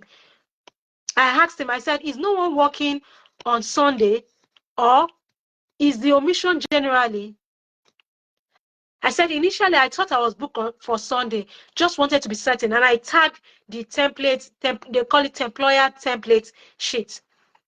So I tagged it and I said, thanks, good evening. And he never responded to me. So I felt like, okay, I'm not working on that day. Lo and behold, that was 19th, right? On the 20th, the registered nurse, a male, while I was trying to go to the toilet, wherever I am, they know wherever I am. They know. I saw him at the foot of the stairs and he was going up. So I wasn't expecting, even if he was lying. Anyway, so he wasn't supposed to have come down immediately after, because I was still using the toilet, not even to defecate. I was just urinating in the toilet. So there was no point. He intentionally unlocked the toilet door on my nakedness. That was where they started from. And why did I say the word unlocked? In the UK, there are places mostly where and the toilet was on the ward. So a patient could be a female patient. So yeah, it might be sensitive. You might be thinking evil, but that is what happened. And so my heart is clean. So when you lock the toilet from the inward distance, it shows the word engaged. If it is open, it shows vacant. After this incident happened and after I complained, they went to scrap it off on the chimneys, this in annex of Elysium Healthcare, as acquired by Ramsey Healthcare. So he now intentionally, because he had the key, he didn't even knock, he didn't nothing. He just unlocked, and he did that quickly, because my hands could reach this thing. It was after he just quickly unlocked it. I just, he has my nakedness, I just like, lock the door back. I mean, close it back before I could even, lock it. No apology, nothing. The week where I was feeling traumatized that girl could have died during my observations when they abandoned me for 6 hours plus on a daily basis the week before. That was 20th of February, 2021. The next day, when I was not assigned to work, I was in the hotel resting because I was assigned to work the next week. While I was resting, by about 9 a.m., Donald Gwindi called me suddenly. Why are you not at work? I said, you did not assign me. He said, if I didn't assign you, you should have showed up. And he doesn't operate that way in the UK. If they don't assign you to work, you don't show up where you're not needed. If you show up, you will be sent back. And more so, even when they assign you, if you're not careful, if you show up, they will still send you back home in the cold. And this is not just a small place. You have to take a taxi to the work place, to and fro. There's no transport. So he now mandated me to go to work. So I just, in a jiffy, I went to work. You will not believe that same day, 21st of this year. Remember, he did not assign anybody to work. Oh. So I was the only one from my agency that was working on that day. That was working this thing, but it was not the employer template of Tafara Care Services, which they maliciously, negligently, or whatever reasons, wicked reasons or racist reasons, maybe to objectify me as a sexual slave. As I was working, that was how one guy was, as an aspiring doctor, but now he's a medical doctor in the United Kingdom. I asked about him when he was taking over from me. So there was a good relationship between me and him, official one. So I'd asked for his name. I'd asked which country he was from. He told me he was a Bangladesh person, and his name sounded like a Pakistani though, but I'd gotten his name, so there was no animosity. It wasn't as if I was his enemy or anything like that. And he suddenly smacked me on my left buttocks. Serious one. Then I was so figured that even my buttocks, even SU female, this was like they will always compliment and comment on my stature. At some point, I think some people thought maybe I had BBL, but as a Christian, what am I looking for BBL for? So he smacked me so hard on my buttocks on the corridor, a spacious corridor. But he lied that it was a thin corridor. There was a thin part, a narrow part of the corridor, but where he did this egregious action was in a spacious corridor. His name is Ammar Asif or Asil Khan. That was what I think is a Pakistani, but he told me he's a Bangladesh person. So he spanked me on my bottom, and by then, remember, the toilet was opened on me on the day before. A scientist had died who had always been abandoned on our observations. So by then and also if somebody even dies, you ought to feel human empathy. You ought to be in a state of mourning the same week. So I was like, I just looked like with anger. My countenance changed. So he said sorry. But he lied to the police. He said it was accident. Now this is a personal thought. If it's a personal thought, I'm the one you're supposed to tell it's an accident, not the police, because you didn't spank the police on the buttocks. You spanked me on the buttocks, and you spanked me on the buttocks at a time where even at workplace, social distancing, 2 meters social distancing should have operated. Is he invariably saying that his hands is 2 meters long? And I was trying to argue this thing logically in court, because you might say, oh, you can go to police now. The police are always in support of all these evils. They are the ones that, particularly if you're a Nigerian or African, they'll always support all these evils. Today, I've been postponing this thing. I don't want to say it. I will say everything, even if I'm tired of talking. I'll keep on hydrating. I must say everything in my mind. Even if I forget anything after I've stopped, I'll raise it up another time. I'll raise it up another time. So how is his head, long, 2 meters long? Because you're supposed to ensure social distancing because there could be COVID. So the way he spanked me on my buttocks, he could have, infected me with COVID, and it could have been, infected by COVID, and he could spread it. So why was it so close to me? He had multiple lies, but guess what? It's not me as a Nigerian that will be believed. It's other nationalities, because they give primacy to other nationalities than Africans and Nigerians. And I'm telling you this fact only.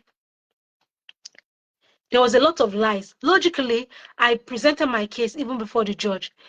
Lo and behold, the judge, while I was asking Amara Asif Khan about the question that where you assaulted me was not a club, Judge L. Brown, female judge, Caucasian Judge L. Brown, she got provoked. Already she has been assaulting me and she has been harassing and bullying me and being hostile. She just said she was foreclosing my cross-examination. She didn't only stop me from questioning Amaras, because you know one of the rudiments of assault, one of the defenses is that if you're in a crowded place, the place we were was not crowded and it was not a clubhouse, so there was no justification for the assault. We all know the justification for assault. For instance, there was a time I was in the bus was moving and I had not yet sat down. I was like almost falling and somebody held me, and he's a man, and he helped me not to fall. There's a justification. I can't say the person is assaulting me.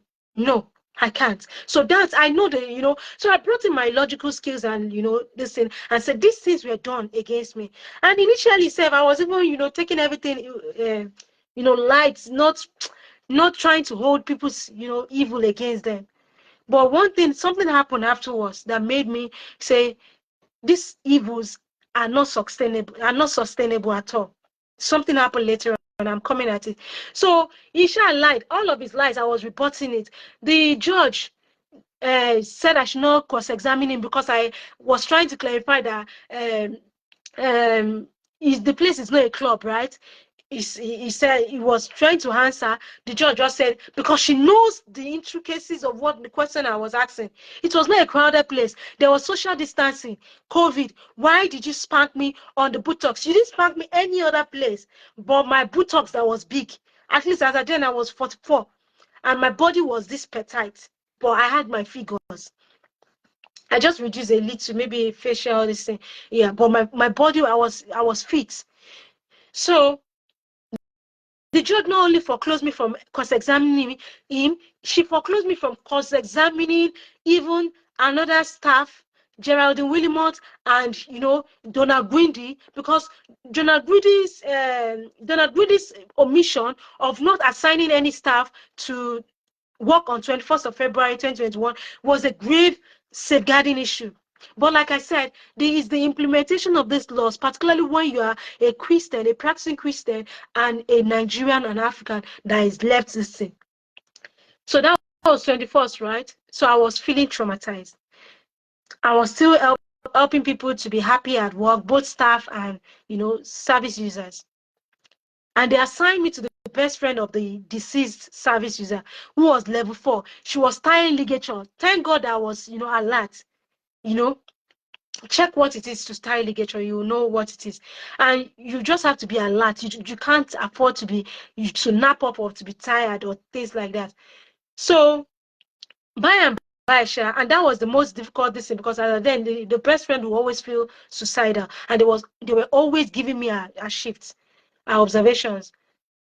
I now took the courage to inform Donald Gwindy on 28th of February. He encouraged me to report to the management of Elysium Healthcare Limited, the annex, the chimneys. I now gave him permission. He told me because of safeguarding issues, so to say, right? You will not know. They are pushing you because you're African and Christian. They are pushing you in order to, they want to just, I don't know why they were just using me as their bait to objectify me. Already, even the director of the place was always seeking for my attention, honestly speaking. They will always do appraisal. When they, and this is the appraisal, after I do appraisal with the nurse will say I should go and see the director. I'll say I don't need to go and see the director. I don't need to. At least that thing happened like twice or 3 times. I say I don't need to go and see. They were just doing appraisal for me repeatedly, despite the short time in which I worked there. And if they have not destroyed the documents, they are still there. And I'll say, I don't want to see the director. Tabate ma jẹ kíni Ọlọ́run dáríjì mi. Tabate ma jẹ pọ̀lọ́, àjẹ tó lẹ́yìn. Taba ma jẹ egungun, àjẹ tó lẹ́ran. I don't want to say more than that. Come on, pé mo ń fi èbú ara bú èèyàn. So, and God forbid, because Ọlọ́run tó dá ọpọlọ, Ọlọ́run tó dẹ̀ dá kíní, he will give me my own blessings, my own husband, my own children. Ọlọ́run máa fi jígì fún mi, and ilẹ̀ Olúwa kì í ṣú, he's going to do the miraculous. So, like I was saying, they had been seeking my attention, including the director. Like I said, my body shape was an issue for them. The day I was supposed to report was 1st of March 2021. I was called before Geraldine Willimot and Kate Barton. Geraldine Willimot was supposed to be the clinical manager, which she was still as at 2024 when this case final hearing came out, according to her. Then Kate Barton was the admin. According to what they said, she's no more working there as at when the case came up.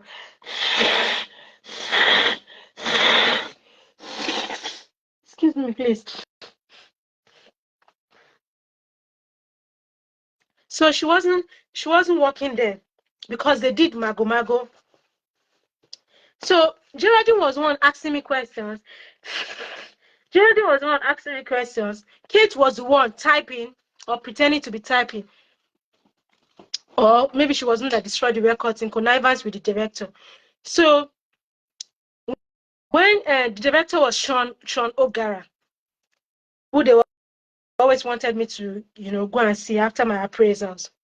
So Geraldine will ask me question, what do I want to do since I was assaulted? Where did it happen? I said it happened so and place. I said CCTV camera, because CCTV camera is always everywhere, particularly in mental health institutions. Every nook and cranny like this, CCTV camera is there. So I said it's happening in CCTV camera. I believe they checked the CCTV camera because it was still within this thing, the time frame, and they saw it. They saw everything I said was true. They asked me, what do I want to do? I said, because I'm a Christian, I can, and because of the patient, the reason I'm even reporting is because of the patient, that I don't know, maybe so that nobody will victimize them, because the patients were only females. I didn't know they were going to target me, and I was making matters worse. And I complained to Donald Windy then. I said, I don't want to be victimized. I don't want to be victimized, and I don't want to complain because I don't want to be victimized. He said, nobody will victimize me. And is that victimization I hate? That's what can make me angry. So I said, because I'm a Christian, blah blah blah. I didn't even know the rules about how to bring cases, whether religious, this thing. I was just saying everything from my heart. I told her that in my life I've been sexually assaulted, and there are times when God fought for me. At least what that the guy that opened the toilet door on me, Louis Marcillo, a nurse, registered nurse, that one, what he did, somebody had done that to me in 2013 in Nigeria. I was supposed to report to the police. The police would have locked him up because there was an issue that happened at that point that year too. That's a lady who might not have been even a lawyer, locked up whoever, did that same thing to her, and the person was sentenced to 3 years. So I knew what could have happened. I knew that the man could have been, sentenced to 3 years. But I just believe in peace. God fought for me later on. It took years. He even only apologized maybe a year or thereabout after. That's the man. But it wasn't like the man was really scope person. But it was the man took me to court. I'm saying this because for you to know that God fights for somebody. The man took me to court in 2017. The case was supposed to happen in on a Monday. Maybe Monday. I can't remember whether it was November 17. The man died on the Friday. How did he die? Sometime before then I had a dream that something happened. I didn't even know it was somebody else that was going to happen to. The man was hit by a vehicle. I was still being empathic to the man. I said, sir, you cannot treat skinny, that go and treat this thing, because even though somebody have offended me does not mean I should remove empathy. So I was like still empathic on the man. I said, sir, the wound does not even look so much, but I felt like it should just, they should just treat it for him. The man did not listen. The man is Ijebu, I mean, not Ijebu, but he's from Ogun State, but he's stingy, even to himself. So the man, I don't think he went for medicals. So I think tetanus entered the injury, as small as it was, and that was how he died before even the case. So I have always learned, like I said in my previous live video, the last video, that God will always fight for me. That's why I don't take things into my hands. Although there were some times where the man boggled into my apartment and damaged my property, I took him to the police station to repair my property. And I insisted, even when the police was like, I said he must repair it because I know intentionally did that. So this Louis Marcillo, that registered nurse, mental health nurse, that opened door, I just felt like, and the guy is a nurse, but he doesn't even drink cross-examination. He doesn't even know hypothesis. He doesn't know the different stages of, observations. I mean, that's, medical analysis of how, you reach a conclusion of a medical thing. Because I was asking him some questions. He doesn't know anything about hypothesis. He doesn't know observation. He doesn't know analysis. He doesn't know any. Can you imagine a nurse not knowing anything of that on cross-examination? Now, I said I reported on March 1st, 2021, in the presence of Geraldine Willimot and Kate Burton of the Chimneys, an annex of the Elysium Healthcare Limited.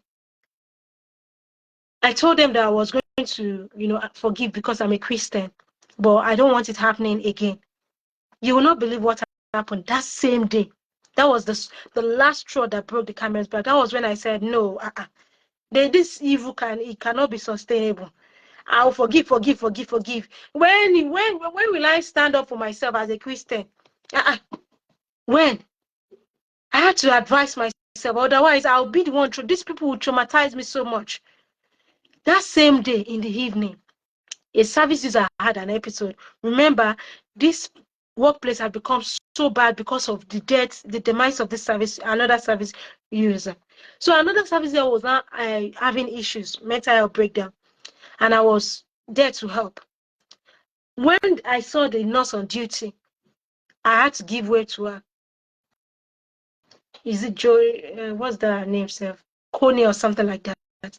So I give way to her, in deference to, senior. I respect seniority in every respect. As I was giving deference to her and looking back, there's a lady who had already spoken with during the day. So there was still no animosity again. Whether she was planted by the institution to do that, I got to know her. I'd exchanged pleasantries with her during the day, and she told me she was from Spain. I got to know her name. Her name is Mercedes Escobar. Suddenly, as I turned back in deference to the nurse, she is not even close to the patient. So there was no point because the patient was on the bed. The patient didn't want me to use a pillow to block her forehead. The patient was headbutting. So she was not close to the patient that is headbutting cannot be coming to her. Before I knew it, as I turned back, this Mercedes Escobar I don't know what, maybe a disease is in her eye. Most of the time, if you see, I don't know if it's showing why I'm doing this video, my eyes, particularly the left one, is always having issues. Sometimes the last video I did that I uploaded, my eyes was oozing out water. I had to be cleaning it in the public. The video I did in the public with a brown coat that God bought for me, because that cloth I didn't even have money to buy. It was God. The devil tried to contaminate the miracle though, but I improvised intuitively. So you can see this swollen thing. My hands have been having issues since then. I don't know, maybe she had a disease in her hands or in her body, because she's very slim, like tiny. Until now, my eyes, the clearer part of my eyes, this place is black. Yet the medical examiners, ophthalmologists, they will lie. Particularly, there was one that lied and said that my eyes is white, whereas a human being, even the blind, will see that my eyes, the clearer, the one here, it was so bad. She punched my eyes, no provocation. Whether she was assigned to do that, because guess what? Ọlọ́run tá gbọ́dọ̀ pè jẹ́rìí irọ́, tá gbọ́dọ̀ pè jẹ́rìí èké, expose what happened to me. So I went to pick up something in the nurse station. Like I told you, there's CCTV everywhere, in the nurse station inclusive, but not inside the toilet. So sometimes staffs will have to go into the toilet with patients or have them in view. While I was trying to, pick up a walkie-talkie or, a something, an alarm button, I heard Mrs. Escobar, my assailant who punched me in the eye, telling Geraldine Willimot that Hope she's not going to get into trouble. Can you imagine? Because Geraldine Willimont knows that I'm a Christian. Geraldine told her that, no, you're not going to get in trouble. Is that what she's supposed to say? Nobody addressed it. When one of the stars was not, the stars, one of whom had already abandoned me on observation, when she saw me, she requested for my name. I asked her why she was getting my name. She said she wanted to know who held what, because that patient now had a long episode for hours. Even staffs were sweating and rotating. Despite the eye injury, I had to still go restrain this patient because we were short-staffed. And Geraldine was like, can I still do it? I said, I will try, because we were short-staffed, and we were so short-staffed that we had to be rotating. Medication and injection was not working for this girl quickly. So they kept on, doing it accordingly, so to say. I wasn't so vast, so I don't know whether they were doing it according to the hours, this thing. Let's use the name, the initials of the patients as M. The one who died, the service user who died was S. Let's use that S initials. That was the last straw. I felt like, no, Abba, this is too much. Because at what point will I now say I have to speak up? That was how I said, no, I have to stand up for myself. I needed to go for medicals. Donald Gwindi insisted that I must be at work because they valued my presence. My presence was always keeping the patient at ease. Through the grace of God, though, he recommended that I go to an ophthalmologist at Cambridge, Suffolk area. I tried to contact ophthalmology specialists. They said I needed a reference from my GP, who is at Hatfield, because Hatfield is my residence. How can I get reference? I have to travel to Hatfield. Donald Gwindi did not allow me to travel. This thing happened March 1, right? By March 3rd or 4th, between 3rd, my other eyes, which is my right eye, started swelling. For you to know that our body is like an ecosystem, it's joints. This was where I was hit, but this was what was getting swollen to the extent that not just my eyelids and eyes were swollen. The inner part of my eyelids was having, a lump inside. So I told him I needed to travel to this thing. He said no, that they needed me, that they are in need of me, particularly because the service user died. They will call me dream team with another girl because we are always available. I will try my best. By March 5, they wanted to turn me into slave. Apart from the general COVID cleaning I was doing, the janitor, the old manager or kitchen, the person who cleans will be around like this. They will insist that we staffs who are doing mental health work will be the ones to clean again. Now, the one on March 5, 2021, now happened to the extent that they now said I wasn't booked for the shift, whereas there was proof that I was booked. I now showed them proof, and now they made me wait so much. I think they were planning what they were going to do, the evils they were going to do. So I now proved to them that I was booked for the shift. And I called Donald Gwindi, my manager. When I called him, they had sorted out that I was booked. There was proof I had it. By the time I was allowed to work, I was told to go and be cleaning all the patients' rooms, to vacuum everything, to wash their toilets, to vacuum all the passages, as if I was the main janitor. And the janitor, Claire, was around. They said it was Sean O'Gara, the director of Elysium Healthcare Limited, of the annex, the chimneys, that said I should do it. I was like, what kind of this thing is this? I can't be washing the patient's toilets. But I did the others. I vacuumed some places. I delegated and supervised the patients. The services that they call them services. I supervised their vacuuming these other places. And I did, to the extent that I was sweating profusely afterwards. By the time I was trying to mop, that was when Sean O'Gara, the director of Elysium, one of the directors of Elysium Healthcare Limited, now came around, saw me sweating. This apart from COVID clean. No, this is not even COVID clean. COVID clean can still be understandable. So he now saw me like I was trying to pick up mop from he now signaled, facial signal to Claire, the janitor, that she should take over. She was not happy. So I was now observations with another service user. I'll say K. While I was sitting there fatigued, And that thing can make you sleep on duty. It's a safeguarding issue. And also, if I'm up and I clean in the process of injure somebody in the process, that's also a safeguarding issue. Or if I'm up to the extent that somebody sleeps, they are precautionary. Those are safeguarding this thing. If you are not paid for those actions, for those work, more so there are cases where a janitor will not even pick up if this thing is a incontinent part. They will not pick it up because it's not their job. So there was no even they will not pick it up. You come and do it as a carer by yourself. But you will do the work of a janitor. You will see, as I'm exposing everything, that is their modus operandi. They do it in 4 ways. If you report any workplace crime or workplace unethical behavior or safeguarding issue, you as a victim, particularly Nigerian, if you're not Caucasian, you'll be victimized. You'll be subjected to slavery and servitude at work. Then sexualized, objectified sexually, then dismissed from work on no justifiable reasons. So while I was on observation with this K service user, I'll say K, Claire now said, as if she's talking to me, but she was like soliloquized, but saying it out loud for me to hear. She said she hates her job. I just kept quiet because what will I say to somebody like that?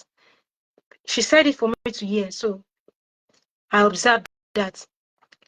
Before I knew it, I was being victimized. I was being identified as reporting Amara Asif Khan. I was being, I was being used to the extent that sometimes they'll say Sean Ogara is looking for me. I should go to him. I'll get there. I'll find out that somebody is in his office. I'll have to wait at the staircase, sit down, 30 minutes waiting for him to finish with his meeting. Only for me to be told that I just needed to do COVID clean.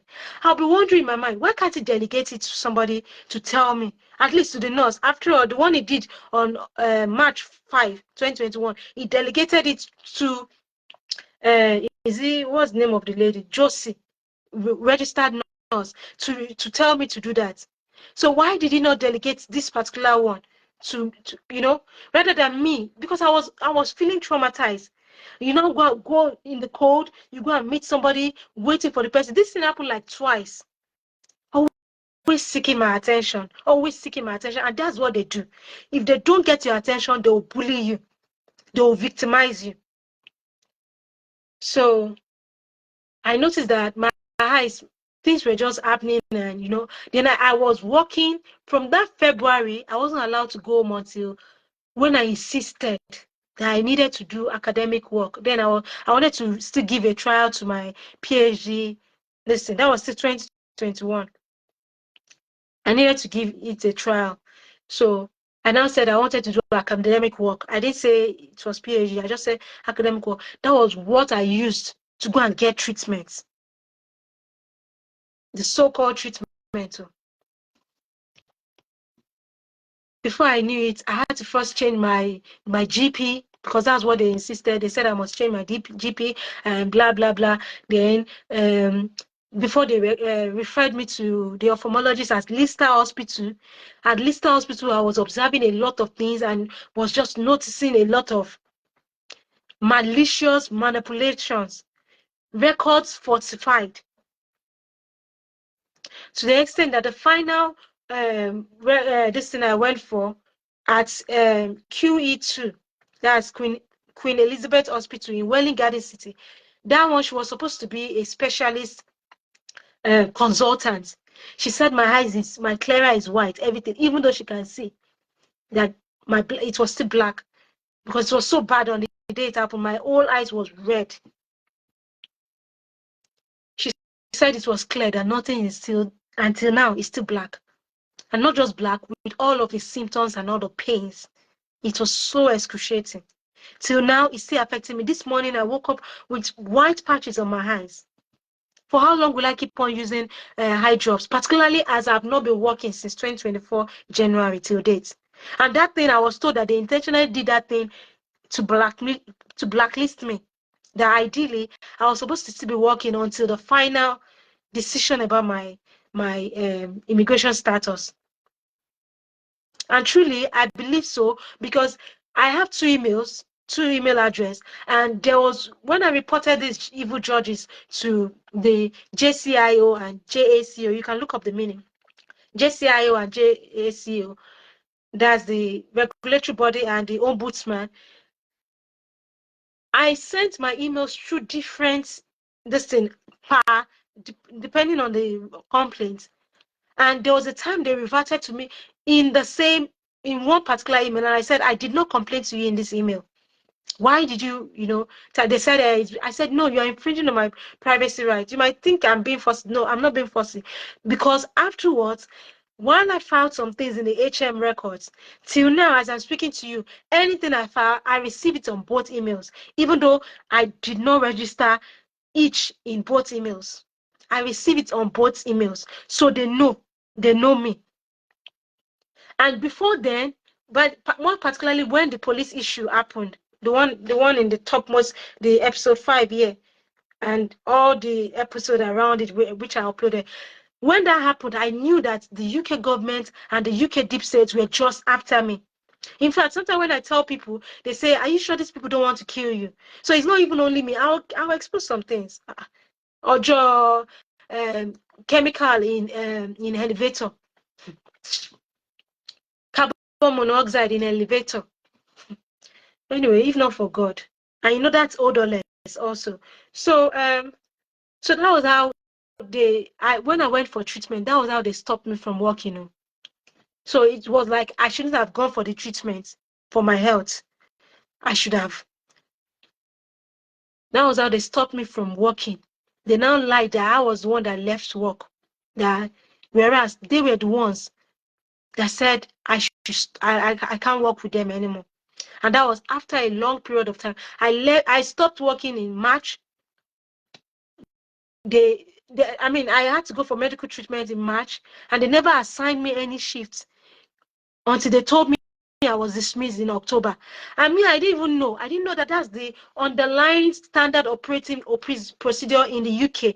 I was being told then, because I was part of this online dating app. It was people then that told me that this is the procedure in the UK, that they've stopped you from working. I said, no, I didn't do anything bad. Now they are the ones that even did bad things to me. That my agency did not stop me from working. I didn't do. They were telling me until I was running out of food stuff. It was one of them that told me, oh, there's something called food bank, and that food bank, they won't give you more than maybe 5 to 7 times. Otherwise they'll start complaining and they'll say no, they can't give you anymore.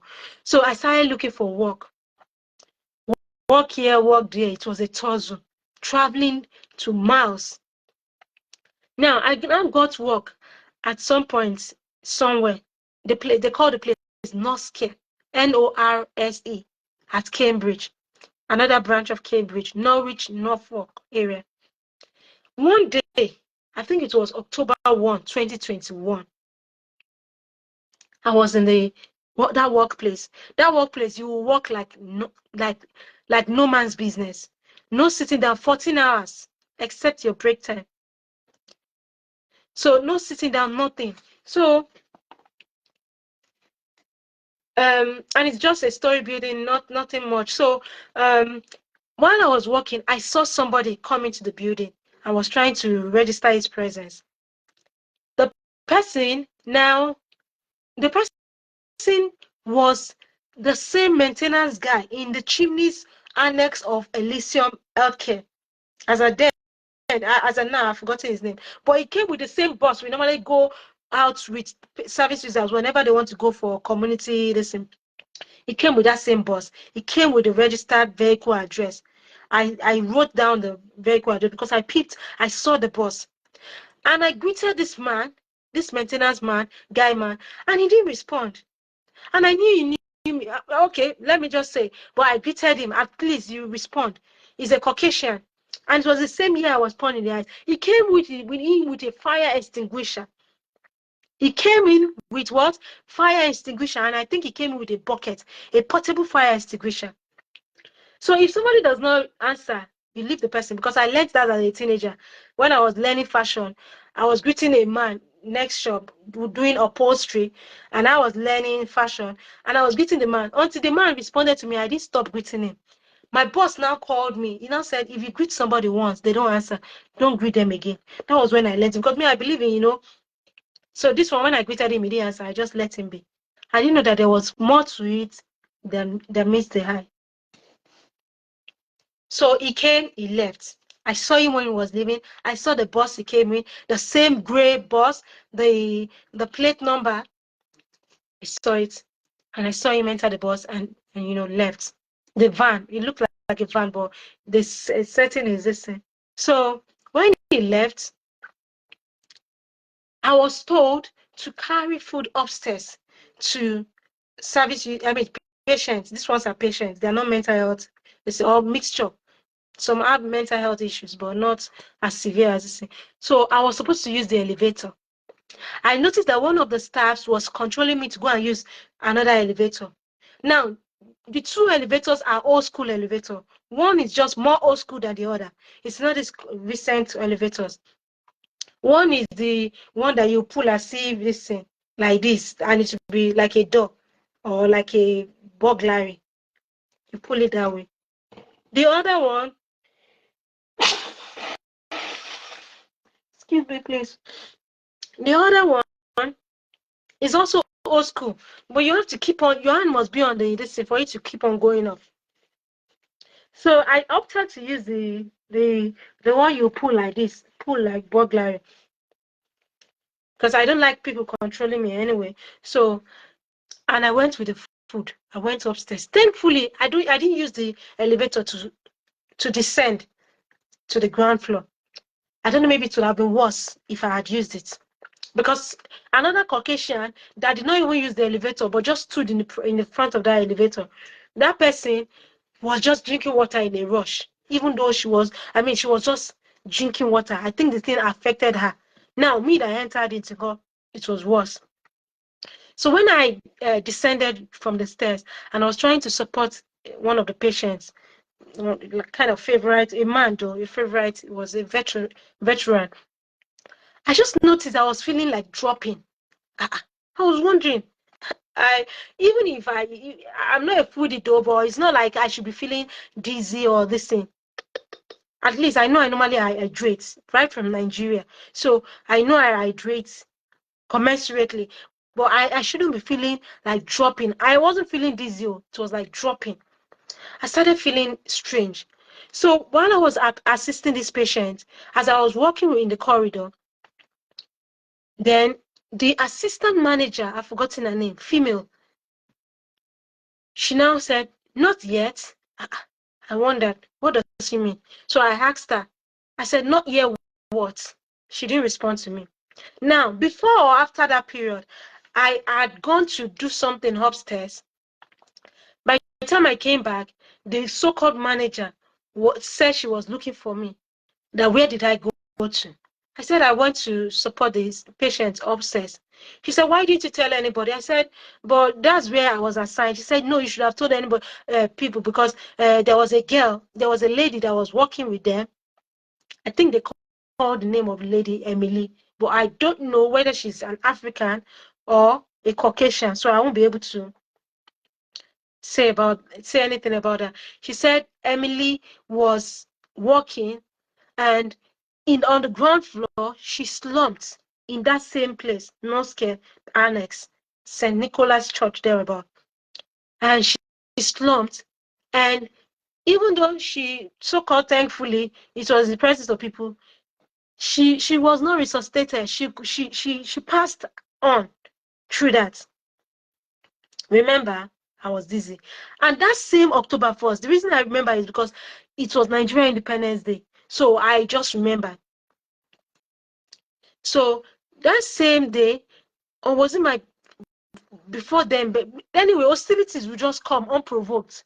And how did that man get to know about my listing? Because most of the man that came, the maintenance man, because most of the time when you want to apply for jobs in the UK, you have to they'll request for reference. So you'll be compelled to give them reference of your previous workplace. And I did put Donald Gwindy's, name as my reference. So all these things will be entered electronically, and you don't know the synergy they have against you, where they transmit your records electronically and communicate between themselves.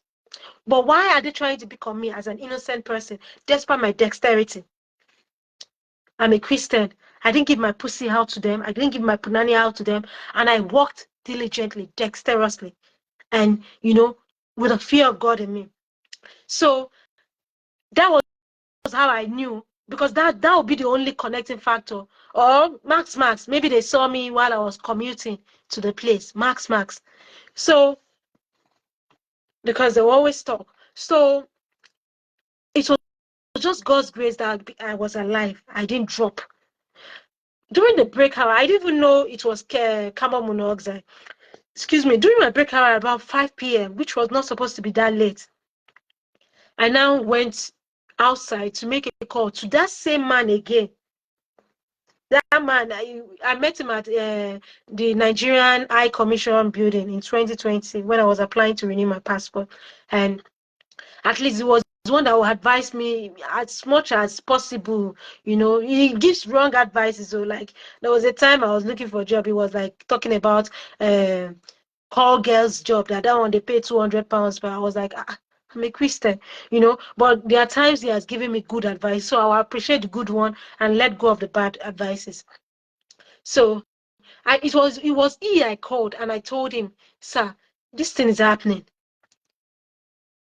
This thing happened to me. I'm feeling like dropping. I'm not even feeling like I'm dizzy, because he show power as Nigerians. We are resilient, we are diligent, we are hardworking. So why are Nigerians falling dead?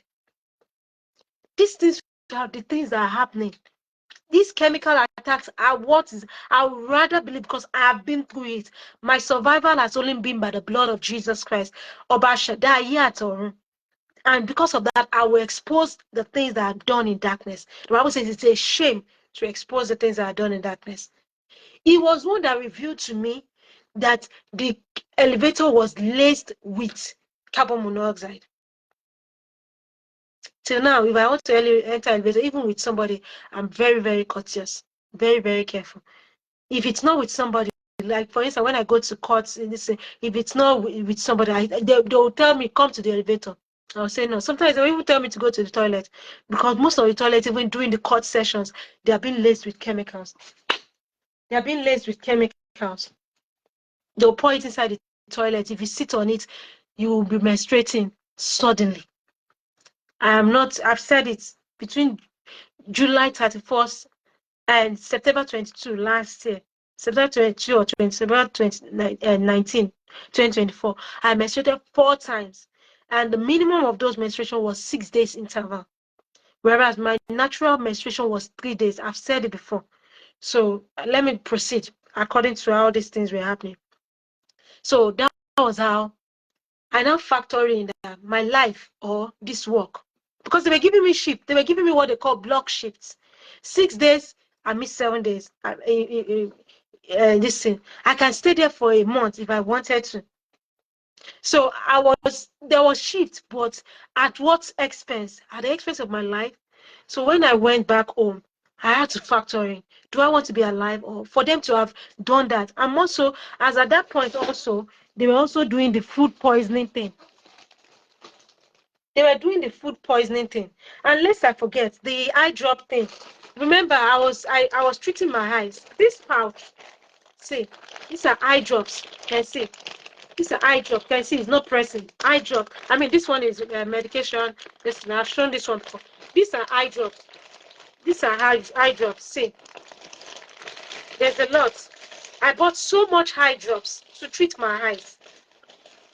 Some of the eye drops were not even working. They were causing me more severe pains.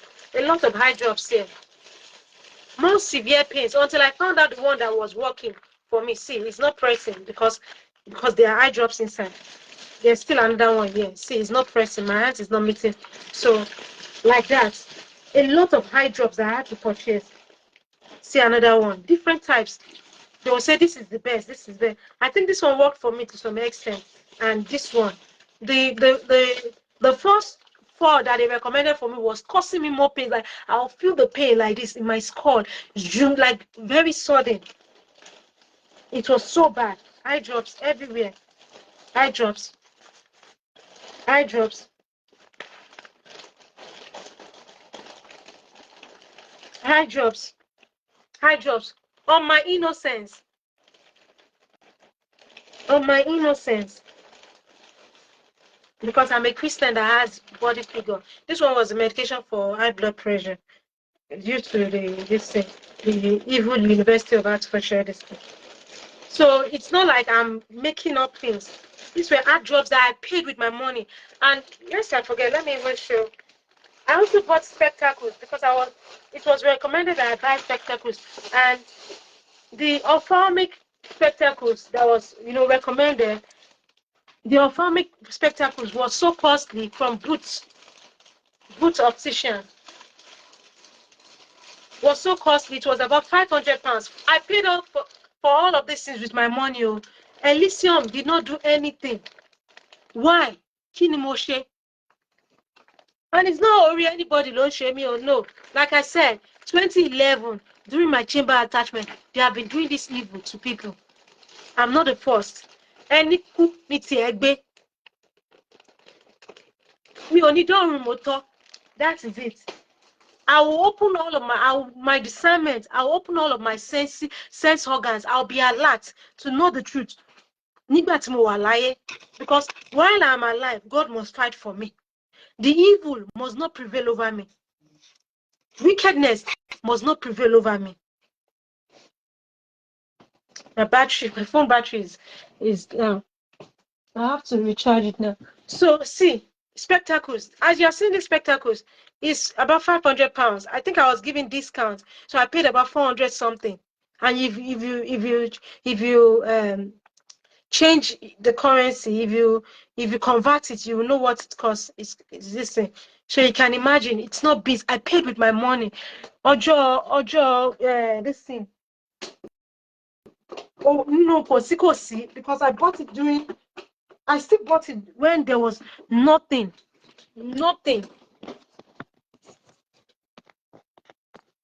Sorry, excuse me.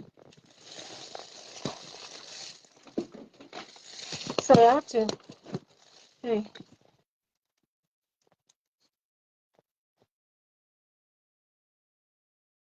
I think I have deactivated the rotating this thing.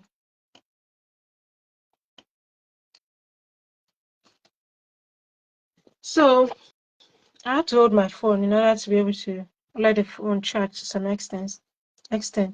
So that was it. That was how I had to I was trying to treat myself, and by time I was told that it was chemical, this thing, that's how people normally die, that within 30 minutes they'll just die. And it's within that period I got to enter the elevator, and the lady that just stood before it was so thirsty, started drinking water. So I just felt like he now advised me that I should not even sleep in the room that was assigned to me to sleep in. That it's possible they must have entered my room. They had the spare key. Then they would have laced, so I complied to some extent because I was struggling financially then too. I was just trying to, make ends meet legitimately. So I complied I threw away some things, and I couldn't throw away some things for the most part, which I thought was going to be okay. So the next day, he said I should not sleep in the room. So I could not sleep in the room. I called the ambulance services. They never came. They never listened. But they sent me a letter, which I think I uploaded in one of my videos. So that was how I left the next day, October 2nd, 2021. They were still calling, the agency that was assigning me work was still calling me for work. I did not go. I think I complained a little about that something was happening, but they will not listen to you. They will pretend as if they don't get what you're saying. And I am calling on God, like I was saying, the God who sees what is done in secret, the God who was from the beginning, before the beginning itself, the God of heaven, earth, the seas, the skies, and everything in it, the age after age living one, the God of the angel armies, the God of the day and the night, the God of the mornings and the evenings, the God who created the sun, the moon, the stars, and the constellations, the God who created the winter, rain, seed time, and harvest time, the God who created the heat, harmattan, autumn, spring, and summer, the God with whom there is no shadow of turning, the God who does not show favoritism, the God of the spirit of all flesh, the God of all righteousness, the God who created and understands all languages. He's the only one that has the Guinness Book of Records on all languages. Nobody has ever understood all languages, and nobody can ever speak all languages. The same God only who has all languages to understand, who created it and understands it. The God who sees what is done in palpable darkness and knows the darkest thoughts of the wicked. The God who is the impartial judge and does not accept bribe. Ọba tí kì í gbà bẹ̀tẹ́lẹ̀. Ọlọ́wọ́ gbọgbọrọ. The God who is not a respecter of persons, race, color, status, economic status. The God who avenges and repays the wicked. The Bible says, I will avenge. Vengeance is mine, says the Lord, I will repay. That same God who repays the wicked and defeats all the evil machinations of oppressors, of the innocent and the innocent victims. The God who sees the low estate of my life in my oppression, in the oppression in which the wicked are done against me. The God who sees my contrition and my brokenheartedness. That same God will judge. Why am I saying this? Because I've told you the judges were even giving judgment against me. The employment tribunal judge L. Brown, female Caucasian judge, she even lied against me that I said an unknown word, peace and poppycock. Till now, she needs to come and give evidence that I said it. I've tried to file a case. The courts, the HME filing has been returning since January 1. While everybody were, having chicken to eat, this thing, I have been trying to file. They will keep on returning it back. It is not compliant. I have tried multiple times in different ways. I am still on it. This is April now. I am still on it because I must get justice. She lied against me that I said peace and poppycock. I don't know the meaning. I've never heard of it before. She should come and say where I said it. She said some other judges, that Judge Mason and Judge Anderson, said they wrote it down that, but the case management does not say I said it. The lawyers that were then and before then did not see, because they were changing lawyers. Elysium was changing lawyers. Elysium Healthcare Limited and the Chimneys, they were changing lawyers multiple times. And you know what that means as a lawyer. If somebody is changing lawyers, you know they are already guilty. So they were changing lawyers, and nobody complained that I said these things. The only thing I can say is that Judge Anderson, while we were in court, she was hostile against me. And there are some applications I'll make, and instead of her to accept my application, she will declare my application. And Elysium Healthcare Limited lawyer, that one too, that's another this thing, lies, and God will judge her wherever she is upon the surface of the earth, on God's solid good ground. God is going to judge that lawyer. I will apply for something, not because when she applies for something, the same thing I apply for, the judge gives her, but I'll send her email, and whether she's the one lying to the lawyer appearing in person, because she did appear in person at some point, but another lawyer now, like, I wrote something, I said jungle court, I said jungle justice. I wrote it, I didn't even say it, I wrote it as an email and I sent it to her. Who does not know the meaning of jungle justice? Even an illiterate knows the meaning of jungle justice. Do you know that even though this thing was sent both to her and to the court, the tribunal, do you know they lied against me that I said jungle court? Whereas there was a prime minister that called this thing and said kangaroo court. No, they didn't do anything to that person. Me, that I said jungle justice. Who does not know that jungle justice means mob justice? They said I said this thing. So she levied £10,000 against me. The University of Hertfordshire, they levied about £30,000 against me, making £31. But what's happening? The peace of God is my heart. With everything the enemy has done to me, there were some times, if I show you my picture, I kept some of the pictures, but particularly when I was menstruating like 4 times in just 2 months, in less than 2 months, I kept the picture of the way I looked. Oh my goodness. I looked so skinny, so emaciated. Like, I can't even believe my pictures myself, honestly speaking. But thanks be to God, who teaches us to profit. So, that God who sees my brokenheartedness will judge Adabi. Tó bá jẹ́ pé ibi ni mo fi ṣe fún yín, Elysium Healthcare Limited, as acquired by Ramsey Healthcare Limited.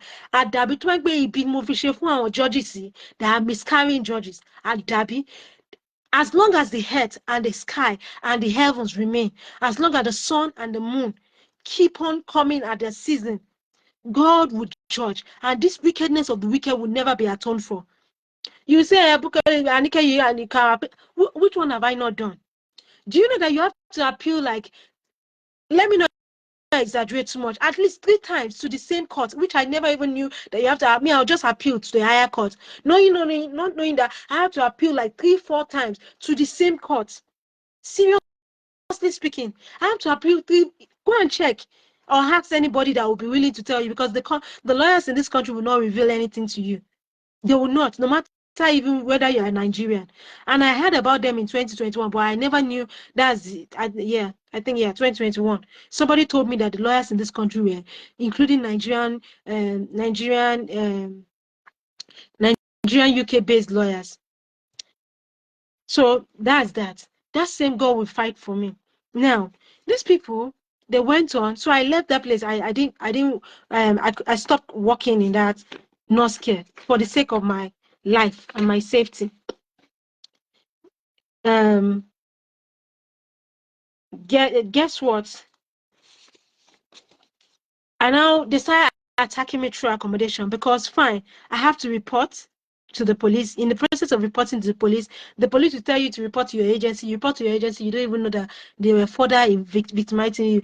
In the police station, as I was writing my statement, the police was lying to me. What's that his name? Is it Moses or something like that? Or Matthew? He was lying to me right in the police station. He would turn off his camera in the statement room. He would lie to me, deceive me, say I should not do one particular statement, that I'll come back to, that the company said the Elysium said they will address the punching of the eyes, because it was obvious that it was Mercedes Escobar that punched me in the eye. I didn't know they were using it to buy time to manipulate records.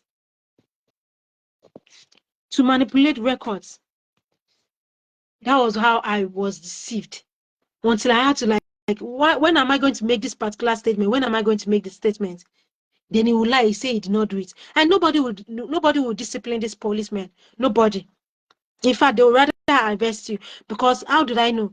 They started attacking me through my accommodation. The guy that I've been living in that house since 2020, August.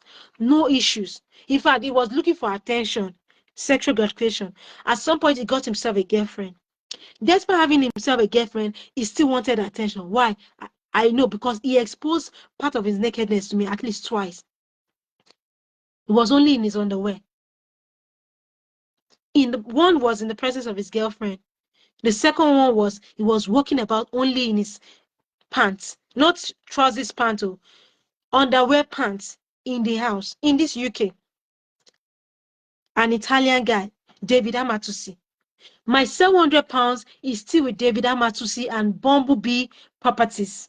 Why am I calling Bumblebee Properties? Because they lied. By the time I contacted them, they lied that they don't know David Amatusi, whereas it was later on I found out they had to retract their lie, and they said they knew him. And yet, we were being made to pay rent to him, to David Amatusi. My £700 is still with David Amatusi and Bumblebee Properties. Oh, you say I should report to the police, I should report to the court. The court will even support them. As I speak with you now, if I send an email to the court that when is this matter coming up, at least the last I heard of them was they said the judge adjourned synody since that was, I think, 2023, 2024 January. No feedback. Any email I sent, the lawyer on the other side will say they have acquired their law firm. Even if they've acquired their law firm, are they not to send the message? Even if nobody wants to take up the case, is Bumblebee not supposed to, Bumblebee Properties is not supposed to have another lawyer in the same case? You will hear the judge giving information to the lawyers, the Caucasian lawyers, because they don't even know the law itself. I talked about vicarious liability. They don't know. The judge will be teaching Caucasian lawyers in court, and after we finish from court, because then I never even knew. I will leave the court, after we finish, and the judge has dismissed us. Me, I'll just leave, not knowing that we are supposed to, live together, and so that the judge will not be giving information to this thing. So that was how David Amatusi, whether they now used him, he was an Italian guy, and we had peace. Somebody that if he sees a guy with me, he will be jealous. You know. So I was like wondering before I knew it, he started becoming hostile. He started becoming hostile and started telling me to be working as if I'm his slave. I was like, I can't do these things. I'm not the one causing this. And at the same time, I was experiencing hostility at work. After I had been sexually assaulted, I'm coming to another company. They call the company, the short name is HPFT. The full meaning is connected to the same evil, wicked, racist University of Hertfordshire. Now they're trying to remove the name of University of Hertfordshire from their names online because it's no more there. From what I'm seeing online, it says that the HPFT means Hertfordshire Partnership University NHS Foundation Trust. That was the name of this other company that showed me their evils. Now, before I start on HPFT for short, when David Amatusi, an Italian, wanted to start using me as a slave, like he had tried every means possible to, and maybe he was working in concert with, these evil people. When he could not, gain my attention, and he started wanting to make me to be his slave. Then he started using his mother now started coming to the premises. That was when I knew he had a mother there. Then the mother was here looking for my attention, like, are you married, this and that. Like, yeah, her son is, she be talking to me about her son and her other children, but emphasizing on David as if she wanted attention. The next time I saw the mother was when they now wanted to plot this thing. I shall notice that the mother was, and they don't speak good English. So before I knew it, she was not assaulting me. So when I noticed that this thing was happening, I started recording audio. Because I didn't have any malicious inside, so I wasn't doing video call. So I was just like recording. In the process of recording audio, she was assaulting me. Thankfully, for the wisdom of God and what we have been taught as lawyers, that you don't retaliate, and it has saved me. And God has always fought for me. There was one issue I had where somebody assaulted me again. I believe it's these people that are paying, these evil companies that are paying these people to just be, because it doesn't add up. One girl assaulted me. This one is even a Nigerian, a Muslim. He's bearing one of the names of my stepsisters. This one assaulted me to the extent that the aggression in which she assaulted me, the stainless steel I was holding became dented to date. Became dented. But God fought for me. She became sobered up. At least when I was leaving that particular house, she even said as if saying bye-bye, because God dealt with her. If she's watching this, she will know. So that whoever sent her to do all of her evils, the embarrassment was too much. I have it on record. I have videos of her. At some point, she called me Ashewo, whereas she was one that is Ashewo. At least most men have slept with her in this UK. I'm not blaming her, but for the fact that she abused me as Ashewo and Ole, I will say it. And I told her, she is the one who is Ashewo and sleeping around. I'm not rejoicing over her, but for her to have said that. So this is what they do. They will assault you physically, but if you're not disciplined, if you retaliate, thank God I did not retaliate to this woman that assaulted me twice. I had to tell her, stop assaulting me. You've done that twice. It was afterwards. She now said that she's a disabled person. Somebody that is attacking you is claiming to be disabled. You won't even know what disabled status she has. She now say, hey, she has heart issues. So what's my business? I said, what's my business? What's my business? Why are you telling me you have heart issues? I'm washing my plates in the kitchen. So why are you telling me? This was what I was doing. I was recording until they called police on me for just being a human being. And the police came. I was recording the police also because the police said they will issue me warning. I think the police that came there was Jowit or something like that. He said he was going to give me warning. I said, why? I've not done anything wrong. I've only been assaulted. So I said, okay, I've been assaulted. I'm bringing that as a listen. The police have been planning since to do what they did to me in 2023. So that was when I knew that these things were just being planned and orchestrated by the government and the deep state. They have been looking for occasion to do this. Not just because I'm humble, but because they want to humiliate me and, oppress me the more.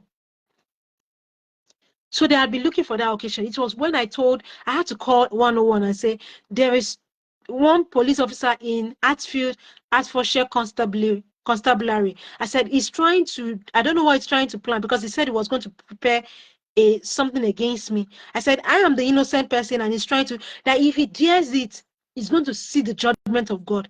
That was the only thing I said. And that was how I didn't hear about them again. And I had sent Jowitz the record of, because maybe he found out that he was being recorded also, because he entered into the recording. I'd been recording before he came. So all of his threats against me and his partiality was on record. It was on record. So maybe that was what he got embarrassed about, that he wanted to now, prepare a charge against me, the victim of an assailant. So that's that. For you to show that, to corroborate the fact that the police have been looking for an avenue to torment, oppress me before they actually, cook up their lies in 2023. So now I'll go to HPFT. What's the meaning of HPFT? Another company, healthcare company, which is called Hertfordshire Partnership University NHS Trust. You would think, while I was growing up, my dad had estates, I never depended on him, and even now that he's late, I don't know what's happening. The polygamous step brothers and sisters are trying to, appropriate everything he had to themselves. And what does the Bible say? When somebody went to meet Jesus and said, please divide the property between me and my brothers, Jesus said, who had made me a judge between you guys? He says, we should follow him. Fine, if I have the opportunity to fight my right, but I'm not even present in the country, and some people are even claiming everything. So what I even want to say is not even that. He had tenants, and those tenants there's one, he had to rent the apartment to hospital. What I want to say is that in that period, when I was looking for admission, I used to relate with the nurses there. They were not hostile. They can gossip, they can talk about general things, but they were not hostile. I didn't see hostility in them. They were not perfect. They were doing abortions, but I've not seen hostility. They were working in tandem. So I never expected that when I came here as to do care work as per what is available, that I will be experiencing these evil things from nurses. What happened? In Hertfordshire Partnership University NHS Trust, Foundation Trust, I started working with them under the auspices of an agency called PE Global. And while I was working, I just started in November. By the time I finally got to do the work, to register, it took me months. And why I'm complaining about all these things, because it will take you months even to register for agency work. It's a lot of rigorous process. And these evil people, once you work, once you start the work, they'll now use that same agency to start attacking you. So if they stop you from working, if the main companies, the parent company stop you from working, the agency will automatically stop you. So you have to start back from zero level. You have to start back and start, registering with another agency, because that was what happened. That's what normally happened. So you're not being to factor in how many months did it take me to even register before I comply with the compliance level. And now I'm being sexually objectified, I'm being victimized as a slave, I'm being lied against, and it's so debilitating, so traumatizing. I started work with this agency November, about maybe November 17 or thereabouts. By December 5th, they sent me to an annex of HPFT. That annex is at Stevenage they call it Victoria Court. It was what they call half-day shift. I was supposed to start around, is it 1 to 8, yes, 7-hour shift. And almost immediately as I came there, just about 50 minutes or thereabouts, there was one guy who, before then, I'd been sent there, and I noticed that men were just, they would tell me they want to take me on a lift to the bus stop. I was like, how will I be the only female in the midst of, Asian, the Filipinos and men? Even though people claim this country is safe and secure, but we all hear about the news of what happens. So, but even though it wasn't prevalent as at then, I was just security conscious, so I don't go with them. And because I recorded some of these things and I complained to the police, there were times they would shrug me in order to gain my attention. I will still not, retaliate or say anything, not complain. But on December 5, I was there for a half-day shift. There's this guy. I later on found out his name was Annie, for short. His full name is Arnulf Montano. While he was delegating something to me and I was asking him questions for clarity. And before I knew it, the next thing he did to explain to me was to place his hands on my breast. I was like hungry, but I contained myself. I was like, you don't have to touch my breast. He said, I just want to explain that. I was like, but you don't have to touch my breast. I was asking him about heartbeats and things like that. So it was how to measure heartbeat, because there's respiratory, there's heart rate, there's heartbeat. I was asking him about these things. Before I knew it, it was my breast he was touching. He didn't even touch his own chest. At least, and anatomy is different. He's a man. He has a chest. He has a heartbeat. Why can't he touch his own chest as a man? Why is it my own breast is touching? So I told my agency, and he didn't apologize until when I was on another observation. There's a lady that was in a carer, a Caucasian carer that came to the room to do something. No, I was taking over from her observations. Her name is, I'll use the word J to the initials to identify her. So Annie came to meet J in the room where I was taking over from her. She was trying to augment her observation notes, documents. So I said in the presence of Jay, I said, honey, because I didn't know his name by then. I said, why did you touch me on my breast this time? He was still arguing and rationalizing his actions because he was their staff. He was HPFT staff. I've said the meaning of HPFT, and they are mostly based in Hertfordshire, all of the annexes of Hertfordshire. So I told him that he was rationalizing because he is their permanent staff. And they won't stop him from working. No. It's me, because I'm agency Nigerian with melanin skin and a practicing Christian. It's me that they step from work. And that is the standard procedure, underlying factor. They will say safeguarding is the standard procedure, but in reality, it's not. It's not. So when I told him, I said, I'll report to my agency and I'll report to the police. It was only then he said sorry. But by then, if I'm telling somebody that I'll report to the police or I'll report to my agency, by then I'll do that. It doesn't matter what sorry the person says, because by then I had resolved. Before I think, I talk. Just like now, I am tired of talking, but I'll keep on. I have to finish. I have to say at least 90% of what I needed to say. I will say it. I must touch on everything I want to say. So that was how this thing. So I tried to address his sexual assault. I'll play some audio for you so that you see what I'm saying.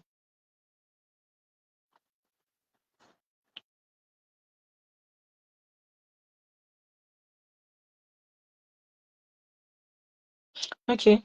So I don't know which one is longer. I'll play this one. This is his voice. What are you saying?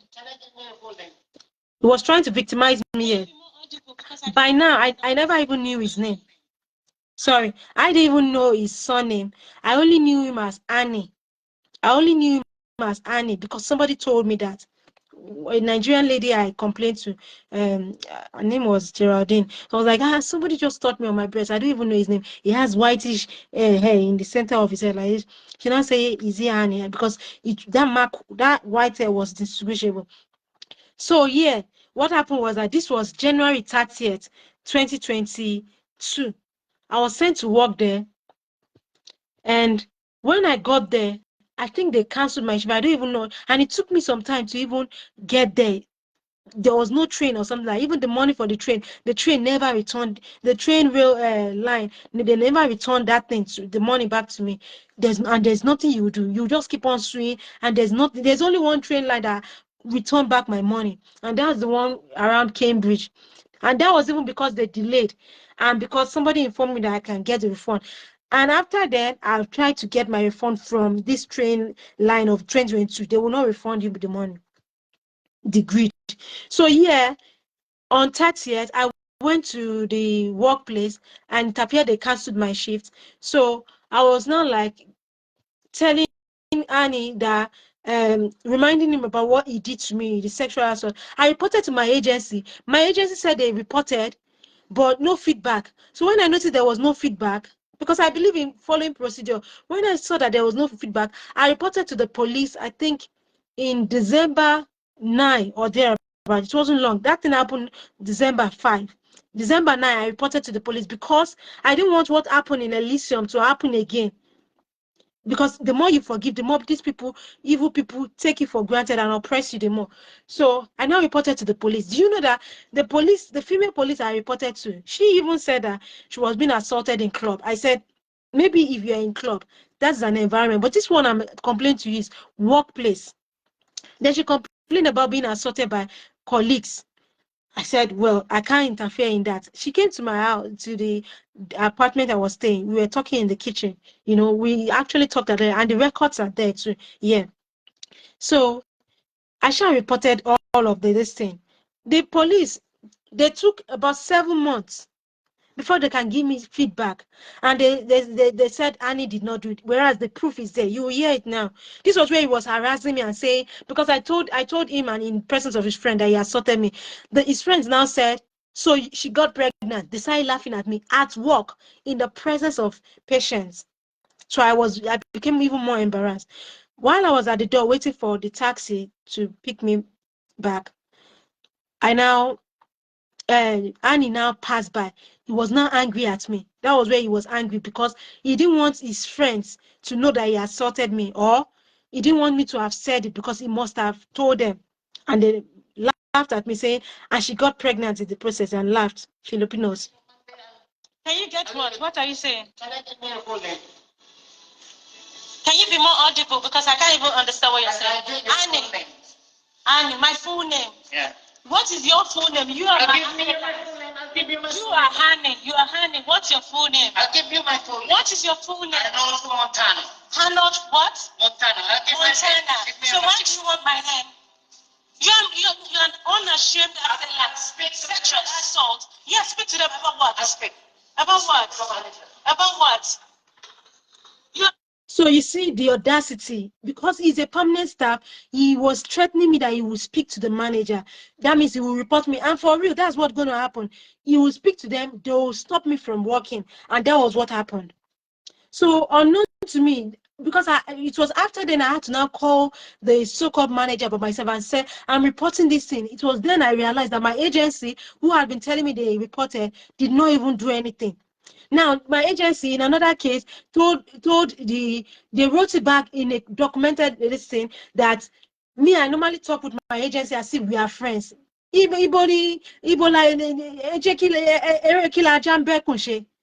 So all of these things I've been talking about, you not say I'm talking to you like a friend. Yes, I have to be polite. You can get that right. I have to be polite every time of my life. But not that you tell me that I'm talking to you as if I don't want to report official. Every time, and I request for official feedback. They say I talk to them as if friends, that I'm always talking to them. Who needs that? The same agency that will be gaslighting me and saying I'm overthinking is the same agency that is saying that I'm talking to them as if we are friends. They will not. They'll claim they reported, but they will not report, or they will report, but they will want to sweep it under the carpet. So I'll continue playing for you to know how they normally stop Africans, Nigerians from work. At least I know of myself, and I'm a Nigerian, and I speak for now because a lot of female Nigerians must have be sexually objectified because of this. Not everybody has the grace, or it takes grace, and I've been through afflictions. Like I said, let no man trouble me, for I bear on my body marks of the Lord Jesus Christ. It has trained me to take that confidence step. And God has told me, don't be afraid of anybody. Don't be afraid of evildoers. Stand on the truth and righteousness. So I'll continue playing where he said he will go and report me. You assaulted me on December 5, and you're saying you need my full name. Thankfully, and now I know your full name. I witnessed that day.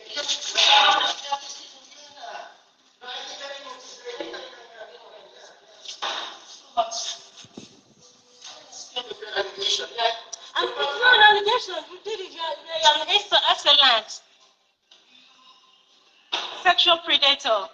And your colleagues were even laughing, saying, and she got pregnant. Just joking. That's not a joke. That's not a joke. I don't joke to people about that. That's a dangerous, expensive joke. Oh, I'm sorry. No, you're not sorry. You're not sorry because you're a predator. You're right. If you're not a predator, look at me very well. You don't talk to me and tell me you want my name. It's not that you write my name. The right quarters, okay? Annex. Go and get my name from the right quarters, okay? You don't just come to me and stand because I work here. You think you can talk to me anyhow? You go and get my name from the wrong quarters. You're unashamed sexual predator. You're unashamed sexual predator. In the right place, if you're professional. Yes, I'm being professional. And your friends that were laughing and making a joke out of it and saying, and now she's pregnant. Are they being professional? Are they being professional? Are your friends being professional? You and your friends. Sexual predators. You think because you're working here, you can predate on, you can pray on it. Yeah, I'm not correcting myself. Pray. So you see what they normally do. He is saying that I should have been professional. Now, what applies to the goose applies to the gander. Why can't he be professional? Why didn't, like I said, I've been issue. Why did he touch my breast? Why did he not be professional, become professional and touch his own chest? You see, people they'll put a standard upon you to require something from you because you are African, Nigerian, and female, and they will not put that same standard on themselves. So they put a heavier standard on me. I should be professional. I should not talk. That's their professional. I remember I wasn't talking in Elysium. I was trepid, both because of the trauma of that services are dying and also the victimization. But now I had made up my mind. Because by then I had seen a lot of injustices in the UK. I've seen a lot. Like I've told you, I've been talking too much now. I don't even know how many hours it's been. In fact, it's been over 2 hours that I've been talking now. Over. So you can imagine for me to make up my mind that I'm going, so that was this thing. So the reason I got opportunity to start recording me, if not, I would have been recording at Elysium. But despite all the obliteration of the records, the CCTV, do you know they deleted the CCTV?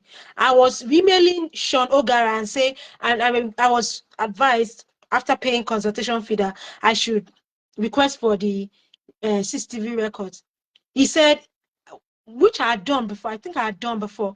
He said they have a 1 month policy, but 1 month policy they showed was not operative as at the date. Remember, in law, that we are taught to look at dates. There was no such policy as at 2021.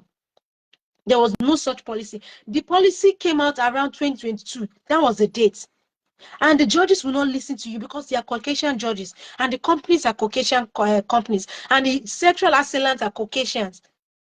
So, like I said, if you want me to count the good things I've done, I will count both Caucasians, Indians. I've always been saying some of it. I hope I remember to say it again. Yeah. If not, I'll create another video and say, because nobody will say I'm being racist by telling all of these things. So you can see the audacity. So he himself said he was going to go and report me to the management for speaking. Then he said I should have been professional, whereas he was not professional in his assault. Then his friends also were not professional. And before then, they had been asking me to always join them in their vehicle as at least 3 to 4 men. Now I'll play another one. Can you get what? What are you saying? Can I give me your full name? Can you be more audible? Oh, sorry. Sorry, not this one. Can you get what? What are you saying? Can I give me your full name? Can you be more audible? Which one is? I think. I can't even understand what you're saying. Annie, my full name. Yeah. What is your full name? You are. Give me my full name. I'll give you my full name. I think maybe I uploaded 2 at the same time. There was actually 2 videos. I mean 2 audios. Listen. So I'm still coming. I will give it everything it needs, because if I say I want to stop now, I don't know, maybe I will not to compose myself and come and do this video another time. I may not have that energy, but I'll give it whatever it takes. I know it's over 2 hours I've been talking, and I'll still have to reveal. For me to have my phone battery to have been exhausted, I know I must have talked for a long time. So that was how that one happened, and that was how I was stopped from working there. what they do, like I said, don't forget the four modalities, the way the underlying unspoken standard operating procedure. The real standard operating procedure is safeguarding in all UK workplaces, but the real ones against Nigerians and Africans, people with melanin skin color, brown, because my skin is not black, my skin is brown. My skin is brown, not black. My hair is black, and even my pupil is black, fine, but not my skin. My skin is brown. My skin is brown. So what they do is they first assault you, they overwork you by victimizing you. Then I've said it is about 4. Then they victimize you and things like that. Then they lie against you. Then they stop you from working. So there was one thing that happened, because I was always working diligently, but there was a time when, I was aborted. That one, it's, a mentally disadvantaged geriatric. Excuse me.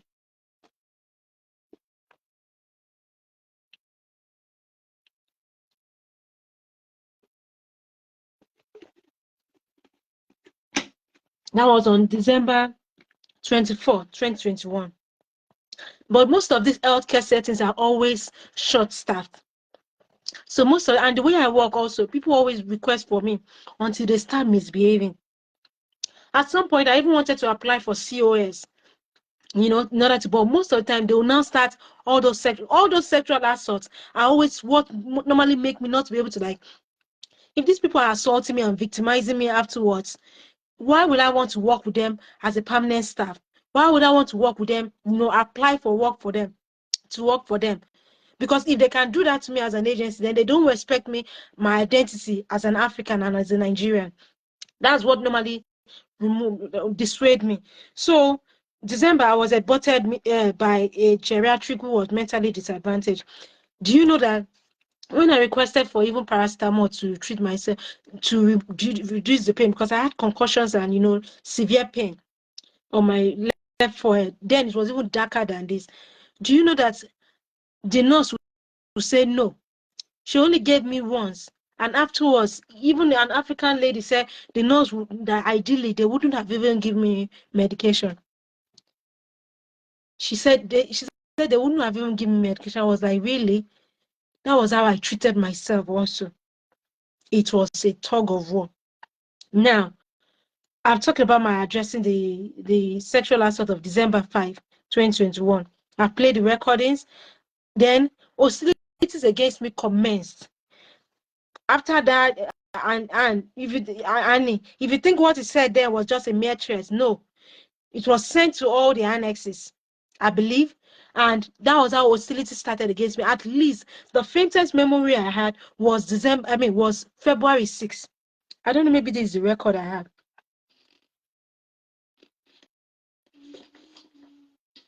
No, I don't think it. No, it's not this one. So there's this student nurse. They were using her. They were using her to attack me. Her name is Binwe.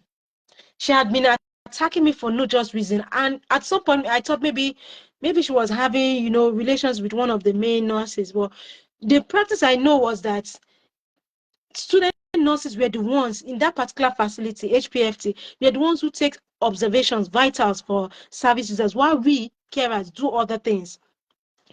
So, and we do COVID clean and things like that. At least the student nurses before her, those were what they did. And that was the standard procedure. So before I knew it, she started becoming hostile. And I noticed that some of the student nurses would come in order to get information about my age. Because there was a male nurse that was always looking for my attention, honestly speaking. Or just winking of the eyes. Or just trying to be friendly, extraneously, or just touching my hands while while I'm writing, my documenting my observations.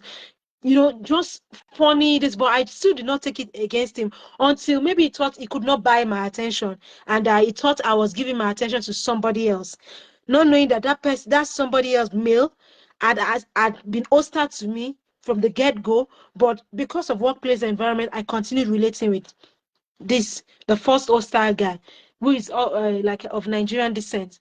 I mean, of African descent, not Nigerian. So I started experiencing hostility. I have the record, February 6, 2021, when I noticed that these people were really, really after me. So this girl has been doing it. For me to be able to record, the person must have been doing things repeatedly. Then the consciousness will come on me to record. It's not like I just record out of the blue. You wouldn't know when somebody has animosity against you and wants to set you up. But this Benue has been doing this thing repeatedly. So what happened was that during one of our observations, she claimed she studied law. So I now told her that I studied law, but she said that in Nigeria, that in the in the law school, that is corrupt and blah blah. I was not like, she now said maybe our friend passed the bar exams without being intelligent and without writing anything to say. I said, where is this? What initially she mentioned her friend's name, but because I wasn't really taking this, so I asked her for the friend's name again. So she was scared of telling me, because I think maybe she thought I had connection. She doesn't even know I don't have a connection, but wherever I stand to speak, God gives me audience, and God makes men to give audience to me. So she now said she was now scared. She's from Cameroon. So she was now scared. So I now noticed, and the third person in the room was a male who was a Filipino, but not in the annex. Another one where I said this thing. Don't forget they communicate electronically, so these things will be on the portal. So she got uneasy. Another person, he claimed his daughter was studying criminology. So we're like talking intellectual this thing. I didn't know that these people were just using that to gain information from me. Before I knew it, this Binui girl, she likes to call herself B. It's like the thing normally enter her forehead. So Binui was just like always assaulting me, like not physical assault, but apprehension of harm, like screaming at me. I was not like, and she would tell me to do her own work for her, whereas we will be the one to feed, wash we do a lot. We even throw away bins for janitors. We do janitorial works also. But if it's just general, I just feel like, okay, but I'll do everything for her, whereas she's not supposed to only be writing notes. So the records are there. So this particular 6th of February, I recorded them. She was supposed to address a particular issue where she was screaming at me. I was on observation and she was screaming. I will keep on saying, if you send a negative energy to me, to go back to you in the name of Jesus. I'm feeling some people's negative energy. I'm not forcing you to watch me.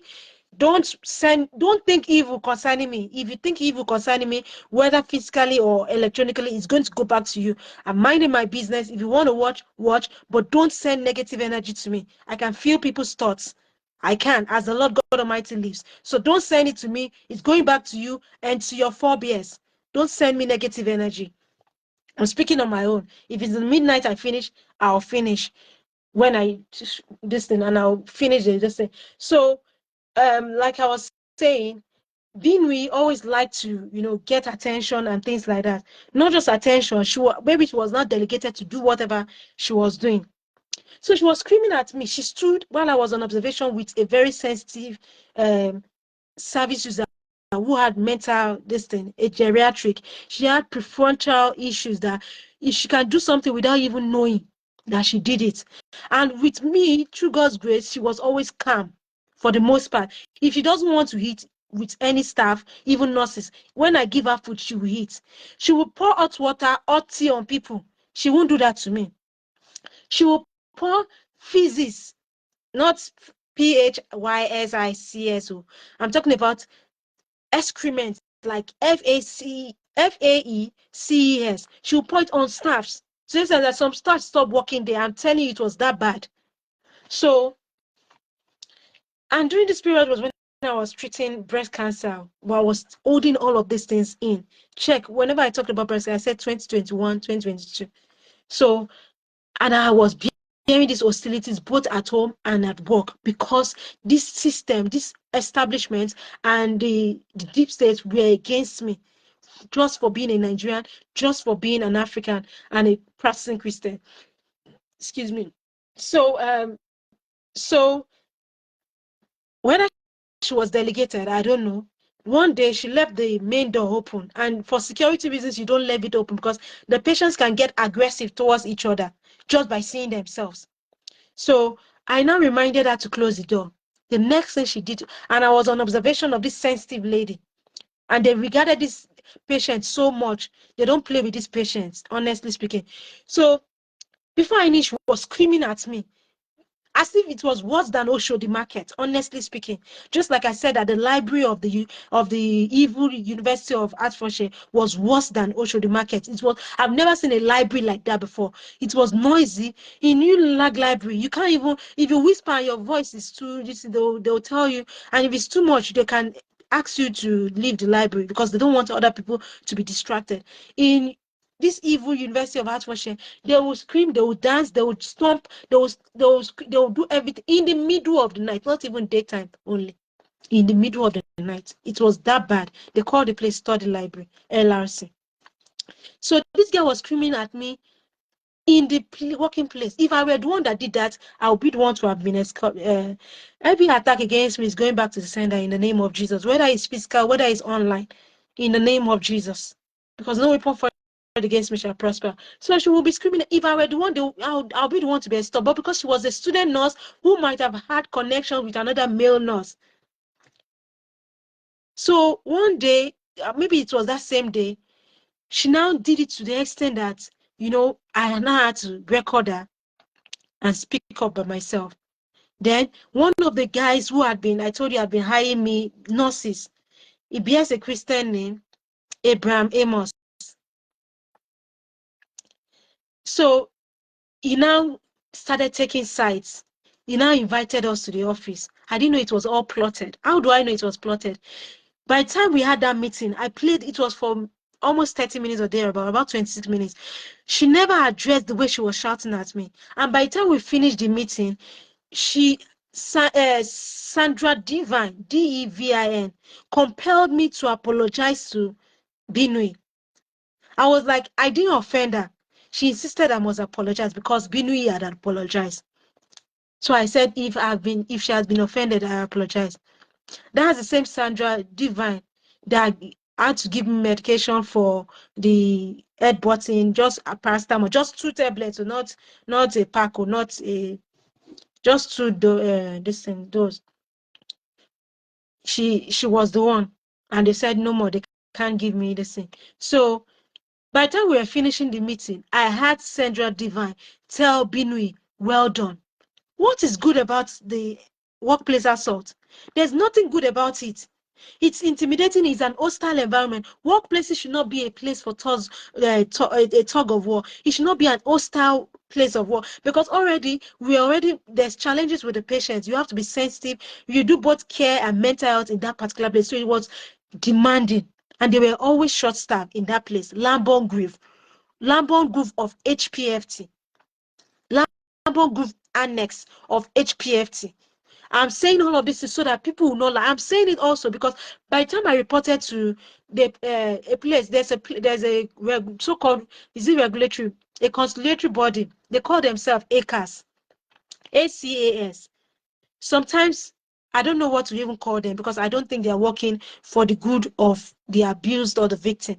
I will tell you a lot. If I have time to say it, I was describing to one ACAS representative, and I was saying the Yoruba proverb that says, arrow, they say, that is it adete or arrow, eru or ewo, ewo.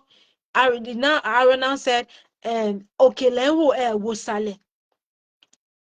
I only described it in English to this one Caucasian ACAS, representative. She got angry. Oh, she closed the conciliation on me. And this happened last year. This is not, I didn't say more than that. You would think it's more than that. I was like, this issues needs to be addressed. This racism, which is not just racism, is wickedness against Africans, against Nigerians. For how long is it sustainable? So I reported to ACAS this thing, and what even happened? So they denied that some units were even present in that facility. I was like, I had to call one of the nurses whose number I had. I was like, he said no more these units. They will lie to the extent that you'll be confused. That was friend ward. On that friend ward, the male patients, male patients only. And there were times they abandoned only me with about 8 males. Nobody would do anything. They know. Nobody will do anything. Other people will leave their observations and go to other world where things are easier. They abandon only me. There are times like that. And there are times they told me, every time you come into this world, it becomes calm. It becomes, patient becomes calm. Become calm. Yes, to the glory of God, but you don't now turn it as a privilege to be to perpetrate evils. I can only give that to the glory of God because I'm a Christian, but it doesn't operate automatically that way. You must have an empathic spirit, and these people, whatever spirit is in them, they know when the clean spirit is around them. And I'm still not praising myself because that's why I could work with it. I do it as a work. And like I said, I don't do it if I see somebody, like if somebody is cantankerous, I would tell the person, see, I don't have your time, because that's a mental illness if you're being cantankerous. And that's how I've been able to, scale through in my residences when they use this kind of evil people to perpetrate all these evils. I have recordings upon recordings of unprovoked assaults where what I did is even good against these people, and yet they will repay me evil back. So that was how I kind of like told them this particular word, this thing happened. On the long run, let me call the long story short on this HPFT. So that Abraham Amos, what he now did on the long run, there was a time they now lied against me that I said, shut up to them. I was like, I wasn't even talking to you guys. I was playing with a patient in order for her to be able to, do this thing. And if you don't play with patient, this will be the same people that will complain that you are not playing with patient. So I was playing with her, and I think the lady was a retired nurse, and she became ACA after a retired nurse. Then she was working with another girl, attention-seeking girl. So they now lied that I said shut up, whereas it was Yoruba I soliloquized to myself saying, I said, I think Oroburuku Onweri, because they were like, why am I laughing? I said, I'm laughing with the patient. I'm being, I'm doing my job with the patient. They were provoked because they don't have that grace of making a patient calm. I've been called deaf just because I'm feeding a patient. Just because I'm feeding a patient, not knowing that the patient ought to take medication, they need to put medication in the food. They say it's not right to put medication in the food, but these same people who are the one Shagbateru healthcare sector in the UK, the healthcare sector in the UK is a toxic sector. They say it's on paper, in policy, you're not supposed to put medication in food, but in practice, they do this thing. The patient should be able to take medication willingly by themselves. And so they were supposed to put medication inside the food, and because I was feeding the patient who were acceptable from me, may not accept from them, I was feeding the patient. They now said, she now called me deaf. Okay, Kamilara, but what will I do? This same person now lied later on that I said shut up. So one of them, I now said, okay, can we even finish work and we address this? Because I don't understand how you people will just say I said shut up to you. Before I knew it, she now went to lie that I said that we will come and fight after work. I think that was March 6 or thereabout. And because of their hostility, I forgot to sign my timesheet. They call the thing timesheet. I was so desperate to leave that environment, that Lambo Groove in Hatfield. I was so desperate, close to St. Albans. The level of hostility was becoming so much to that extent. So I forgot to sign my timesheet, and I didn't even get home early. I didn't get bus, so it was like two-way disadvantage. I didn't get bus until after 1-2 hours, and my house was not so far. I took the initiative to go and sign my timesheet on a Sunday. It was Amos I met. He called Sandra Divine to sign my timesheet, and Sandra I mean, he went to give it to Sandra Divine, who signed it. He now returned it because I did not say thank you in my customary way, courteous way. That is the way I deal with all of them. And that was when I felt like they were taking me for granted. So that particular day, I made up my mind when the wala was too much. I made up my mind I wasn't going to say thank you because one, they made me forget my timesheet signing. And two, I don't even owe anybody for signing for what I've done, the work I've done. So I didn't say thank you. When I was now leaving, I had Abraham Himos threatening me from across the door. And I knew that he was going to proscribe me from working. So I felt like, okay, maybe only that annex.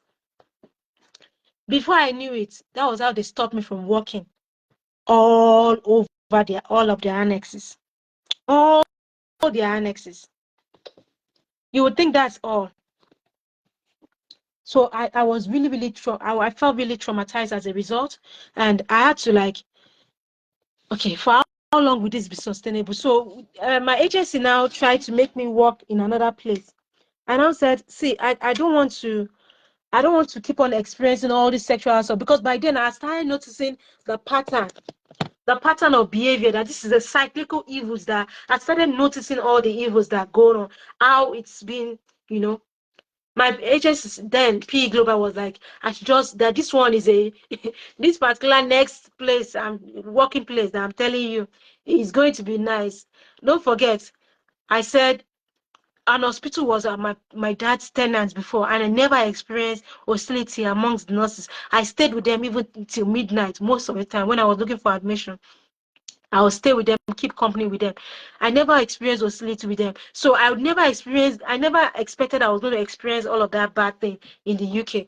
So guess what? It was March. I was supposed to go for work on March 8th. But because some persons contacted me on LinkedIn that I should come and be a kind of a guest to speak about International Women's Day.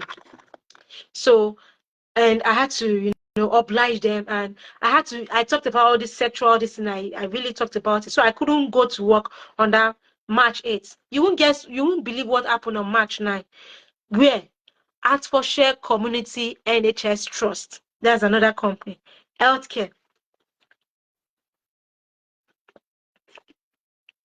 My lips are becoming chapped. I was said.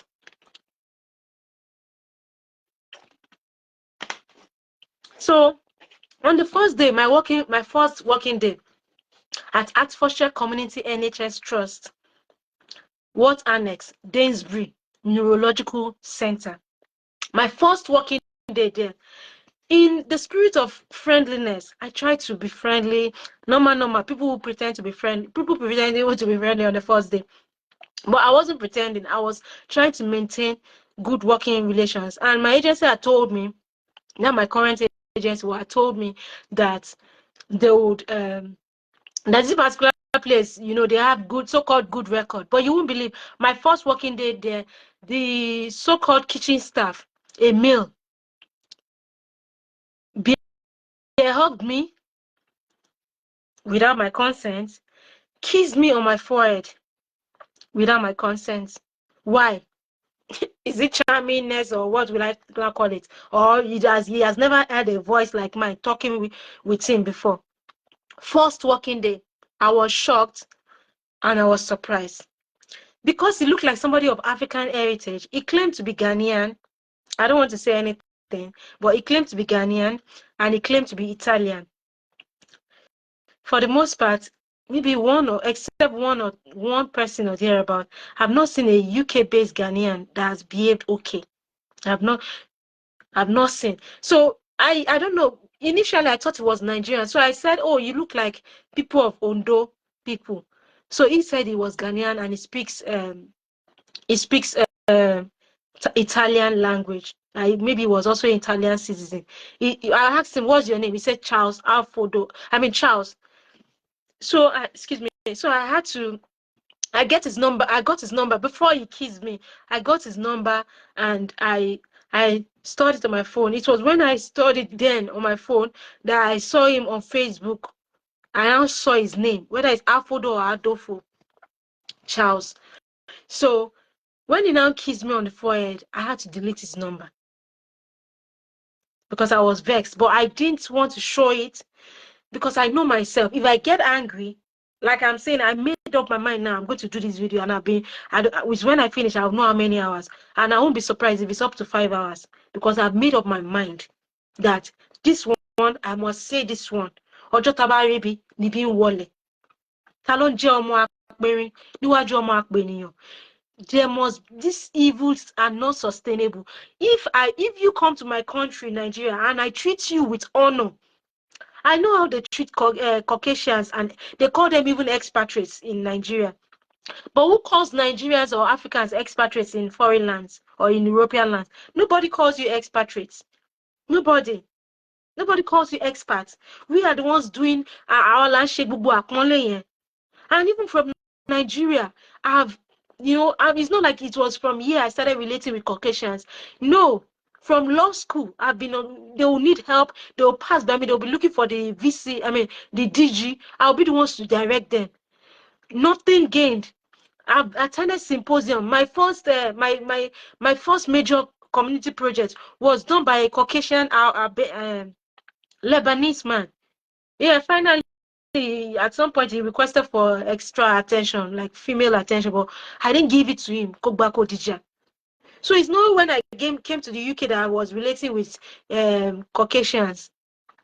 So like I was saying, when he kissed me on the forehead, I now deleted his number because I was pissed off and I had to control myself, because if not, and that was how it started. If I had talked that same day, that would be my last day at work. But I needed to pay bills, right? And I'd been through the bad experiences at the evil University of Hertfordshire, the evil Elysium Healthcare Limited, as acquired now by Ramsay Healthcare, then the evil Hertfordshire Partnership University Foundation, University NHS Foundation Trust, then HC1, that one, if not, I was like thinking I was going to leave UK, I would have sued them also for that thing they did, because it was not just once they tried that nonsense against me for lying that if you know I killed somebody, why did you not report to the police? How will you lie against innocent people and say they killed somebody because they did not show up for work? Not that I did not just show up for work, I notified you by canceling my shift on the app and notifying you, and you saw it, because that's how we get sudden shifts.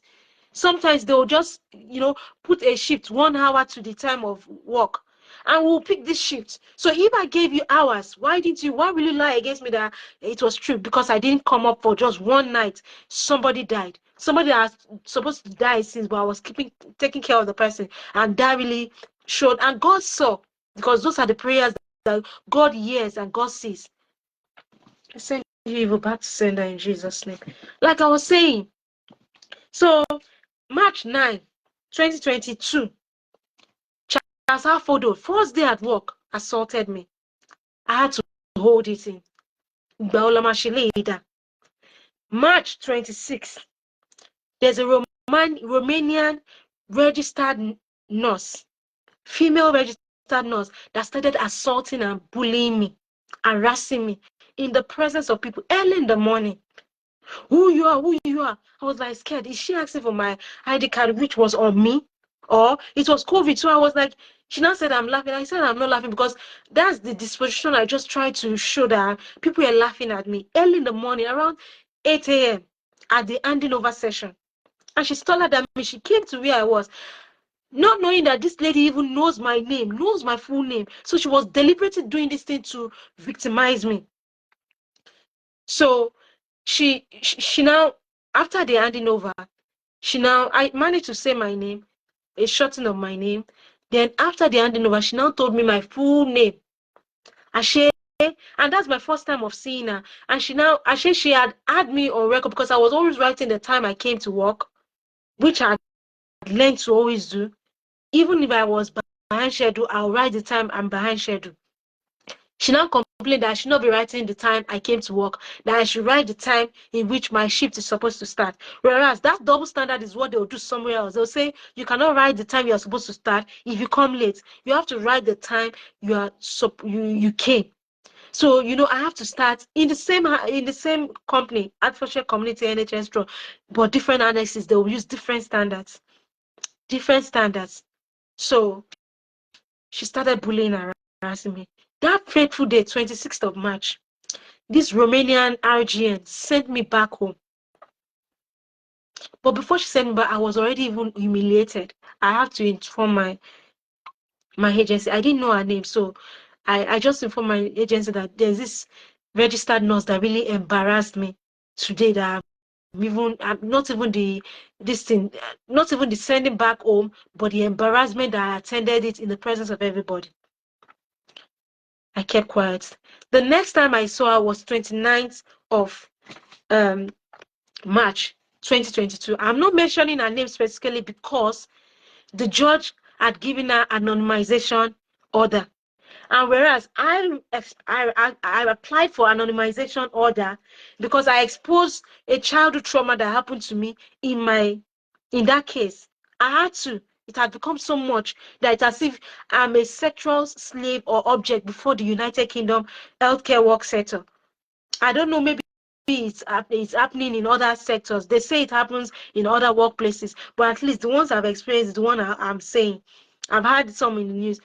This judge refused my own anonymization or application and granted this Romanian nurse band 6. So she knows what she's doing on the 29th of March 2022. So so she refused to authorize my timesheets of weeks before, like a fortnight before that period. Remember, I started working there March 9. So she refused. She said she wasn't going to authorize my timesheets because she's one of the senior nurses. So she now, on the 29th, I don't know, maybe she was having guilty conscience or because I was just going on my own. She now came to me before I entered the elevator. She now started rubbing her hands on my body. One, you don't even touch a Nigerian anyhow. Yoruba, particularly Yoruba. You don't touch you. Oh, for Lara will be like, Mama for Lara. So, but this one, she was just rubbing her hand, left hand on my back, then her hand as if free on the vida. I was like wondering, why is this lady touching me anyhow? But because my timesheet, as she's claimed she won't work, authorize it, she won't pay me my money. So I had to do normal and pretend as if I was playing along.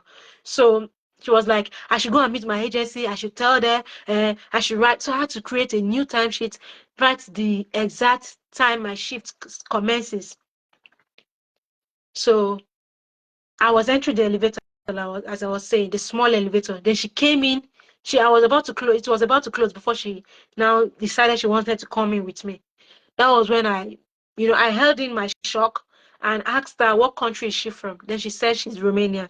That was when I knew a little bit about her. As I still don't know her name. So fast forward to 29th of okay, that's 29th of March. Then she repeated that sexual assault another time, but somehow CQC started coming into that premises. So there was one particular fateful morning, early in the morning, the CQC, is a regulatory body. So they normally fear CQC a lot. So these particular two people, a male and a female, they came into the premises and they were on a particular ward, yellow ward of that premise, that Daysbury Neurological Center in Welling Garden City, Hatfield. So when they were around and I could see them in view, I had suspected they were the ones. Because there was a time they came onto the premises and nobody questioned them who they were. Nobody said anything. So, but even my own, before I could enter on the 26th of March, I was given ingress because there's a security system you have to press and they'll ask you who is it, you mention your name. So my own was an exemption to this. So like I said, after the 29th of March 2022, there was a time she was rubbing her hands on my body in the ward called Yellow Ward. I'm saying all of these things because if the court does not register or does not accept my evidences, God, who sees this, who knows this particular time, who created the times and seasons, is judging the wicked. Yes, the God Almighty will judge in my behalf. As long as the sun and the moon exist, God will judge. God will judge. God will judge. So she now She now started rubbing her hands on my body again for no justifiable reason. It was because of the presence of the CQC. I now had the courage to remove her hands from my body. That was the only time I could be courageous, because I could see them in view like this. And there was no reason for her to have even been touching me again. So I let that slide. But like I said, Charles Adolfo or Afodo, whichever what name, he has been assaulting me and he continued to assault me. So this time around, he noticed that I was uneasy on that day, which he assaulted me. So yeah, he hugged another staff. He now said, "You see, nothing, there's nothing." I think he noticed my disposition. He said, "You see, nothing. We can be a hug, you know." That's a female staff. I think he bear hugged two female staffs. One is a Caucasian, another one is Melanie color.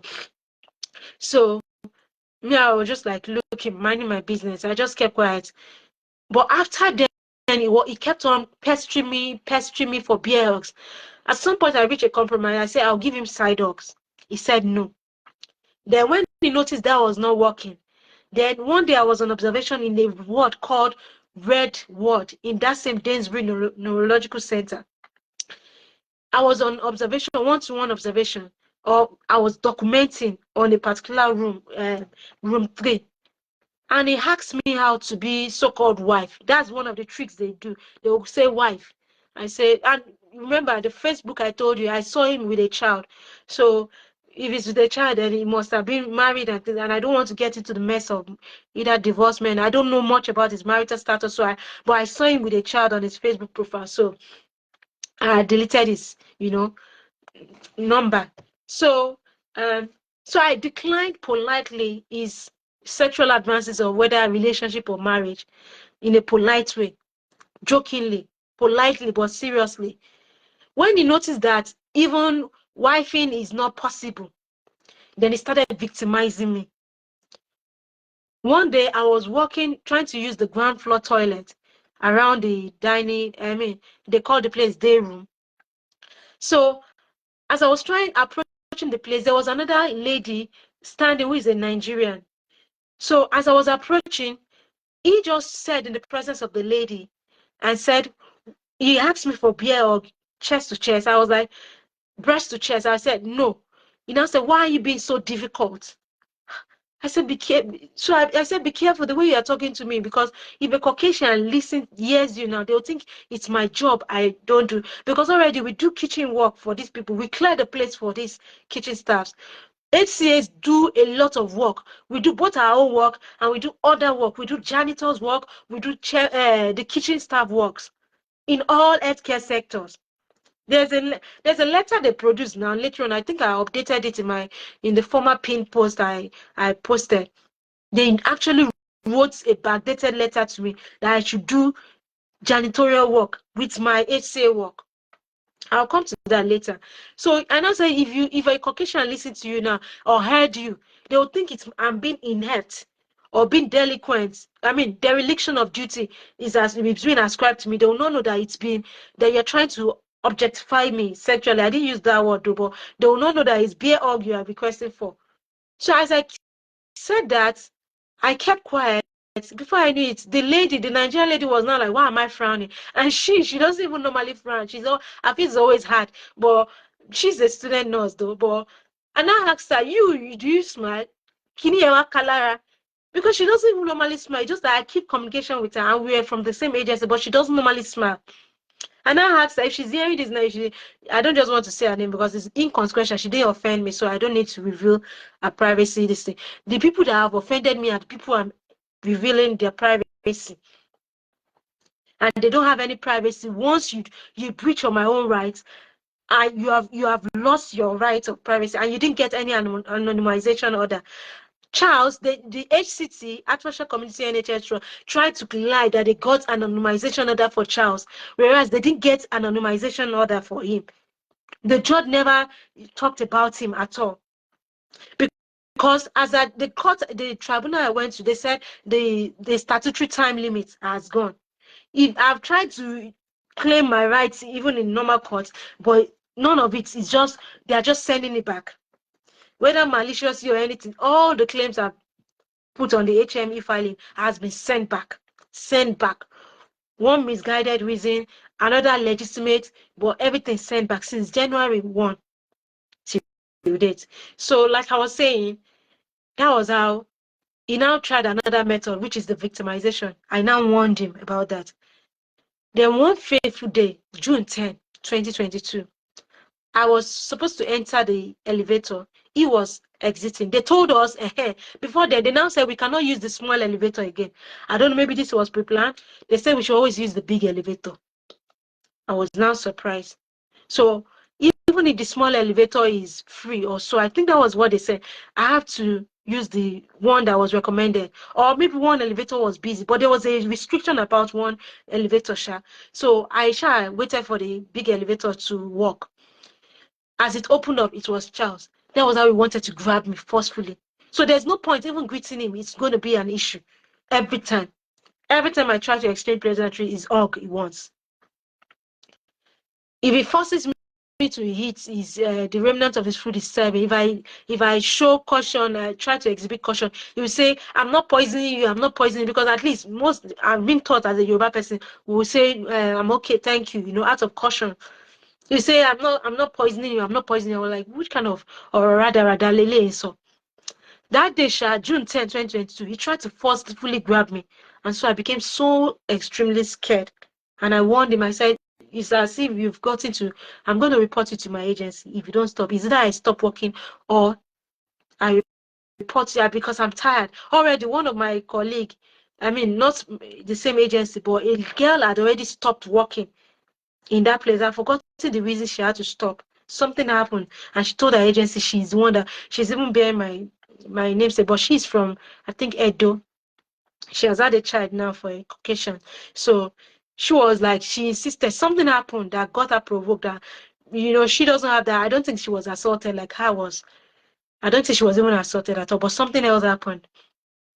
So I now it was that day, and like I said before, once I start saying I will report to my agency or police, I'll do. That's what I will do. It's not like whatever the person now says, whether sorry or anything. He didn't say sorry, but it's not like what the person says will change my mind at that point.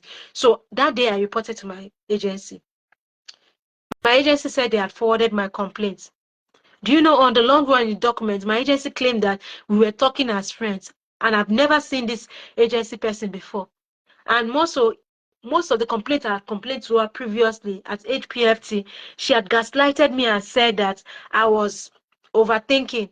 In that HPFT too, my Nubian style hair was compared to a a a coronavirus. I made that as a post before. So when I was, being attacked even by patients because of my Nubian hairstyle, I wasn't really, I take it in as not, I didn't take in the evil actions, but I just, that forbearance, that long suffering. And more so, sometimes when you walk in all of these annexes, they'll say, why are you not wearing wig? Like, so African person wearing wig. I was like, I don't need to wear wig. Why? I wouldn't want to tell them, but I was like, why are these people always scared about my natural hair? Not even, I relax my hair, though. My hair is relaxed right now. So my hair is relaxed, but the fact that you leave your hair down, you don't wear wig for the most part. 99% of times, Caucasians don't wear wig. Why are we Africans the ones that have to be wearing wigs every time? And if I don't wear wigs, you either stigmatize me as a demon or you say my hair is looking like coronavirus. In HPFT. And the person that said so, I later on found out that she's a team leader. She doesn't have anonymization order, but I don't feel like saying her name because she's so inconsequential. It was so traumatizing that I was like weeping. She said it in the midst of about 30 professionals. I was the only HCA there. In a room, they were doing handing over. I was told to read my handing over notes. I felt it so, and they were laughing. So I felt so demeaned, and like so demeaned, like it was so embarrassing. Saying it publicly, they were laughing at me. That's by the way. So on the day Charles Hatfield, when I threatened him, I was not to report. I reported. They started reducing my shifts. Before that, they will be begging me to work 7 days out of 7 days, which I will politely decline. I would have worked 6 days already. This is even nurses from the place themselves me to work 7 days out of 7 days. I was like, I can't work 7 days out of 7 days. I've already done 6 days tedious work.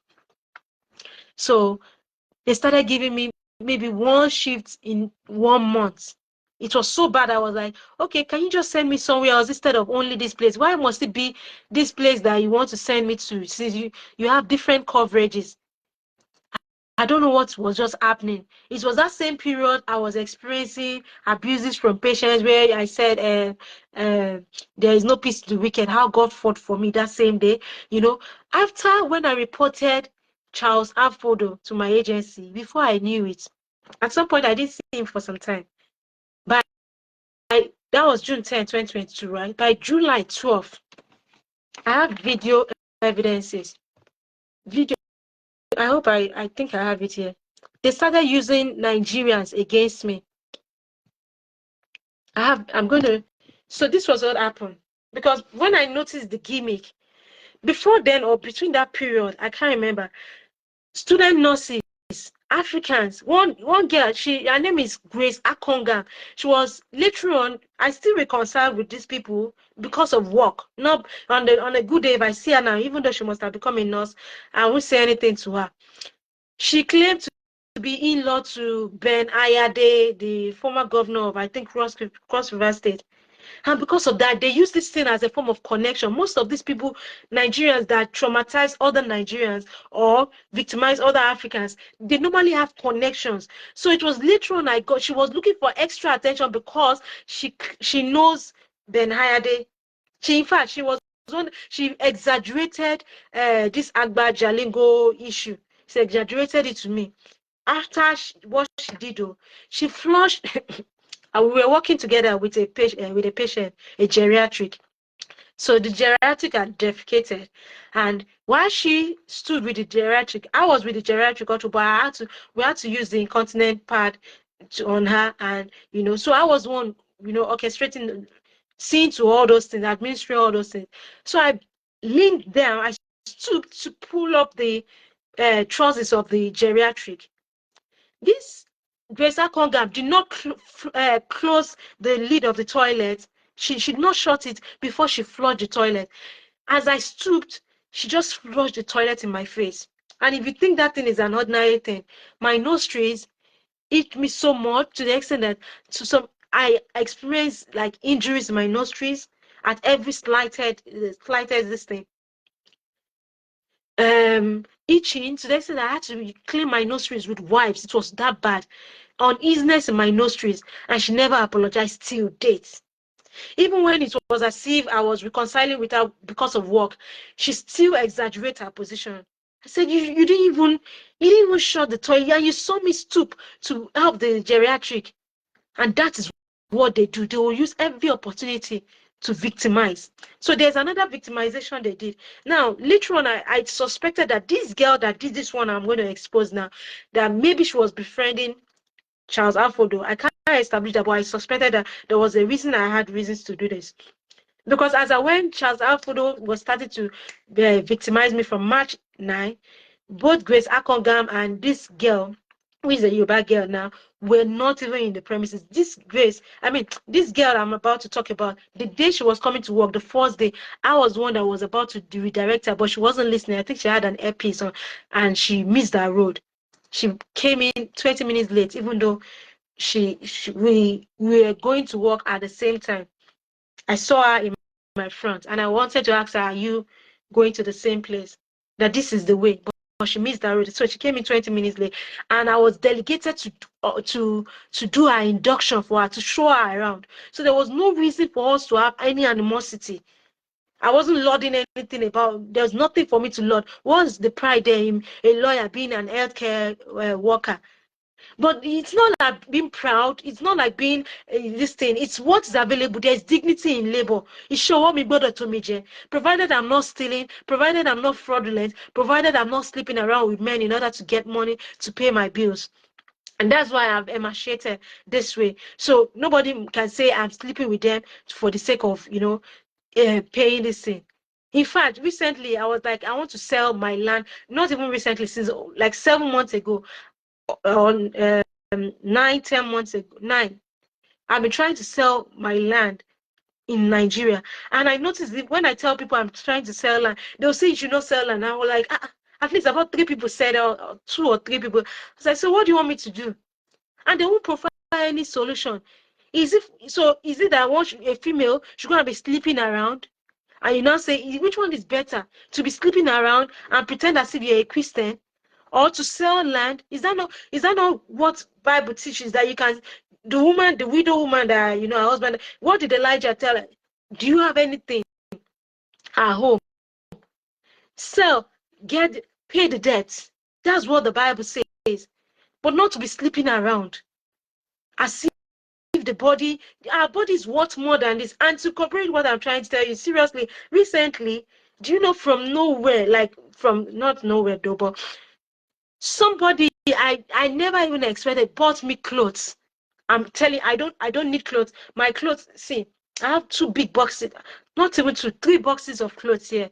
2 are majorly clothes, and they are full to the brim. I have to compress them. The third one is still clothes, but not major clothes.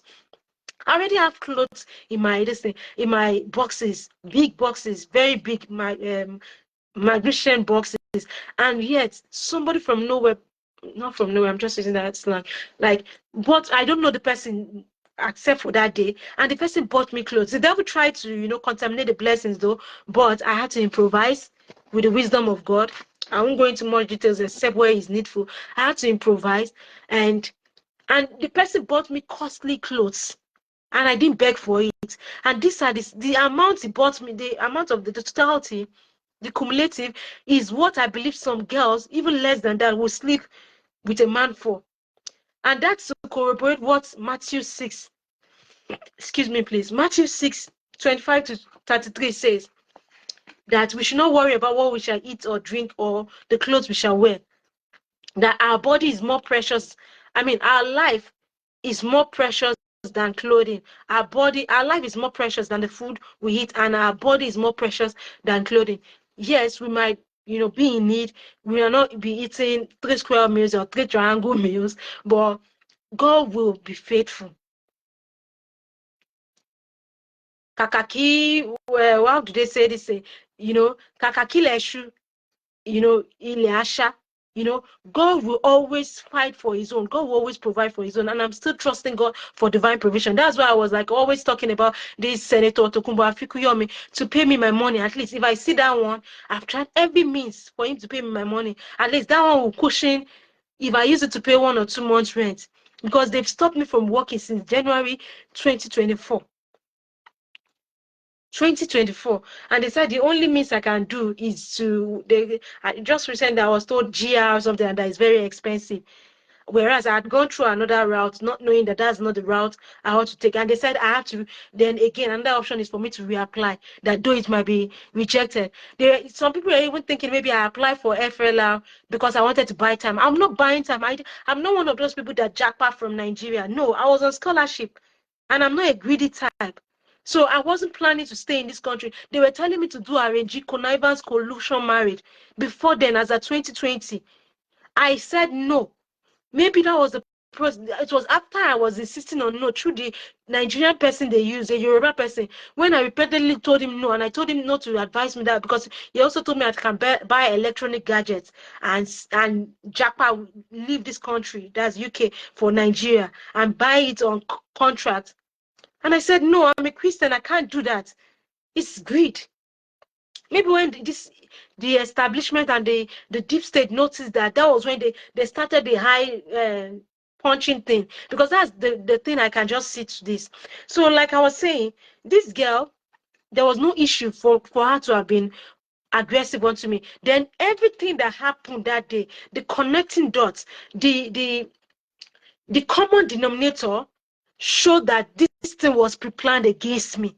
I'm very, very sure.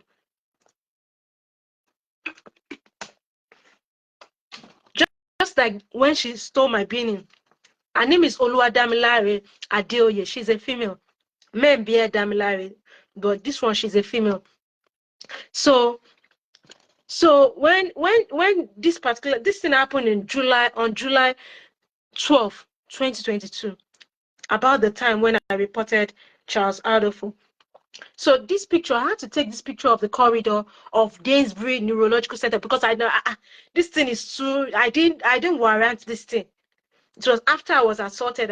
So this place where this thing is, you know, it looks as if it's blocking the way, but the way is still spacious, right? So I was coming, and when I was coming from, I had gone to serve food. So Oluwadamilare was going into the ward from the kitchen, and a female Caucasian was serving the food. Was the kitchen staff that was serving the food. As I was coming, I just noticed, I feel people's energy. So I just noticed that maybe something was about to happen. So I now move close to this thing so I can give way to her. I move close to this place so I can give way to the girl so that she can, that's Oluwadamilare David, that she, I mean, Adeoye rather, beg your pardon, I'm so sorry to the person bearing that name. So Oluwadamilare Adeoye. So I was like, she should have space in order to, before I need, she now came to where I was and she now pushed me. When she pushed me, I maintained decorum because it's workplace. And more so, what will anger profit me? If you I feel the energy of my anger. If I ever get angry, you can kill somebody in the process in the process of getting angry. Do you know that? And it has happened. I've been exposed to that kind of work, legal this thing, where people have killed people in the process of getting angry. So I maintain decorum. When I maintain decorum, she was supposed to enter the place that is yellow. This is the place we call yellow wing. I had to take the picture because I was assaulted. So she was expected to enter the corridor. At the point of being at that place, she now abused me and said, "I'm blind." I I now felt like, okay, I think this is premeditated. So I now felt like, okay, I'm going to talk to the nurse on duty. I'm going to report to the nurse on duty. At least the elders in our land, they have this saying that Agbaki who are loja koryomo tutuwo. Then I noticed that the nurse on duty was African, which is rare. She was agency. She was very tall and huge. Then I think she was Jamaican. I'll play the video for you so that I have about 5 of the videos. So she was Jamaican and she normally gossiped to me, but me, I don't include myself in the gossip. This is how she does it. Sometimes she will request for a pen from me. And for the most part, I will hold maybe like 2 pen with me. So I'll borrow her one. In the process of helping her, she'll start gossiping about Caucasians to me. And even though if Caucasians does any bad thing to me, it doesn't mean I have to be gossiping about them. So yeah, I was just like, okay, I'll be looking as if I'm listening to her, but not contributing to whatever she's saying. So before I knew it, that's most of the time she just be, talking about people, and the way Jamaican accent is, sometimes you can barely understand what they are saying. So I was just like wondering, why is she the only one on duty on this particular day in the ward? Because ideally, nurses are always like 3 to 4 on a daily basis. There's the overseeing nurse, there's nurse in charge of each of the units on that particular facility. And there's the yellow ward, there's the red ward, and there's another ward they now call blue ward now, which was another ward, which was dining room. So at least 4 nurses per day. This particular one, I think maybe she was the only one on duty. Now I'll play one. And I went to report to her. I noticed that she was absent-minded on my report. That I was telling her that trouble is booming in so-called paradise. The place just looks neat. The place is worse than a ghetto. That Dainsbury Neurological Center. It's an harbinger of evil. Honestly speaking, it's an harbinger of evil. A depository of evil. So I now went to meet her. I said, somebody assaulted me now, and apart from the assault, she's even abusing me. That maybe she can, checkmate it because it's a safeguarding issue. As I was reporting her, I didn't know they had planned it together. Oluwadamilare Adeoye now came to meet me and say, "Oh, why? Because I had reported Charles Adolfo. And the curses this Oluwadamilare Adeoye pronounced on me on that day, pronounced on herself, like shame, pronounced on herself and her child. as a then she claimed she had a child. She mocked me that she had a child. Maybe it was a favor that Charles Adolfo was doing to me, that he wants to he wants to give me a child. Oh God, oh God. In fact, God is so wonderful.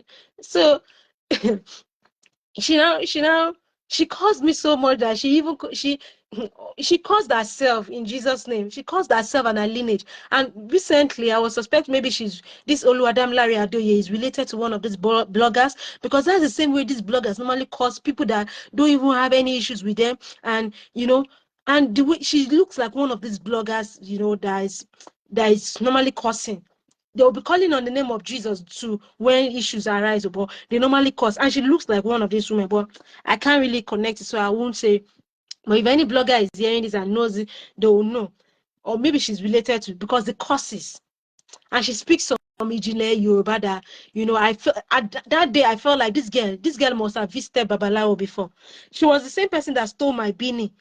How? Because they were stalking me, they knew my movements. She stole my beanie in a disguised way. So I'll play this.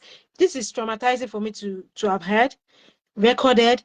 Then she started recording me on the premises. It was after then I took the picture of the corridor, because if she could be recording me in the presence of the nurse and the nurse did not say anything, then I started recording her, not immediately when she was abused, but when I saw that she had the audacity to start recording me.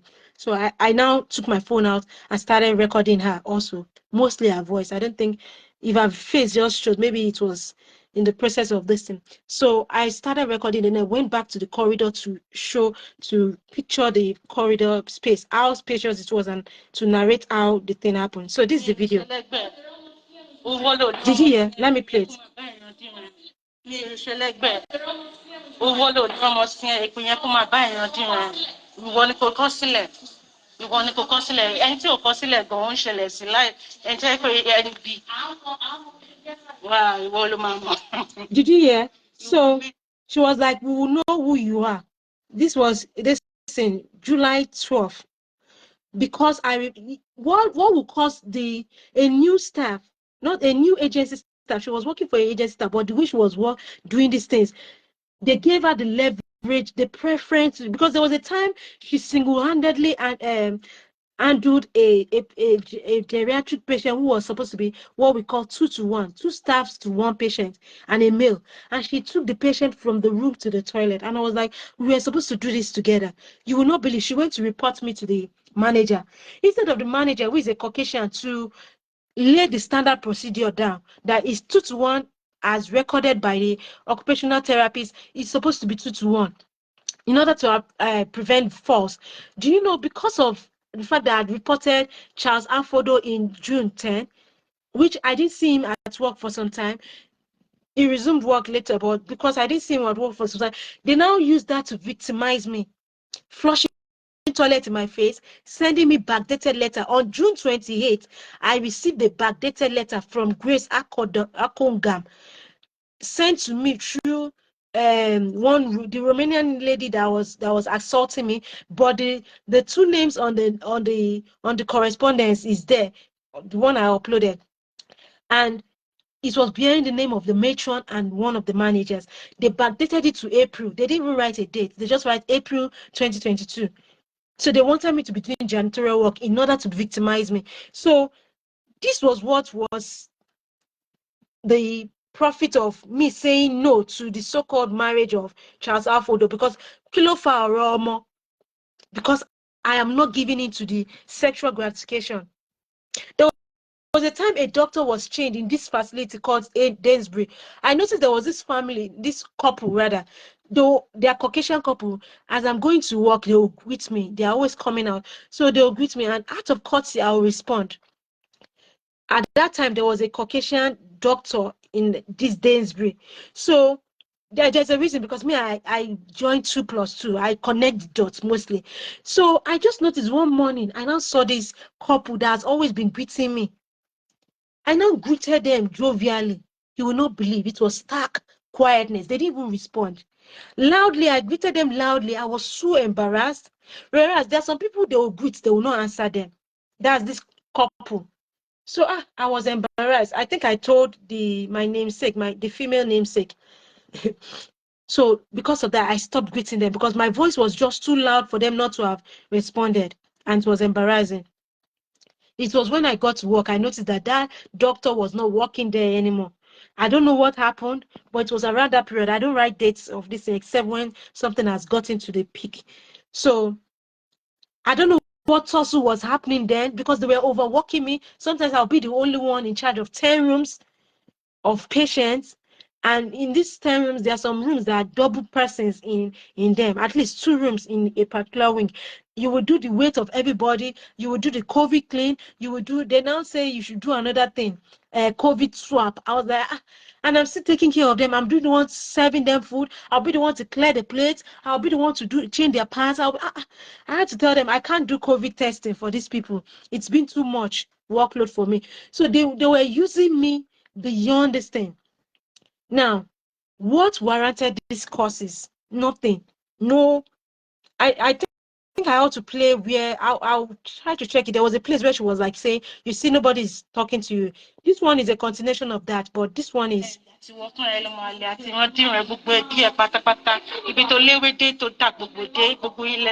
see, she said, oh, le loco. What up? Why is she saying, oh, le loco in Bisha? And she's new. It wasn't that day she came though, but she was relatively new. I had been working since March. She just came in around June. Around June. So why? Because I said no to a kitchen staff who is of African heritage. I don't, you may carry talking about masculinity. Yes, I can talk about things like that because I'm not a kid, I'm an adult. But talking about Christian standards, the man is nothing. Nothing. He has no values for me to appreciate or submit myself to be married to him. He had no such values. And more so, if he assuming he had such values, he would not have kissed me on the forehead on the first day and behugged me. He would have asked for consent.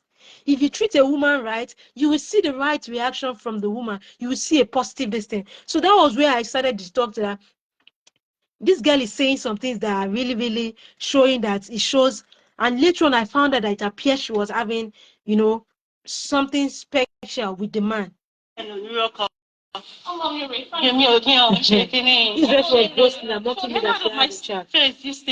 came to meet me again.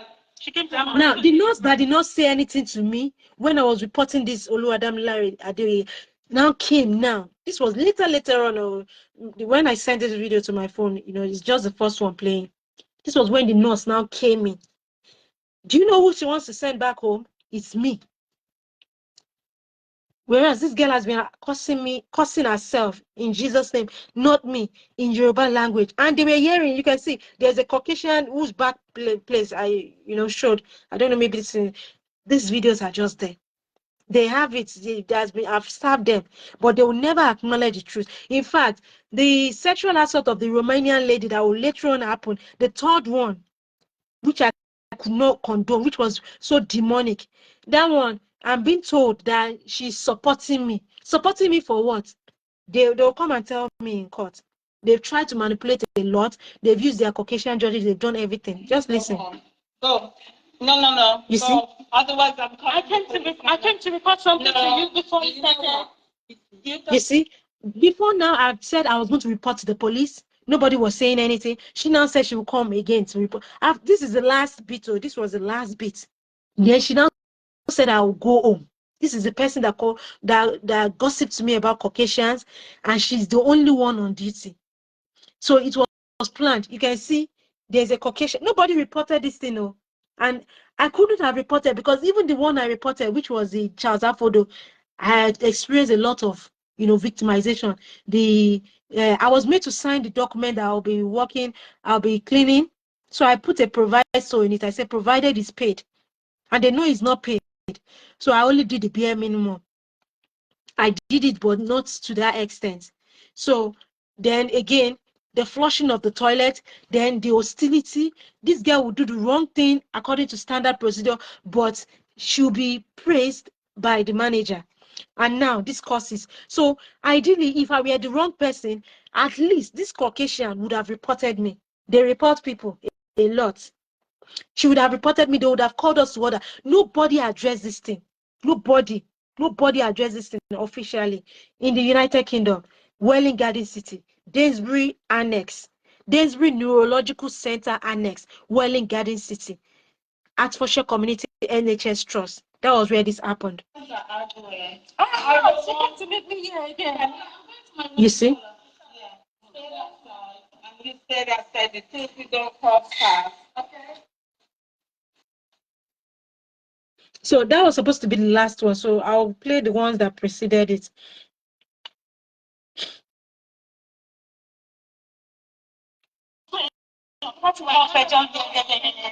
Do it. You are the one that is on the look at yourself.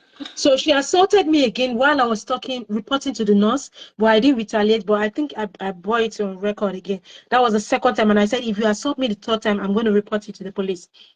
But this one's the 7 area. She said I'm ugly. So that means somebody did me a favor by proposing marriage to me or trying to hug me every time. So I should see it as a favor that they are assaulting me at work and they want my punani and my pussy at UK healthcare, sector. Because not even healthcare sector, everywhere. Why is the Senator Tokunbo Afikiomi pretending as if he wants to do coursework and lie that he did not use my coursework, my intellectual property for his ICL course work? With the course code I already, these are because they want more attention, extraneous attention. This is the same way they victimize people. Why is it an issue to you? What's your business? Why are you so different? Who are you? What's your business? You try it. No. So what's your problem? No, please don't put me in the other side. Who will video you for what? Who are you? Why? Somebody was videoing me. I'm talking about the person. This was where I was establishing that she started recording me. So I had to record her back. You taught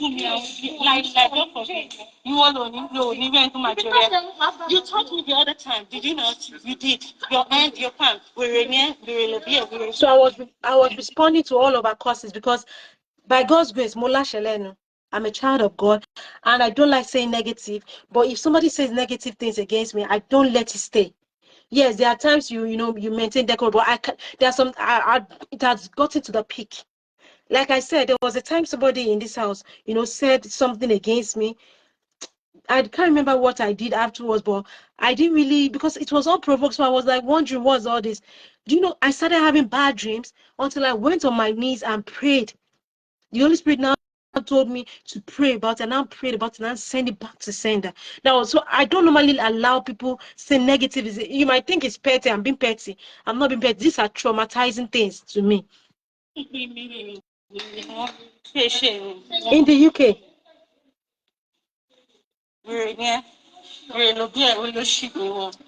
You can hear what she's saying.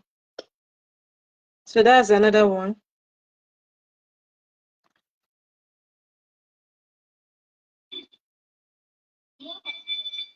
So why did you say she's charged like that? Why?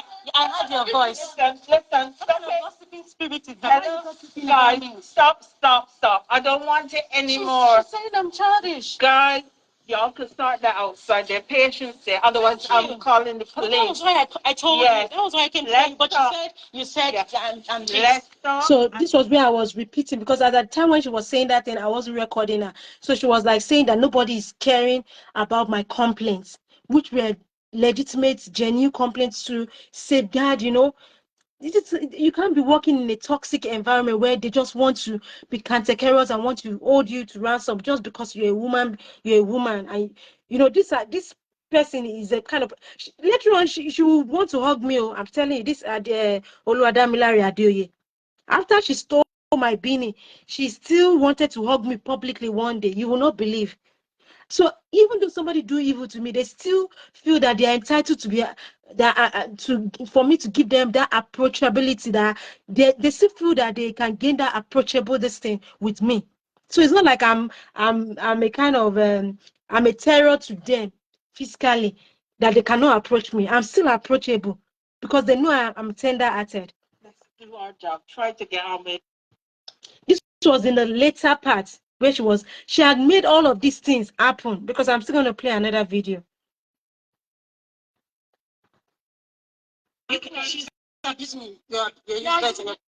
So I think I have 2 more seconds. I mean, one is 1.12 minutes and the other one is seconds. You took my video part. This was where it started. Do it. Let it get to me. Let it get to me. Let it. This filthy confidence. So I was like, she was assaulting me, and she expected I was going to retaliate. And I said, no, I'm not even going to use my hands on you. Your hands are fast. What's wrong with you? Please, can we just comport ourselves? Cussing me. Cussing herself, not me. Jesus. In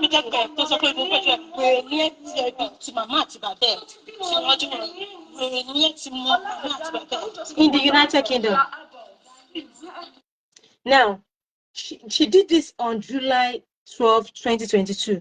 By January 15, remember, she's the same girl I told you pretended to be asking for apology. On that day, she told me she was gossiping with 2 of the persons that were here, that was what made her behave the same way.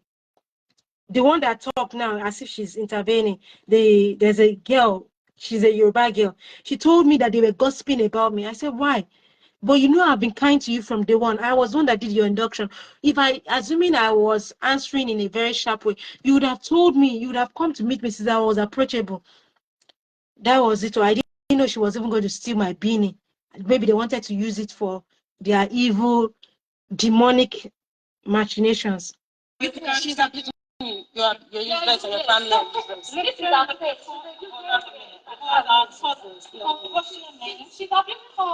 So now this was where it actually started. You can see this place is the nurse station where I was over the counter and I was reporting. So I wasn't expecting, I was still saying that she's abusing me because she was speaking in Yoruba. So I was trying to tell the nurse that she came all the way. She was supposed to be at Yellow Ward serving food. I was just still reporting, and she came all the way. She wasn't serving food because she passed by me and could shrug me. Otherwise, she could have poured the food away. I was the one coming back with the tray. So I was here thinking that if I reported to the nurse, it would be, resolved amicably. So I was surprised she was abusing me. That was why I was like, she's abusing me, so that the nurse would take caution. No, the nurse, and by then she was also already recording, so I had to record that. This was a starting point. Next time you stop abusing people, you are the one to happen to. You are committing a crime. So I was still cautioning myself not to touch her and not to abuse her. So I said, you are the one it will happen to. It was when I could not hold it again that I started retaliating. Saying what it doesn't mean I'm just by saying it back to her. And there's something about me in Yoruba. If you abuse me, I will abuse the person to their family and their lineage. That's me. If I vex, so then again, she started assaulting me because she did that now. You're committing a crime. You see, I said, you are committing a. Let me rewind it. You are the one that. Let me.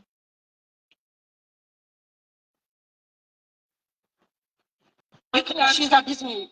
This was where I was telling them she's abusing me in Yoruba language.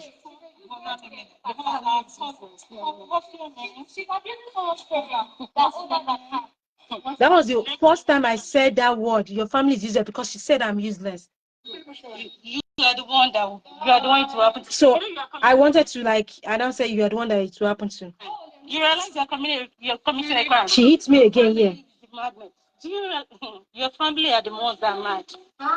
Very uncultured, mannerless girl. Hertfordshire Community NHS Trust, United Kingdom, worse than I've stayed in the ghetto before. It has not been like this. It has, honestly speaking, it has not been like this. The ghetto people still are even friendly than, honestly speaking. I'm blind. Yeah. You're mannerless. You're very, very. Your family is mad. You're mad. You're mad. You're mad. Yeah, everybody knows it because I complained about Charles Aldofo and all the victimization that came up. There was a time I was being stigmatized as an African. I didn't know all these things were being orchestrated. Me, I was still thinking maybe, useless. Your family is useless. You say you're so uncultured. Right here, I'm going to call the police right here. So this was the earliest point. This thing was happening. I was like, I'm going to call the police right here. This was the first recording after I had, was reporting to the nurse on duty. The Joanna girl, the Jamaican girl, did not see anything. She saw everything. She did not see anything. So later, she came. I'm so like, you're so stupid. You are mad. Your family is mad. That is the level. Your family is mad. I'm going to have taken my picture. Like that's a crime. That's a crime. Hello? Excuse me? We're serving the meals, so can we serve the meals and then you can have your discussion afterwards? I don't have any discussion with riffraffs. Riffraffs.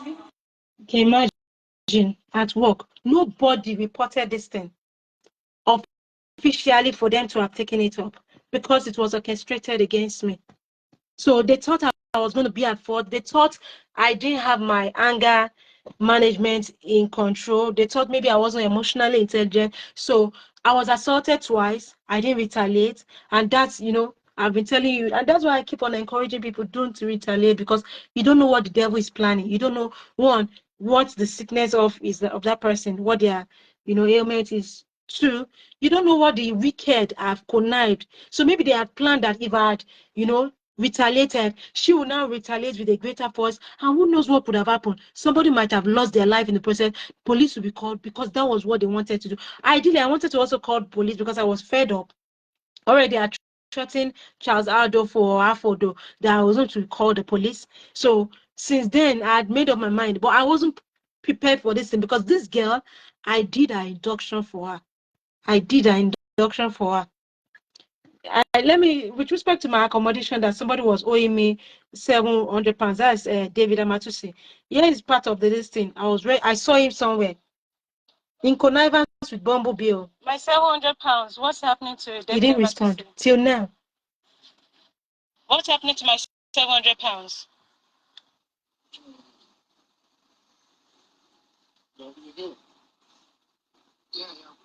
Yeah, that's why. The bond is, I can't do it last time. I can't do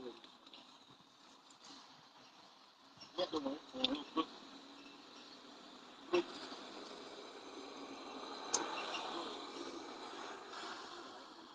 My £700 has been with you since April. I'm talking to you before you started your call. And yet you refuse to return it. And I'm asking you now, you're pretending to be on call, to be making phone calls. Yeah, that's fine. And I know you've been seeing my correspondence. I know you're going to be standing up now. Just return my £700, okay? This is what they do. If it had been a Nigerian that misappropriated £700, you know what they would have done?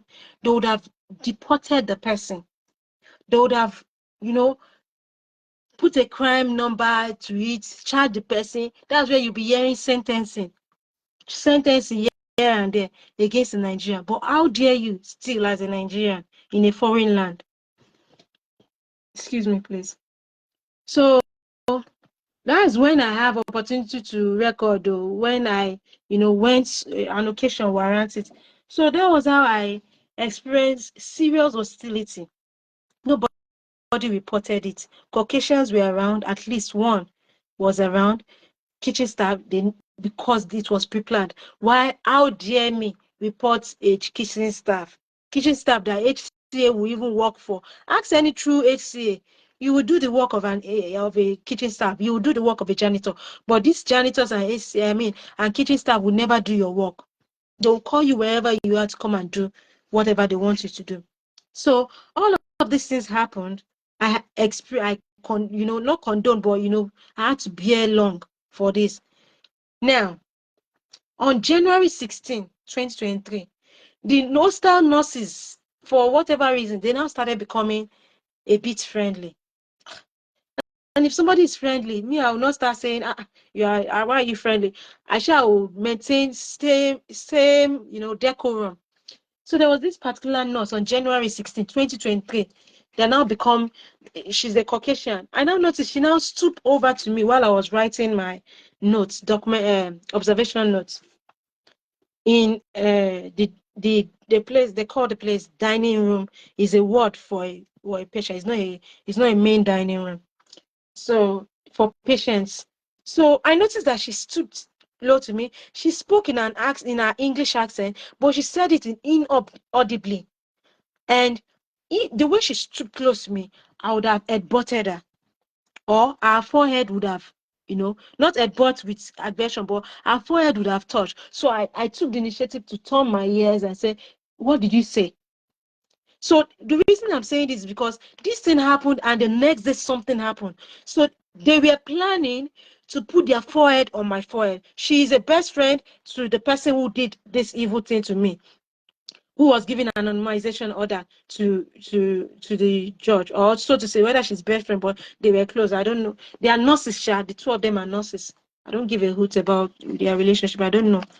So she tried to do that thing on that day, January 6, 16, beg your pardon, 2023. And she has not been friendly to me. Although the first week I worked there, she was one that wanted me to work on the 7th day. I had to tell her that I've worked 6 days already, and they were so short of staff. So that was when I was like, this. So she sat down and she was like, why am I not working on Wednesday? I told her I go to church and we do Holy Communion. That was before the church showed me shege winners. Before they show me shege, they would support this thing. So we shall talk, shall. The next day, I was supposed to attend an online meeting, a tribunal case, somehow like that. And I didn't know it was not online, that they made it in person, even though I had ticked online. So I said, I can't be in person there. One is at Cambridge. I can't go there. Cambridge has been a traumatizing place for me. All the records I have about the place has not been a pleasant one. So I don't want to go there and be, I've said a lot about it. So, and before then, a day before, I now told the nurse in charge, the Romanian nurse in charge that had been assaulting me. Like I said, I still maintain, good relations with people who do bad to me. So she now approved that I should come when I finish my meeting. But because I finished earlier, it didn't hold. So I went back to work immediately. I got to work about 11 something. I have to check the time, because I complained about it. So I went to, I was asking where she was because I was looking around for her in the 3 wards.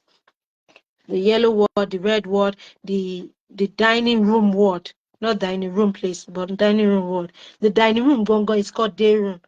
So I was like asking where she was. I asked from a lady, a friendly lady. She I don't know what this, but she was friendly to me. In fact, she requested for a hug before. Maybe she had known they were going to sack me, so she requested for a hug, and she hugged me so much that it was so hard. I was feeling her ribs. It was not necessary though, but it doesn't make sense. One, I don't like too much hug, particularly from people that my soul is not. So she now, that lady does not know where she is. She was giving different. So I noticed that nurse I was looking for, who is the overseeing nurse, she wasn't a manager, but she was the overseeing nurse. So she was close with another person, the doctor. So when I saw the doctor in view, I now went to meet the doctor, and I asked the doctor where the nurse was. The doctor now told me that the nurse was in the red ward. Now, all this period, I was going to and fro the nurse station. I don't know why they just lied that she was at the nurse station. That's after us in the court case. They now lied that she was in the nurse station. So why was I looking for her everywhere? What's the motive of even lying? Anyway, there's proof that they normally lie. So as a claimant, I have to give proof. Even though they don't, I know Caucasians don't ever want justice for Nigerians, or for me, or for any Christian, or for anybody with melanin color. So I just know. But I shall now comply. I now went to look for her at that red ward, and I found her. When I found her, I stood aloof because there was, COVID. That was 2023. We were still mandated. COVID was resuscitated, so they mandated us to be wearing face masks. So I now stood aloof outside. I didn't enter the room. She was making the bed, so the patient's bed. So I stood aloof and I told her that when she was done, I told her that I had, come, that I was unsure where to stay. My lips are becoming chapped. So I asked her where she wanted me to walk to confirm and to recognize my presence, that I had resumed. I mean, that's the courteous thing to do. And they attested to it. Do you know the next thing she did? My height, I'm not so tall.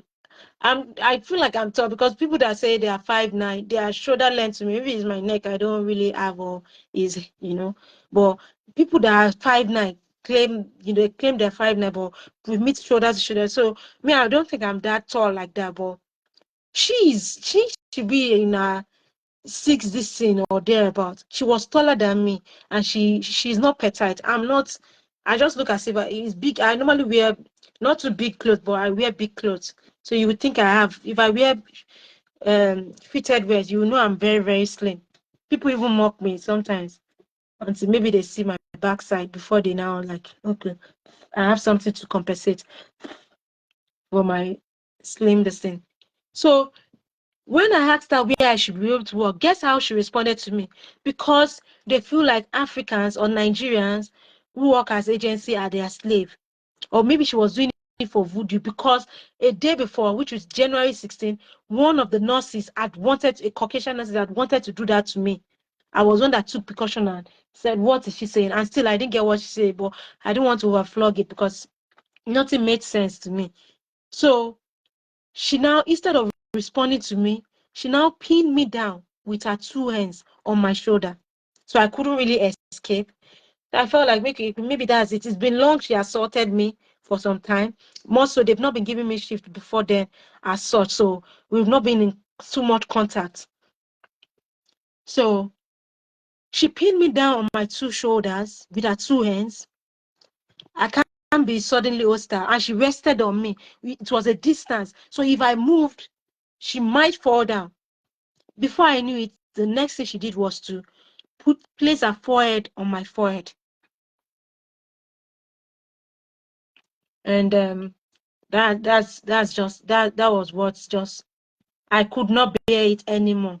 That was no more sustainable for me. I felt like, one, this is not right. I'm not a bisexual. The devil has wanted to truncate my life before, but God saved me from, I got born again very early, to the glory of God. So you can't make me your lesbian, this thing. And if you're bisexual, you still cannot make me a bisexual person. Then two, it's also like voodoo to me. I mean, we watch all these things on video. Why will you place your forehead on somebody else? So I tried to report it, and that was it. That was how they started another line of attack. Was it January 26th? Another unit on that premises. There's another unit. They call the place QVM, Queen Victoria Memorial Hospital. I went to work there. They wanted to send me somewhere else, which they had been doing before, but I felt like that day I wasn't going to go. Because of that, they were provoked, and they asked me to leave. And I had to comply with them. And I've subjected myself to a lot of inconveniences to even working there in previous past. Was it August 25, 2022? I was drenched for 2 hours in the rain, oscillating between the two units, that's Densbury Neurological Center and QVM, in order to even, because they will say they did not book you here, you start going back and forth here and there. And by the time I got home, I was drenched in rain, my coat everywhere. So I know what I had been through. So when somebody say on January 26, 2023, that go home, leave our work, if I remain there, they might call the police on me. So I had to leave. Do you know what they did? They lied that I left the workplace. And that's a safeguarding issue. They now lied that I left, that I abandoned the service users, which is a safeguarding issue. And they can put you in trouble in the process. And I said, no, I did not. And I think I called the name of God in my correspondence. It was later, after they've done their evil and sacked me from that was when they now retraced that particular action. Let me get I think I recorded. So it's not, I didn't record that day because I never preempted it. So Aisha was working once in a while whenever they gave me shifts. Then I had to report. I had to look up the name, whoever is overseeing that Hertfordshire Community NHS Trust. Initially, they said they will not look into it because I'm an agency worker, which is variably saying that because you're an African Nigerian, except those people they employ, and they will have their own advantage. That maybe the person is a student nurse, or they don't, or the person has connection with nurses. These are the people they employ. So I reported.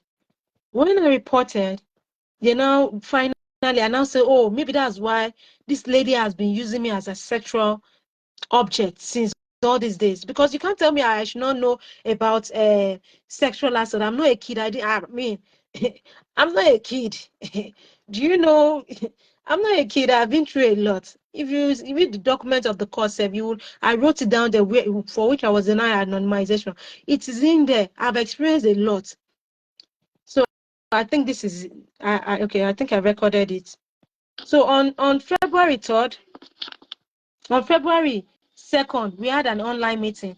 And on that online meeting, I was trying to talk about the fact that this thing had been an ongoing thing and it was not sustainable, that I should keep on bearing without reporting it. So that means if I had reported it since since March 9, 2022, they would have stopped me from work because I'm a agency and African who was not established in the system. So now that I'm reporting in 2023, January, that was an issue. And for me to want to say it in the meeting of February 2nd, the new matron, now got provoked. And I said, ideally, if somebody assault me like that or assault Africans like that, you could be susceptible to being slapped. Do you know the matron got vexed and was like, that even my saying that is already violent. I was like, something I did not do, something that it could have happened. It's a provocation. It is a provocation. You don't just touch people like that and you don't place your forehead on. And she's taller than me. She's far taller than me. Why will you lean on me? And now in the court document, you're saying, or maybe not, in one of their correspondence, they're saying they're supporting me. How are you supporting me? I've never entered a vehicle once. I've never asked her for financial help. She has been bullying me. So how is she there was nothing valuable about her that I needed. We were just working together. She was a nurse. I'm not a nurse. So what support is she giving? Whereas after that thing happened, they even made life so bad for me. A lot of chemical attacks. If I reveal anything in the documents, they'll use that against me. If I reveal anything in the court document, they'll use that against me. Food imported, I'll notice the food is getting, laced with chemical. Sometimes I have to throw away what do they call it? Paint rubber of egusi, foodstuffs, even what do they call this? Locust beans. Half of food point. I had to throw it away because it was laced with chemicals. So this was where I reported for work on February 3rd. They now intentionally made me come to work in order to apprehend me and to traumatize me more. Because ideally, they normally send me back home every time they don't want me or they will have reasons to. So why didn't they send me back home in this day? For instance, August 25, 2022, they were sending me here and there, back and forth. When I was tired, I had to go back home. So yeah, the nurse that assaulted me was present, whispering to another lady who was supposed to be a Christian. Gossiping, their usual gossip. And before I knew it, I had to call the attention of the nurse, and I was like, please, why am I being made to wait after other people are working? My name was not included on the board, on the two boards. So why am I being made to wait? And another person whose name was not on the board was present to work. I was humming a song here. So I was made to wait for the so-called matron for about 30 minutes. When she finally came, I think this was where she came. Let me play it. So this was where another point where I got to know that they lied against me, that I left the QVM and abandoned the patients, whereas they told me to leave. the matron now came in and now said, "Are you waiting for me?" Somebody that they insisted they said I should wait for. So I now asked her, did you ask me to wait for you? Because I was so frustrated. Before I even started recording, it was, but this time when I recorded, it was already 30 minutes. So before I even started recording, like I said, before I start recording, it would have, my consciousness must have been alerted. I don't just start recording suddenly. Not really. She now said, "Not really." But I don't know what to do. Not really. Let me just inform my agency. I was told to wait for you. Did you see us? You said, "No, really now." Did you ask me to wait for you? Did you ask me to wait for you so I can inform my agency? I don't know what's happening, and I should not be kept in limbo. Okay, now are you officially inviting me to come to you? No, because I'm getting confused. I was actually waiting for you. I've been waiting for over 30 minutes, and now you're saying you're not really, so I'm confused. So would you like me to explain it to you? Oh, why not?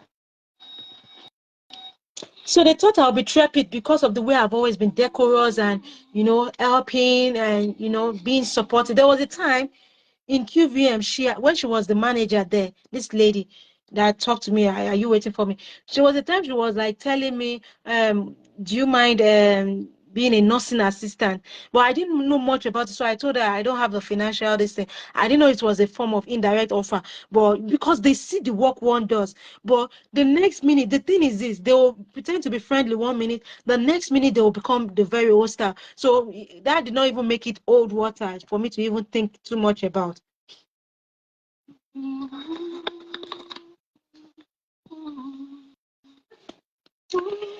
I'm so tired.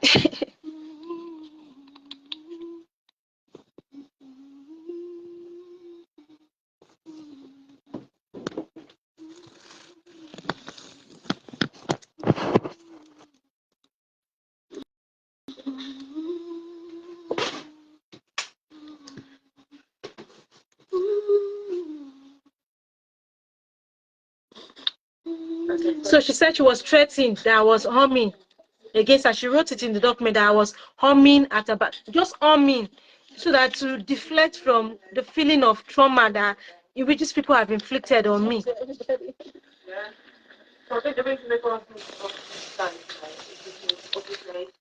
So now I was told that she mandated me to be present because she was present in the meeting on February 2, 2023. And now she's changing the narrative, saying that they told her because there is the same caucus, they are the same perpetrators of evil, the harbingers of evil. So they are switching everything, and they know that it was false imprisonment because they mandated me to stay on the premises. In fact, it got to a stage. The lady I was speaking, I didn't just want to. I wanted to fast forward because I still have to talk about the police assault and apprehension in 2023. Excuse me. So, they even said I can go upstairs to the staff room and wait. And all the rudiments of false imprisonment. So, yesterday's meeting. Yeah, yesterday meeting. The previous incident on QVM. So last night, QVM, where they falsely accused me that I left. I have already spoken to NHSP and asked for you not to work on any of the inpatient units at HCT. You see? Okay, but I'm telling you. So this corroborates what I'm telling you. You don't have to do anything bad as an African Nigerian, particularly when you don't have connections to anybody staying here already. So those people normally have those preferences. They get good jobs, so to say.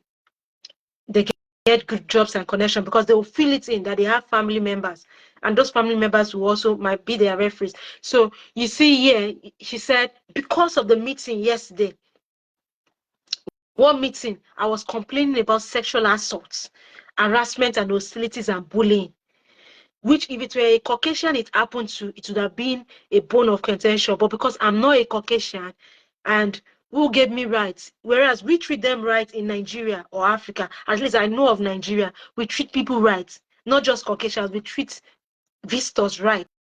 We defend the rights of visitors, but nobody defends your rights as a Nigerian elsewhere.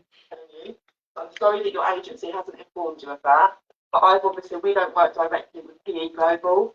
We work for an HSP. So I've informed them. Which is a lie. They've always sent me back home before. So they could have sent me back home on this fateful day. But she wanted to know who was speaking because on February 2, 2023, The meeting I attended incognito. By incognito, I meant that I didn't show my face. I was so, in fact, that day I was not even dressed. I was so disheveled. So I didn't want to show my face so that these people will not capitalize on it. So because I did not show my face, that was why she wanted to know the person talking. That was why she insisted that I must wait. So they were now saying it's not them. That was what happened. And they complained about that I was incognito. But in lieu of you asking me to wait, is it not possible for you to have just communicated with my agency, even though, excuse me, I was just about to say making a solution. So even though you had done that earlier, and now I came in under the erroneous belief, so to say, that, you know, I'm supposed to be here, and I'm already here, and the nurse was on duty. Instead of, in lieu of you telling me to wait, because it's quite, you know, embarrassing for me to be waiting in the presence of everybody, it sends across a message. Me, if anybody, I can sense something and I can interpret. Yeah. So she was giving a signal because I was gesticulating. She was like, as if I should not gesticulate. I can hear things more fast. So if I'm the one saying somebody in the presence of everybody being told to wait and still having to wait for over 30 minutes, I can interpret what that person. So it's quite embarrassing for me to have to still wait just because ordinarily I'm going to feel like it's the fallout from yesterday's meeting, which, you know, it's just up to everybody, but I should not be made to wait. That's what I'm saying. The reason why my team asked me to wait is probably because they didn't want to have this kind of confrontation with you, like the nurses. There's no confrontation at all. You see, for me just to talk is confrontation, which she had. That was what she felt. She felt like she's entitled to see my face on the day before February 2, and I was not in the best position to even be showing my face because I was traumatized. But they need to know everything. When I was still new in the UK, they would ask me multiple times in all workplaces for my age, which they have no business with. Not officially, they will ask me in person, and you must tell them. When it got to a stage, I started, you know, giving them an age range. So they ask you about your personal details a lot. Intrusiveness, excessive. It's just so embarrassing. So she just wanted to know who was it that had the audacity to even complain about sexual assault. Who are you as an African? Who are you as a Nigerian? Who are you as a practicing Christian to say somebody assaulted you? Who is your God? Before people who perpetrate lesbianism and bisexualism, you know, who perpetrate all these evils and feel like they can recruit you to their own, you know, their own promiscuous way, or what do you call it? But you cannot take your stand and say, no, I don't want this. The fact that if you take your stand against these bestial ways, or what do you call this promiscuous ways, then if you're at variance with them, then you should be in trouble. You don't have a right. And this was what the question I was asking then in the university. The limitation of somebody's right compared to another person's right. How do you balance it? If this person is a lesbian or acting like a lesbian or a bisexual person, at what point do I now define that you don't have a right to touch me without consent? It's non-consensual. So it was as if I don't have a right, because she was saying I was confrontational. Whereas when they send me home, I've never been confrontational. The Romanian lady has sent me home multiple times. I've gone back home without any issues. I've gone back home multiple times. On January 26, 2023, I was sent back home at QVM, Queen Victoria Memorial Hospital, Welling Garden City, on the same premises. I went back home without, nobody had my voice. And yet they lied against me. So why will you say I'll be confrontational? Because they are lying. Being expressive is confrontational to you, then I beg to differ. So this is what I say, my being expressive. I have, yeah. Why will you say with you right now as an ACA? Don't forget, my name is not on the board. I had to wait for you.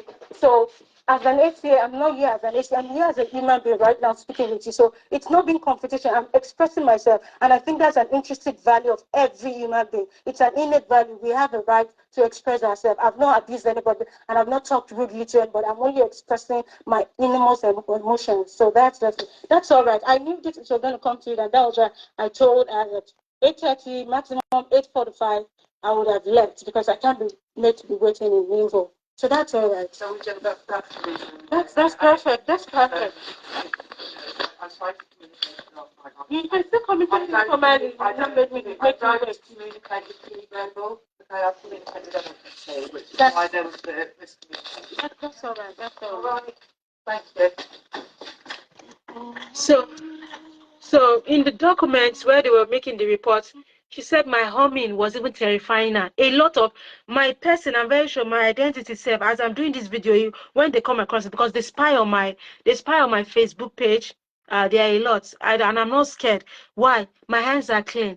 It's when you do evil that when your hands are not clean, then you be scared of anybody, whether the authorities or even the wicked. When your hands are clean and you have God by your side, there's no reason for me to fear. And they do tell me, they do say it. So now, like I said, what they do also, they can also go over and beyond and get to know where you're living, because these things are registered in their profiles and things. Then they make, they cause issues at work. I mean, at residence.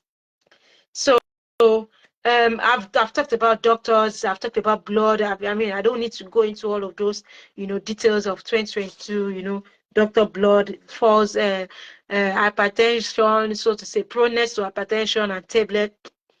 I don't know, and the lady frowning at me with the doctor there. So now they try to now, and I don't have an animosity against all Romanians because of that. Because what happened? That was 2023, right? That thing happened January, February, between January 17 and February 3rd. By March, do you know what happened? One fateful day. It was March 13th. I was at home. I just was feeling, I wasn't sleeping. And by around 12 a.m., 11, 12, I was perceiving odor of something burning. So I went to the kitchen and I was like, I checked our own kitchen. Nothing was burning. I was like, something is burning. When something is happening and your intuition is telling you something is happening, but your reality is telling you otherwise. I went back indoors. I still could not, in the midnight, maybe around 1 again, I came out. I was like, nothing is burning here. I think I checked the fire, they said nothing is burning. So I went back. Do you know it was around 3 o'clock? Yeah, 3 o'clock in the midnight. It was the next house that was burning. Now, when I realized it, because the alarm did not set off until about 3 a.m., which was not supposed to be. Alarm was supposed to have been set up. I mean, it's be triggered automatically immediately, that smell, because for the smelling to have escaped since around 12 a.m. for me to have been perceiving it, that means the alarm is not even functioning so well. It was around 3, this thing. When I check the call records, I'll be able to know, because I have to call them. I was the one that called the emergency service, and who were the ones that were living there. At least one person identified herself as a Romanian. They didn't even call emergency service. And it was so bad that at least 2 fire service of 4 came around. I'm not exaggerating, at least 2 or 4 came around.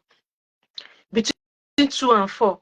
So it was that serious. And they had to, they had to, vacuum. I mean, they had to remove all of the smoke and everything, because it could have spread somewhere else.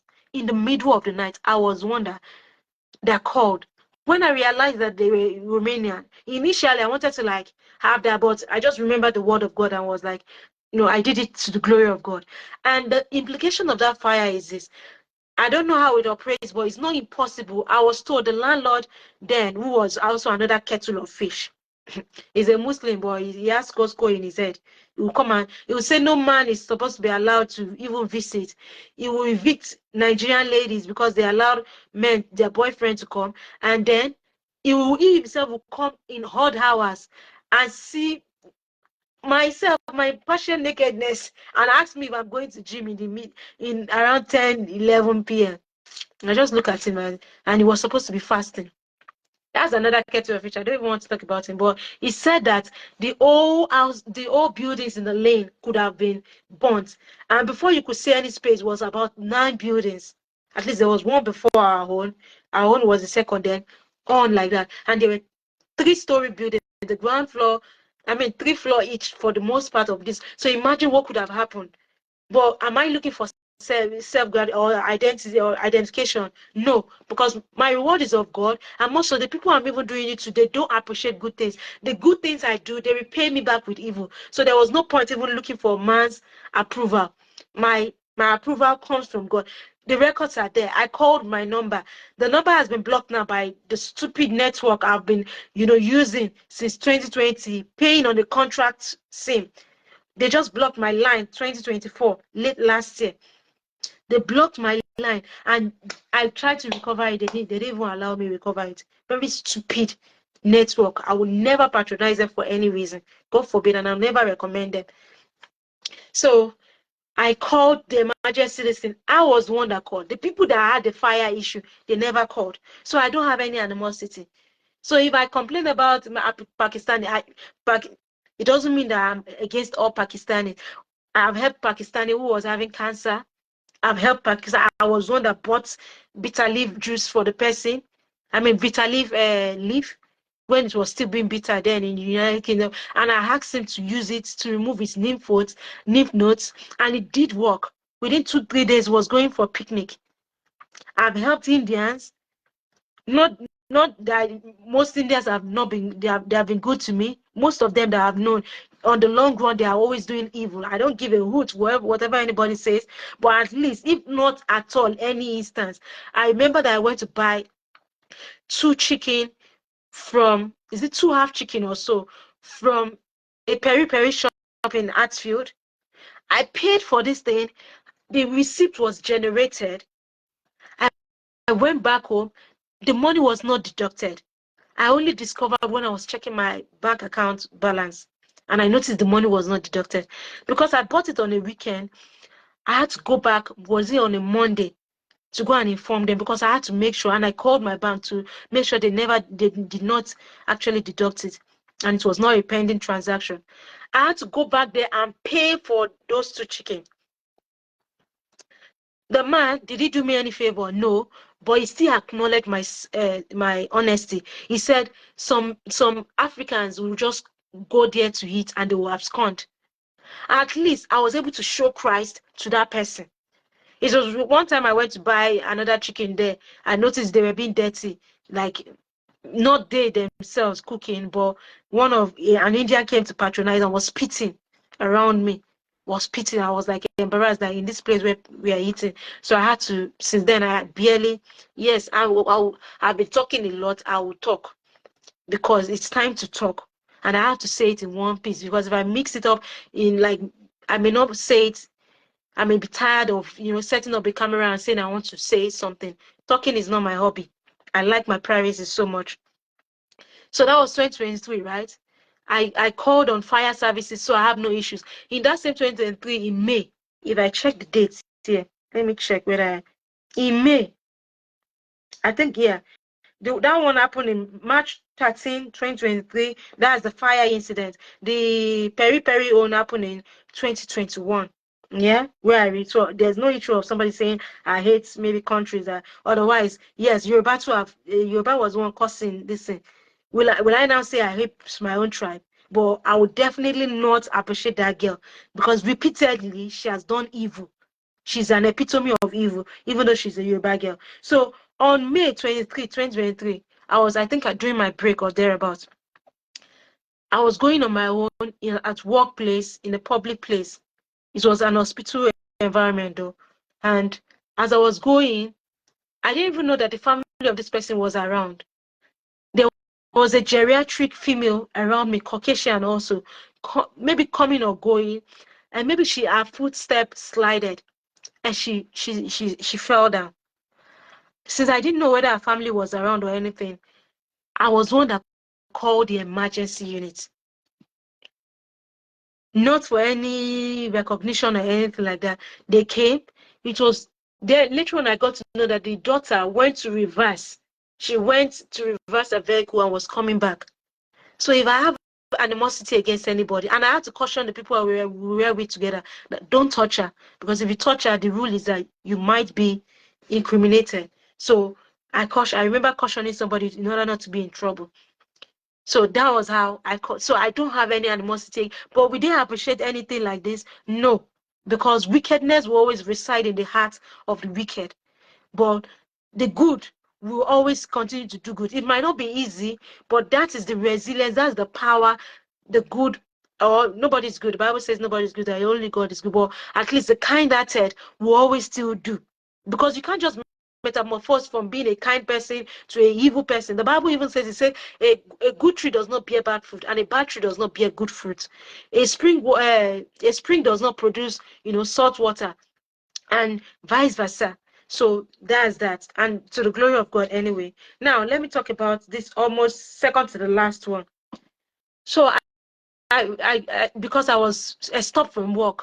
That was how my agency, that PE Global, stopped giving me work. I never had issues with them.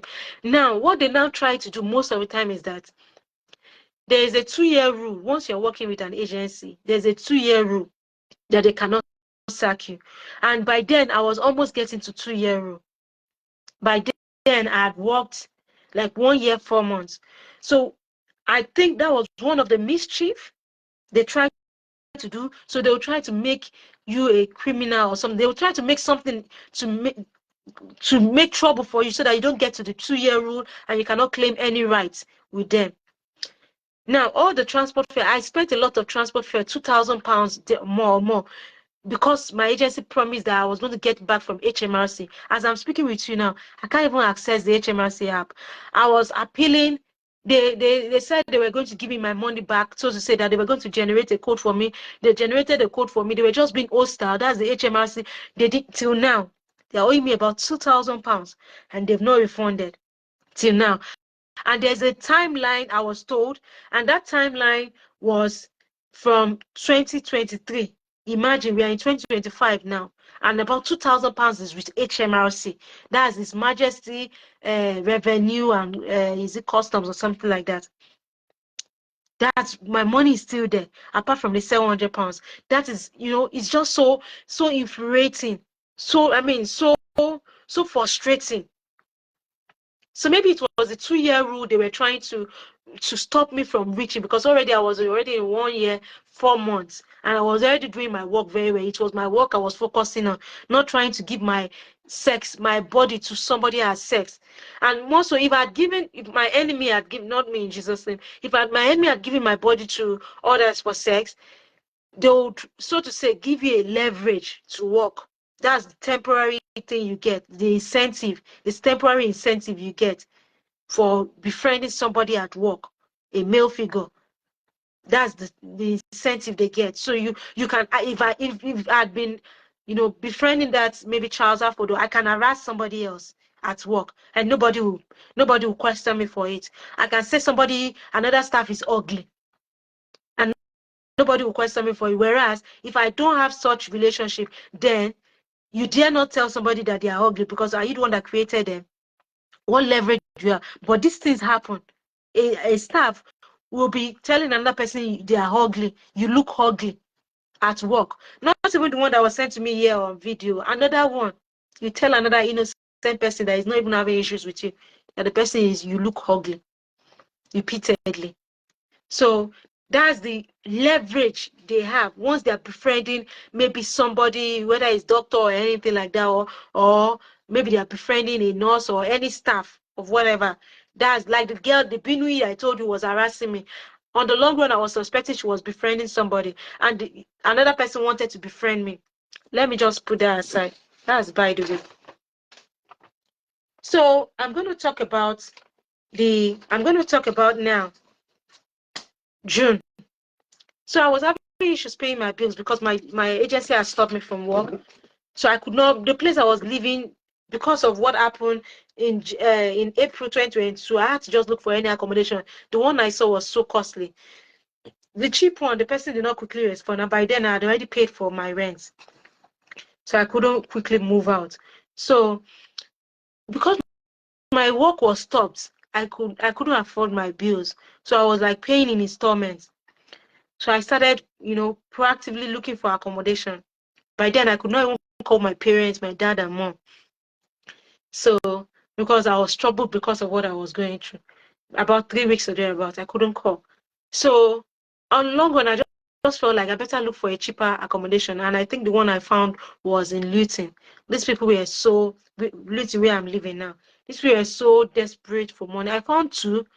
One was in second floor, like the third floor, ground floor, first floor, second floor, which is actually in the third ground floor. I mean the third floor, 2-story building. So when when I got another accommodation that is just upstairs only, I felt like that would be easy to take my things, because I have a lot of clothes, and even my bag alone is like one box, and my shoes also another box. Then I have 3 boxes of clothing, so it's like, then I have my documents, one box, one mini box.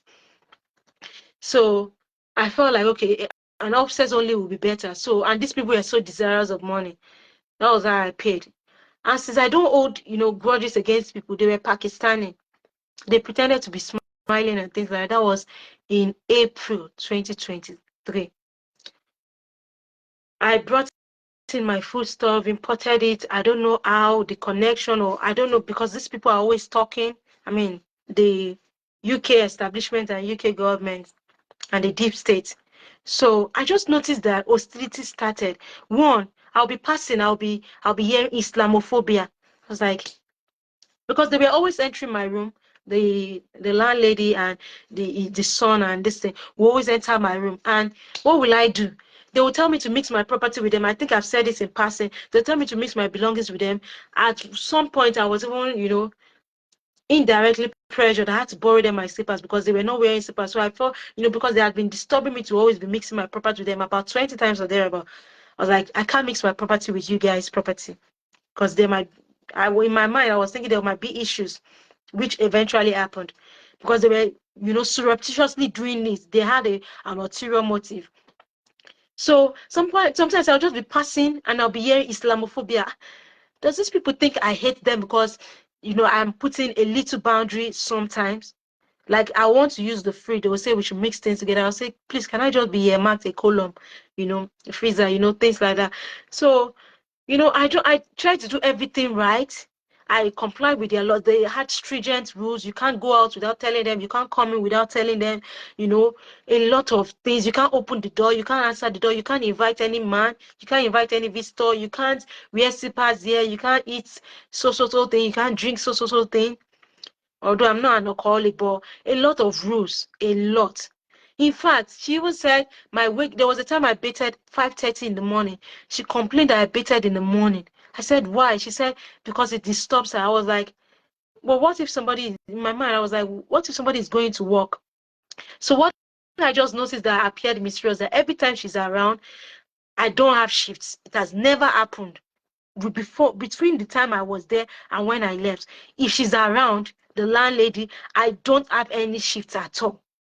There was a time she traveled for just 2 weeks or thereabout, and I worked like 14 days. I worked like 12 days out of 14 days.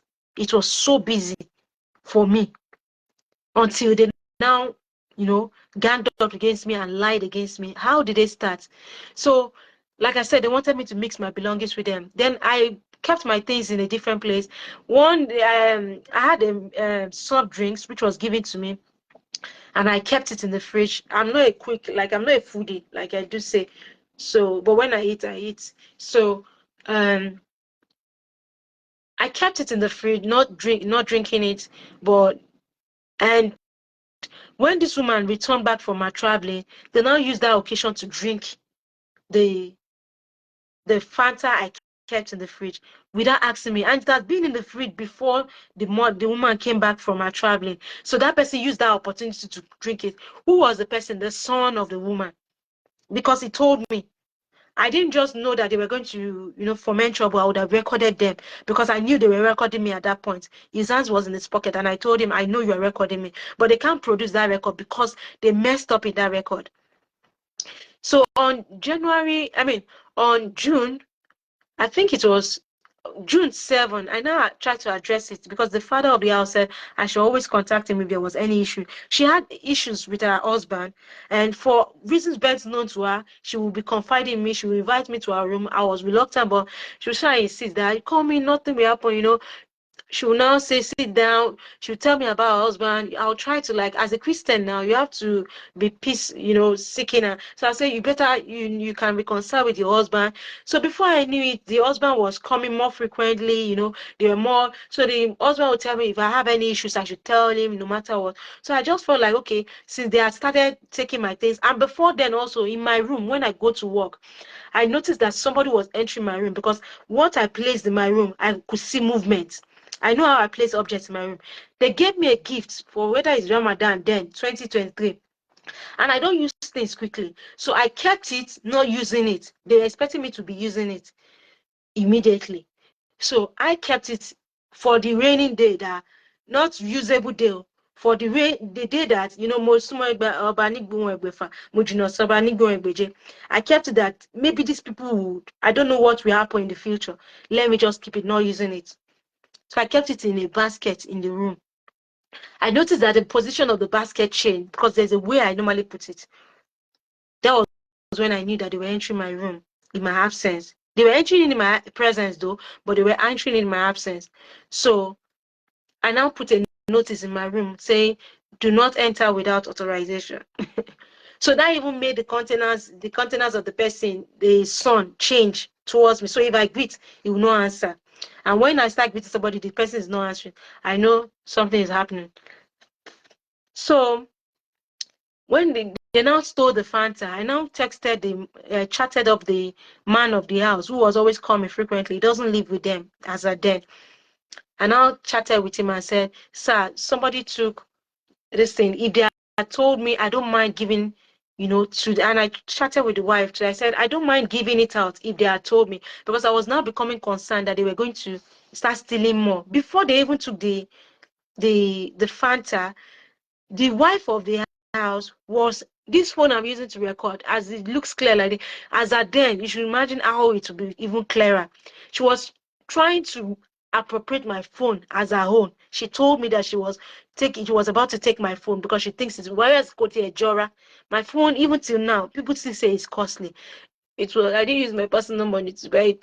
It was somebody, the person said I should not name the name, but he didn't give me the money for a phone. He just dashed me. So I'm sorry I used it to buy phone. But that was the money I added a little, and I bought phone with that. The phone I was using, this one was like, it had an issue in 2021. So I now felt like, let me buy this one in 2022. This one had an issue to the extent I had to import the repair, because the repairs are not here. That was why I now felt like I needed to buy a new phone. So they now, I'll be hearing a lot of different this thing. When I now complained to the father of the house, that was how they now got provoked. Immediately I got home from where I went to, they now attacked me and said, why did I report to the man of the house? I said, boy, he told me to be. They now said I should leave. But I know that they are not at peace with each other. I said, how do I know now? You people are reconciling. So that was how they now said I should leave because I'm a lodger. I said, I'm not a lodger. We had an STA, I mean, an AST agreement, which I insisted. I paid 2 months rent in the first, apart from deposit, first month, second month, I paid it in that same month, April. I paid it in that same month. So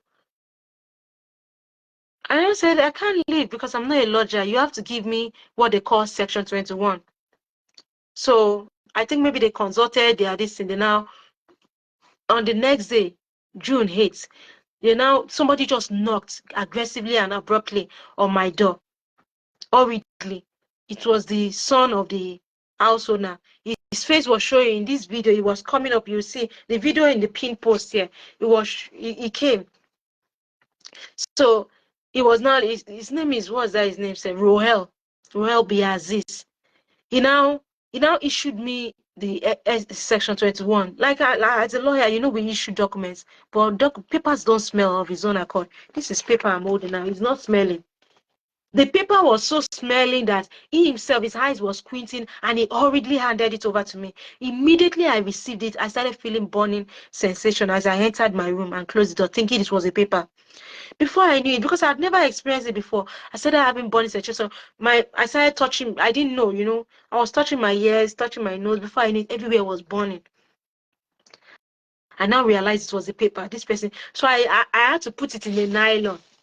The smell was not contained though. I don't know how they did that. The smell was not contained even in nylon. When I could not bear it again, And you know, the UK, the cold weather, you want to close your window and things like, or slightly open your window. My window was slightly open there, so I had to open it well to make the smell escape. To no avail. When I noticed I could not contain it, I had to return the paper. I was telling him, I think I recorded it. I said, "You lace this thing with chemical." He was like pretending. He sat down. He didn't come and meet me, squinting his eyes because that thing was burning. You know, they say if you point your finger against somebody, the remaining four is pointing against you. So he himself that delivered the paper was being, the section 21 was being affected with this thing. The next morning, as I was trying to cook in the morning, my nose started, you know, oozing out blood, liquid, like blood, real blood. I knew that was not just ordinary. That was how I had to inform the police. The police came. Instead of the police to attend to my complaints, the police was talking to me. The UK Bedfordshire police was talking to me about cats. The UK police, one was a Caucasian, another one was Asian. You can see the Asian one put his camera off. I think it was looking as if it was off because we are outside. He put his camera up, not even facing me, so my face was not showing. They don't want it to be on record that I complained about the fire, and my nostrils, everything was bleeding. So the tissues were also there, which I showed in the video that is pinned post here. Then they now said I should leave. I was like, where do they want me to leave? I've been asked to leave, and I'm trying to get, already I've started looking for accommodation already since the 8th of June. I had already started looking for accommodation. So I was planning on leaving. I didn't know that these people had very wicked plans, that they are still stalking me. If I go to get so-called food bank, they lace this food with chemicals right from the food bank. Why am I saying this? And I'm not delusional. I am not delusional. I am of a sound mind. I'm not making it up. If you eat it, I tell you, your bones will be weak. This is part of what causes twisting of bones for people. This is part of what causes stroke for people. So I'm not making this thing up. Any ku ni ti egbe, any toba lo mo. And thank God for the wisdom to know what to take. You can see all these things I'm taking, that it's not like because it tastes nice to be taking this. No, I'm taking it for the good of my health. So that I can, you know, if you see me, there's a picture, if I show it, you won't even believe it. So it looks so bad, not just ugly, so unhealthy of me. So the police were talking about cats, and they said I should leave. I said I'm leaving already. That was how they turned the case against me. So they now advise those people. They advise them something. They told me they advised them on another thing. So Royal now sent me an email saying that the police advised them to install another camera, whereas that was a lie. The police told them to change their door lock. How did I know? The man I told you I normally confide in told me that was what they, because I was looking for people to just mediate for me, and so that I'll be able to have access to my belongings when they unlawfully evicted me through the head of the Bedfordshire police, through the complicity. I think they had at least one person in that police. Maybe they had big connections. They claimed they were Pakistani. I don't know, maybe they are Palestinians, because they did that thing in June. Then I don't know, maybe if they had not done that in June, maybe me too, I'll be part of those so-called quote and unquote Christian. I don't know how a Christian will be supporting terrorists. Maybe, God forbid, that I support terrorists against the children of God, against people that are victimized and being killed. You know, God forbid. Maybe maybe me too, I would have been supporting terrorists that are killing people innocently.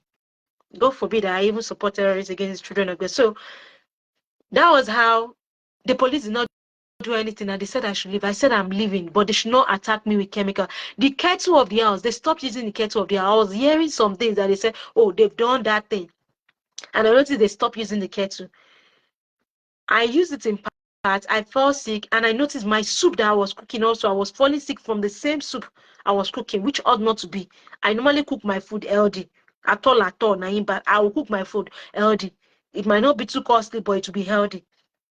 So I noticed I was falling sick from my soup. Remember, I said they normally enter my room. I noticed. I now could not keep up with eating the food, but I was warming it up. That happened June 8th.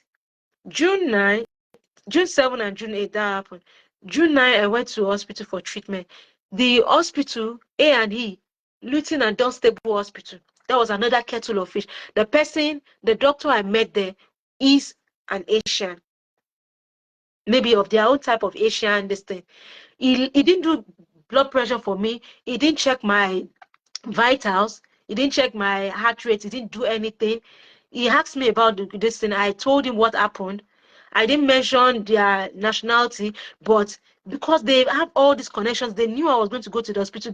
The police advised me to go, so they knew they have their connections. So by the time the report of the doctor lied that he did vitals for me. He checked my blood pressure, he checked my heart rate and temperature. He lied that I said that the blood was coming out, trickling down from my nostrils because of heat. Whoever checks the weather condition of Luton on June 8 and June 9 of 2023 will know that the weather was not hot.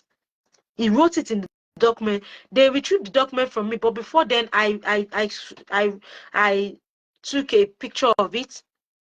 I took a picture of it and kept it. Because I don't know why people just they have a Hippocratic oath and they don't even comply with it. Now they say they don't have Hippocratic oath again. But even at that, professionally, you should not be lying against people. They now said I can complain to a particular, through an email. They gave me the email. I did a UK GPC or something like that at something. Dot, I complained first time they received my email. The next time I emailed that particular email, it was unreachable.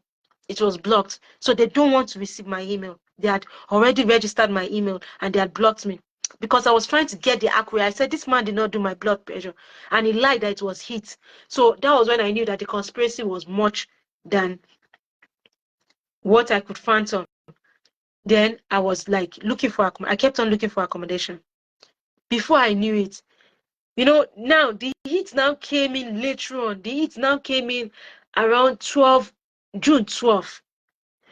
When I was at home, I just noticed, like I said, whenever the woman is around, I don't have shifts. And she had already told me that she doesn't like people bathing. Why she's so I was wondering, what's the coincidence that whenever she's around, I don't even have shift. I was like, is he a spirit or something like that? So on June 12th, the heat now came, gone. The heat that the man lied against was now came. Then there was a delivery of foodstuff I bought palm oil from Nigeria, and the keg was busted. But because the palm oil was congealed, it didn't leak. So I just suddenly found out that the palm oil was, had messed everywhere, a part of my room up. So I tried to, scoop it and, retrieve save the remnants. And I cleaned my room. It was that cleaning I was doing when this woman started coming for me, and which I cleaned up even the everywhere. So I was like wondering initially I was like, why are you coming to me in the toilet? Because we had addressed something not wrongfully, but in a peaceful manner. She said I shouldn't have opened a window. She said I shouldn't have opened a particular window, and I didn't contest it with her. I apologized and I shut the window. She said because they are scared. She claimed she was having PTSD after I had paid. She didn't tell me she was having PTSD before I paid, and after I had moved in. So um they had planned it that they were going to, so they started attacking me. The husband was not around because he doesn't stay that long in that house.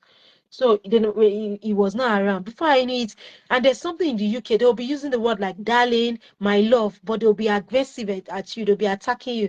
So I was like, the man was not saying my love. I was like, they should not go and attack me that I'm befriending the man, no, because I'm trying to make them reconcile. He said, I'm not your love. Please talk to your wife. She should stop stalking me. At least I've said I'm going to leave. When I noticed that Wahala was too much, I said, I'm going to record you people. So I was about to go and pick my phone to record them. And because they are scared of recording, they absconded, they bolted in two different ways. The wife went to the room, the man went downstairs, as if it was automatic this thing. When they bolted, that was what I had. So I just went inside because I was done with my cleaning. So I just for the sake of peace, let me just stay indoors. That was what I did. Then I started hearing that they were now calling, speaking in language. So they had somebody at the Bedfordshire police or in the police that they were using, maybe the sergeants that did this evil case against me, the unknown sergeants that I don't know, I can't remember if his name was on record. So at some point, yes, at some point I was hearing, whether that day or during the day, I was hearing the man making calls and making a countdown of months. By then, my then postgraduate visa was supposed to expire by September 2023. So he was making a countdown 3 months. Me, I was even thinking it was a countdown to my leaving the building because of the AST, a short tenancy, eviction notice section 21, because I think it's like 2 months. So I thought that was the countdown, but it was later on when I saw all the culmination of their plans. I knew that these people actually wanted to make their own life miserable and not me, because God is the avenger of the innocent. So it was making, they already searched my records. They know everything about me. They are trying to make their lives and their destinies miserable and not me. So they now, before I knew it, remember this thing happened at night. They bolted when I wanted to record them, and I was indoor on my bed. I said, so why you people are afraid of being recorded if you're okay, if what you're doing is right? Then I was indoor when I had another knock in the middle of the night around 12 a.m. on my door. Who are they? The police. They initially didn't want to answer. I was like, who is it again this time around? They now say it's the police. And I went to meet them. One was an Asian, the other is a Caucasian. As seen in the video, the pin post episode 5. Yeah. So I had to attend to them. Then they wanted to enter my room.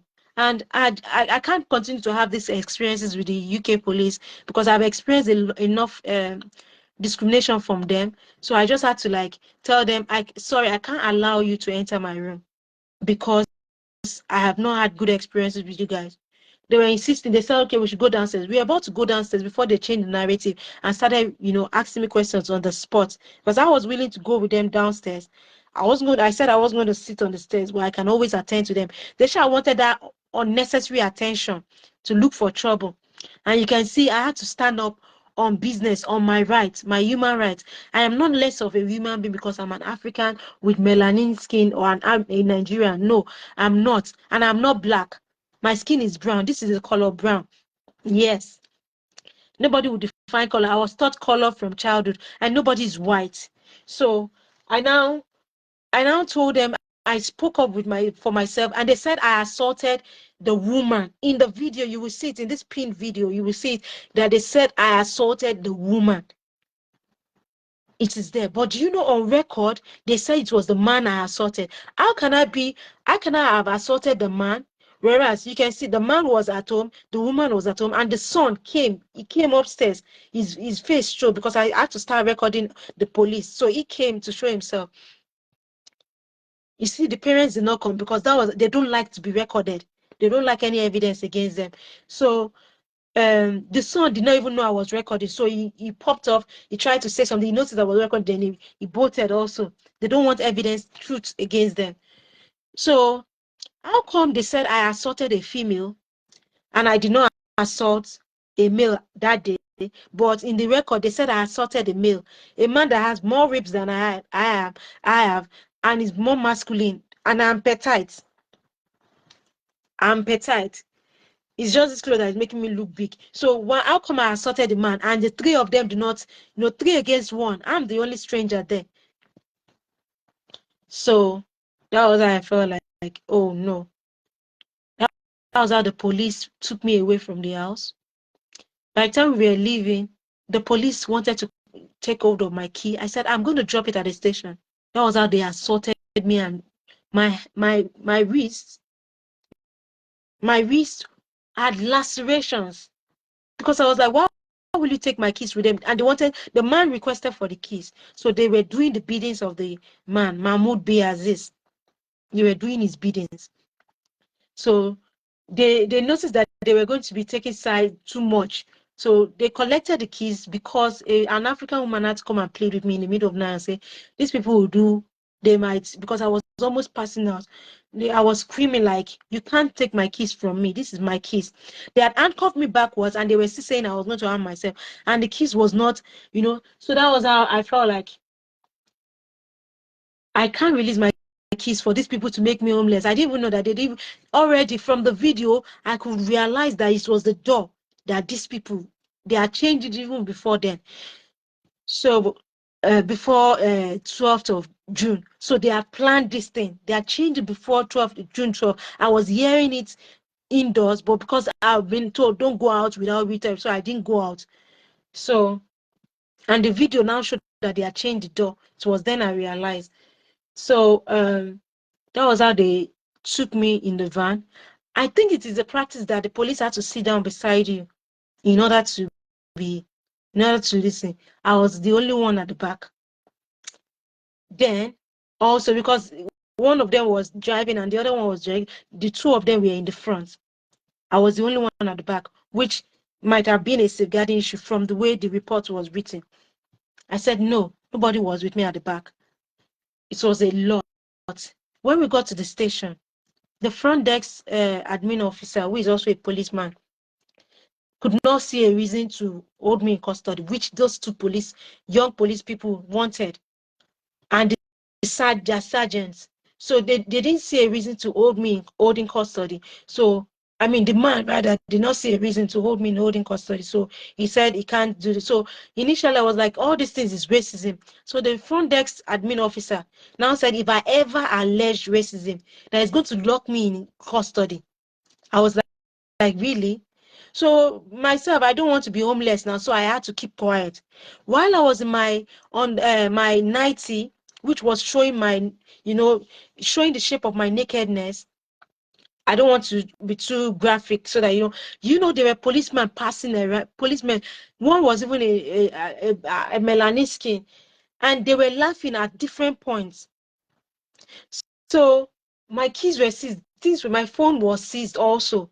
My phone was seized from me. From that, you can see from the video. That was where the video was stopped initially. They now, the police guy now talked in my phone. Thankfully, I saw him doing that. Talked to my phone in his inner pocket. They also wanted to confiscate my phone to remove recordings and proof against them. So he talked in my phone. I think they wanted to appropriate my phone, and they now lied that they misplaced my phone. I said, I knew and I saw you. Initially, he said he was going to give it to the woman. Can you imagine? You give my own phone as an African to an Asian woman, because Asians are still, Middle Eastern people and Asians are still being respected more than Nigerians and Africans. And I'm not exaggerating. This is factoni is factual. So they now said they were going to I say you cannot give my personal property to somebody else. Why? It doesn't even make sense. I mean, it's madness now. I didn't say madness because I'm always polite in my speech. So I was like, you can't do that. So he now put it in another pocket. And my phone back to me at the station. They did not hand it. They said they had misplaced my phone. Say you can't misplace my phone. What? Or else something will go down. They say they are ready for whatever will go down. It is that kind of audacity for the corrupt Bedfordshire police.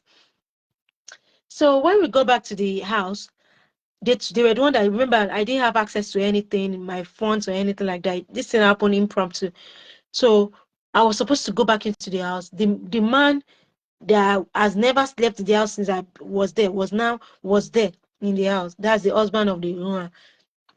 He now stood there and said I must not enter. Already they've changed even the lock now. So it was then I realized that they've changed the lock from the camera recording. So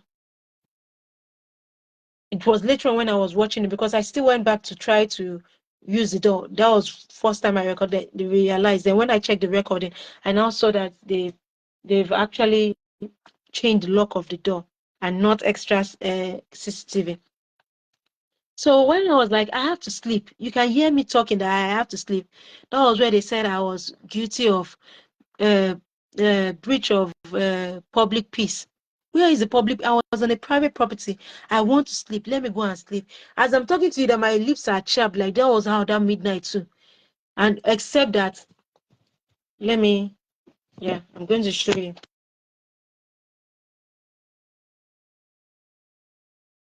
Sorry about that. Sorry about that. I mistakenly pressed something on my phone. I'm just going to show you what I was wearing on that fateful June 20. Since then, I've not worn this 90. And until this matter is resolved in my favor, this 90 in which I menstruated for, because I was wearing this. See, even the stain is there. I was menstruating without underwear. Thankfully, I took the initiative of wearing this before stepping out. Otherwise, oh my goodness. And then my backside, my behind was so big as a then 44, you can imagine. And the 44 was not with my hip, so it was just my back. So the stain is even still there. The stain is still there because I was menstruating immediately I was locked up here and was released overnight. I started menstruating and there was no other clothes on me. The videos are there. I recorded videos. This was the clothes I was wearing. And I wore this clothes for about 4 days from June 12, 2023 till June 16th till I could pack my belongings because they didn't allow me. They said all or nothing. My money was there. My documents were there. Everything. They didn't allow me, even after reporting to the police. They didn't allow me to take anything. So, and even when somebody gave me temporary clothing, there was nothing, I needed to wear underwear bra and pants. So this was like my underwear bra because it had a kind of bra top in it. This was like my underwear bra. You can see. I didn't bother washing it. Anybody that want to do sorcery with it, come on, since they are using my pillow as sorcery and whatever they like. And this was my underwear pants that I had to use, improvise. And I've not worn it since 2023. And the God of that June 13, 2023 is still alive till now. The Bible says he does not sleep, he does not slumber.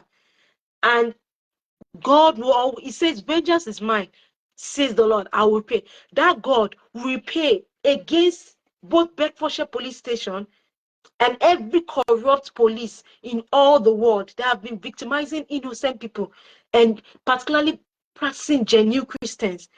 All of you police that have been doing evil, that God of the day and the night, the God of the mornings and the evenings, the God who created the day and the night on the first day, and the mornings and the evening, that same God, the God who said, let there be light, and there was light, that same God will judge all of you wicked people. And everybody that has been lying against other people, they say, people that don't even eat at all, that will not even, that will both not to be able to record it, to be recorded. They are the same person that said I hate them. People I would never even want to touch me. All you people that are always lying against the innocent, today your judgment has come. Your judgment will never elude you. If you are going like this in the front, judgment will be pursuing you. If you are going at the back, judgment will be meeting up with you. Anywhere you are, as long as the sun and the moon remain, everybody harassing, doing evil against innocent people. Innocent people, people who fear God, people who follow the rules, people who not do evil to their neighbor. As many that are always lying, like you, Mahmoud Biaziz and Zeno Biaziz, were lying against me. When I wouldn't even reckon that you touched me. You wanted to touch me, or you even partially touched me on June 8th. I had to caution you not to touch me. You asked for me to be hugging you. And you wanted to speak with my mother. And I said, no, I declined politely. And you complained repeatedly about these things, as if I knew you from anywhere, as if I was not more than a tenant to you. And I was trying to maintain boundaries, but you were looking for ways to appropriate, because if I had mixed my belongings with you, that's how you people would have appropriated more than even the pillow, and you will not return it till now. And you did not return the pillow. You were even saying that my request for the pillow was harassment. And a so-called pastor who initially helped me now turned in your favor and said that my requesting for my pillow is harassment. I don't know how so-called people that are supposed to be Christians will be supporting evildoers. They are hidden people. There are people that are unbelievers that fear God. But there are some people, there are a lot of unbelievers that will do wickedness. Some, they will pretend as if they are good people facially, but when you have discernment of spirit, you will know they are not good people. You now supported evil people against the children of God. That you are saying that me requesting for my own pillow that I bought with my money, I didn't steal it from any Caucasian. I bought it from a Caucasian store, and you said that I am harassing them. And that's by the way, I remember the store when I came in newly in the UK. I'll buy something from a store like this, I'll pay for it. And whenever I'm going the security will set alarm against me. Initially, I thought it was nothing until it was happening repeatedly. That I was like, is this thing racism or what? Because by then I started experiencing the assault of the lecturer in class. So that was how I was locked up in holding. They now arrested me second time, and now this time around they now locked me up in holding cell. There was no heater. The central heating system was not working. It was cold in that cell. Now the slight heat that came in that made this thing was not, you can be here now in the UK, it will be warm now. The next minute it will be very cold. So in the midnight it was now very cold, and there was no central heating system, and there was CCTV everywhere. At some point I was so pressed, I wanted to urinate. I could not, because one, I was not even wearing underwear. Then any slightest thing, this evil police, Bedfordshire police, and as corrupt is in the news, the police will always, objectify women. They will see my nakedness, and it will be something they will feast on. Thankfully, also, I did not drink whatever they offered me, because as I was made to understand from the videos I watch on YouTube, they have, I don't know whether it's Bedfordshire police, but the UK police have sexually assaulted women they held in holding custody, and they deleted that thing from record. And this thing is causing trauma to women. It's causing traumas to women, because you will appeal, you will talk to IOPC. IOP, they can bring out their result and say the police are doing right, or whether they partially did wrong, or they will not favor you, the victim, except maybe God really disciplines them. Because all these cases, God is fighting for me. All these cases, God Almighty is fighting for me, and the last has not been heard about it, because I am the innocent person. In fact, the wicked will have to take stock of their evil, and they will have to weigh, they will compare and contrast that if they had done good, it would have been better for them to have done good than all the losses they've attracted upon themselves. Because why will you do good to an innocent person? Any innocent person, including God-fearing person, including people that are, compliant with the law. The Bible says, this is in Romans 13, I think, yeah, Romans 13. It says we should be obedient to the authorities. It says because they are established by God. He says when you do evil, then you can be afraid of the authorities. But when you're doing good, then you should not be afraid of the authorities. He said, but because they are there as God's instrument to reprimand those that are doing evil. Now, I am the one doing good. Why will I be afraid of authorities when I don't have any skeleton in my cupboard? So whenever I'm saying this, it makes me emotional. And before I know it, I start, I have to clean my nose and things like that. So why will I be doing evil? And why will I be scared? And above all, since God has established this police and the government, the executive arm, the parliamentary arm, and things like that, and the judiciary, it is God that will reprimand all the judiciary that are corrupt and showing favoritism. It is God that will reprimand the police that are doing evil and, exposing female nakedness. They do that to Caucasians, to some of the Caucasian nakedness. They expose and they make jest of it in their WhatsApp group, according to the news. So I'm not saying what is not in the news. They've done that to people. A woman has complained, at least one has complained that she was sexually assaulted while she was in holding cell because she drank what they offered her. That's where I'm going. Thankfully, I don't know what would have happened, because like I said, during the first arrest, they were, laughing. And also during the second arrest, and when they now wanted to lock me up, the police insisted that they want to change my clothes. I remember I said I wasn't wearing underwear. No underwear. I said, why do you want to change my clothes? I did not commit underwear or any offense. And most CCTV is everywhere. Why will you? They said they will not be looking at me. I said, why even the lady was trying, she removed the rope to my tights. In the presence of the male police, she was I told her I'm not wearing underwear. She was exposing my nakedness like this. And the guy in this pinned episode 5 video, the police was seeing my nakedness, because she was claiming she was searching me.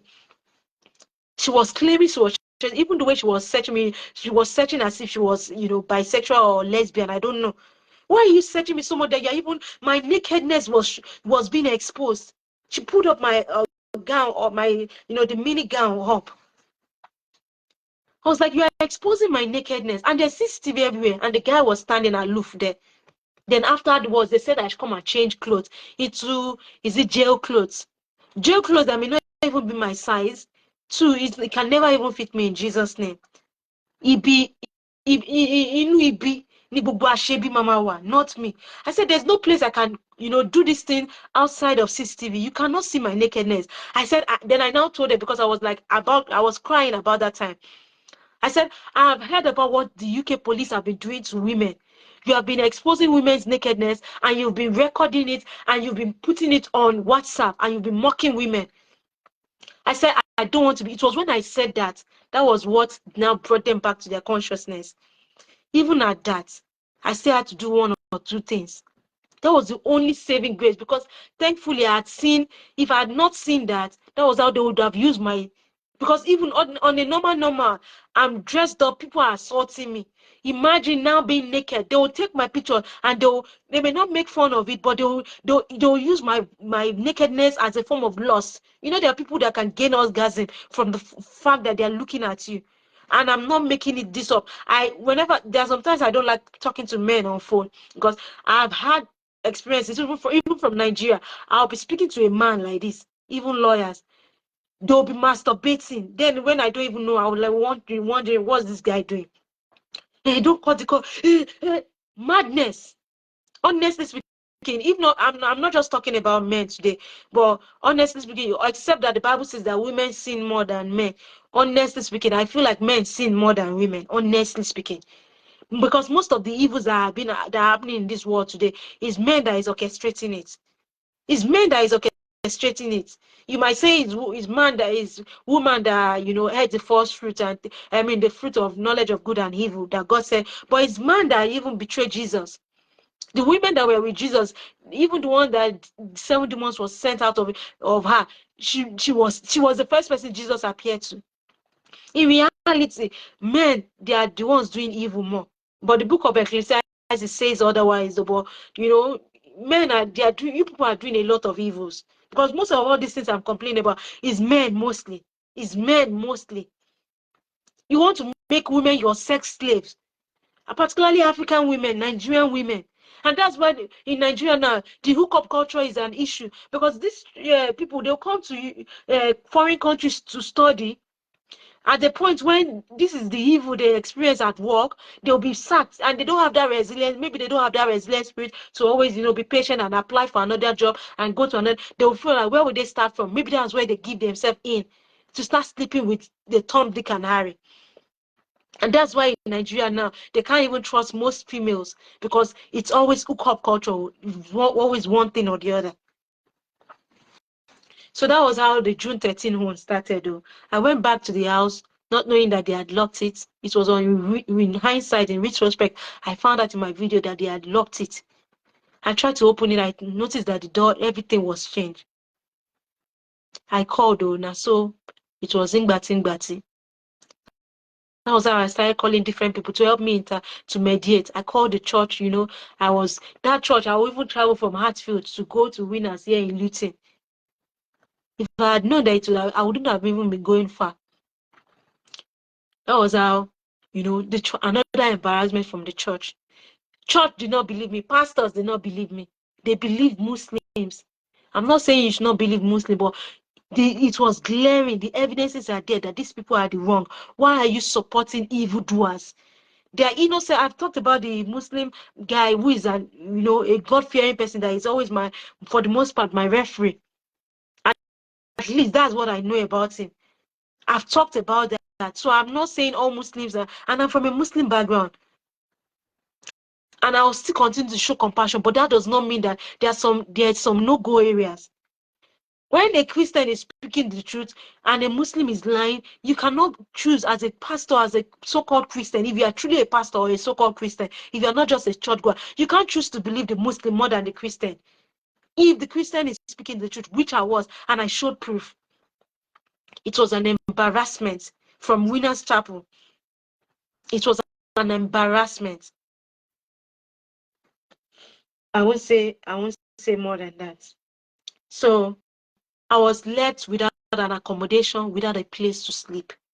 That was how I was hustling, like, with no money on me. And lest I forget, during this thing, second arrest and the incarceration in holding cell, that was how the police entered into my room without a search warrant. And how did they enter? Because that man, you can see it in the other videos, they went in, entered my room to corroborate the fact that they have been entering my room before. They always have a spare key, and that's what happens in the UK. They don't release a spare key. They entered my room, they pick up a wallet, and there was no money. I was holding cash because I was trying to save in order to renew my visa then. Till now, do you know that visa is not possible? Because, and even if it was not possible, based on what I applied for FLR, I applied for FLR on human rights grounds. Initially, somebody said I should do ILR. And by the time I searched it and I started that application, I told myself introspectively, circumspectively, I said that I told myself that I don't think I qualify for ILR. While I was doing that, I now saw what they called FLR. Maybe it was now new as a then. I now apply for FLR on human rights grounds because of the arrest of the police this thing. Still, FLR was not given. And I wasn't using FLR to buy time. I was legitimately applying. What time am I buying in the UK? No, there was no. I'm looking for justice right now. I get justice, I leave your country. And now they now make me to be like a destitute. No work since January 2024 because this is what they planned. The Hertfordshire Community NHS Trust, there was a case that was supposed to come up. They told me I should settle out of court, that they were going to give me a particular amount. Now, that amount would have been legitimate if they had offered me ab initio. But they were telling me they were going to give me £1,000 or thereabouts because they had sent me home multiple times without even compensating for my, they're supposed to pay me for 4 hours if they are sending me home. But they never did. These are things that I was still condoned. I mean, not condoning, but I was still working despite all those things. So they said they were going to give me. I was like, I've been assaulted. You can't. So they weren't even. They don't want to talk about their liability from 2023, and which has started since 2022. So I felt like this is, you people have assaulted me. You need to address this issue. It is after over a year of being not in working with my agency that on a normal, I know how much I would have earned apart from even transportation. You now say you want to give me a particular amount. I said what I agreed was you will pay me for the loss, job loss, because that's what you cost. That's what you cost me. Before I knew it, the rule is that you don't call the employment tribunal court. I mean, you don't call them this thing. That you have to email them and copy the other party. Do you know the lawyer of Hertfordshire Community NHS Trust started calling the employment tribunal? Impliedly, by necessary implication, I believe she called judges. She called those people they had connections with because they were even stalking me to my entrance door. The way they pretend is that they know I am empathic. So the people will pretend as if they need help. And they did these things repeatedly, particularly close to when the case was supposed to come up last year in June 22 to 24, 2024. The lawyer of Hertfordshire Community now called the court and the judges and used that connection. She used the acting regional employment tribunal judge. His name is Judge Tynan. Used him to not just adjourn but postpone the hearing. And what hearing? He now gave them their own favorably added plus 1 year, even more than 1 year, and now put it in another year. Because they know that by then, because as at last year, by that June, I'd started, I was struggling. How come 1 month in the UK, if you're not working, you would not, how did I even survive 1 year? If I had even known, I would have sold I would have transferred and converted my Nigerian money because I was like hoping I would go back to Nigeria. So I would have converted if I knew I was going to stay in this country. I would have converted it. And also, I'm not I don't spend anyhow. I'm not too frugal, but I don't spend anyhow. But at least I would have taken a lot of precautions in spending some money. Then also conversion of the money. I only could convert my money around August. September last year. And by then, the foreign exchange had really, really messed up the value of my money. That's why right now I'm like trying to sell the land, and still the land sell. The people that are supposed to sell, I'm just like, God should just touch their hearts. Some people will just be like Christians, but you don't know who is serving God. I'm just pleading.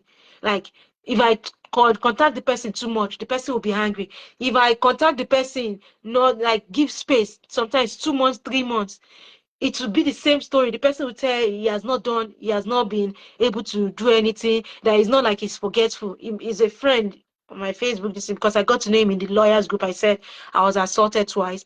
So, but what will I do? I'm not on ground. These are people that are helping me. So what will I do? And people are saying you should not sell land. What should I sell? Is it body? I don't have the body. This body is not mine. I've been last year. The enemy was supposed to kill my enemy. I had symptoms of stroke. I had. You will be feeling it like this in your particularly left.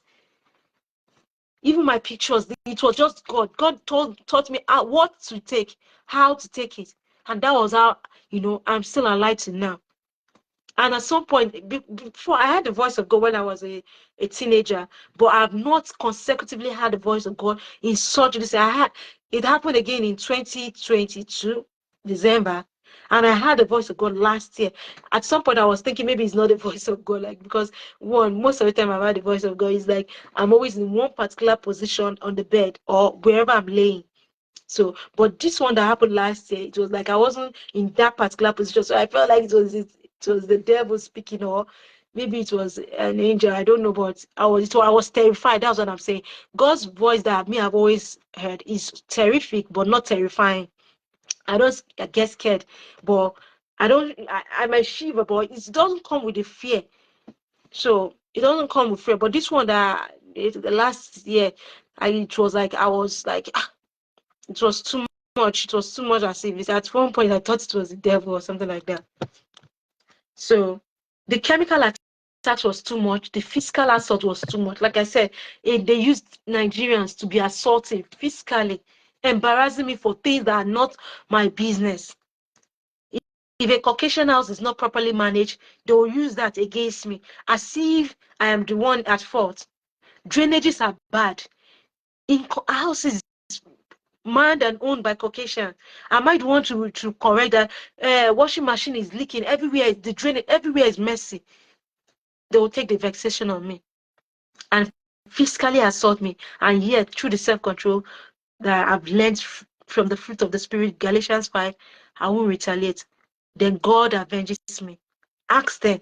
One of them, I'm not rejoicing over them. One of them during that period, that was when she sobered up. She lost her relative. I'm not rejoicing over her.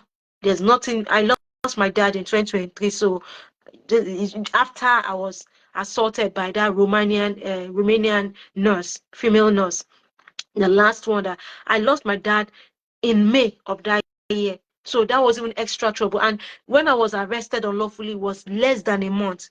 Why will I touch somebody else with a bucket when I wanted to record them to prove that I'm innocent, and when it was not even up to a month that I lost my dad. So I was locked up in the holding cell in less than a month.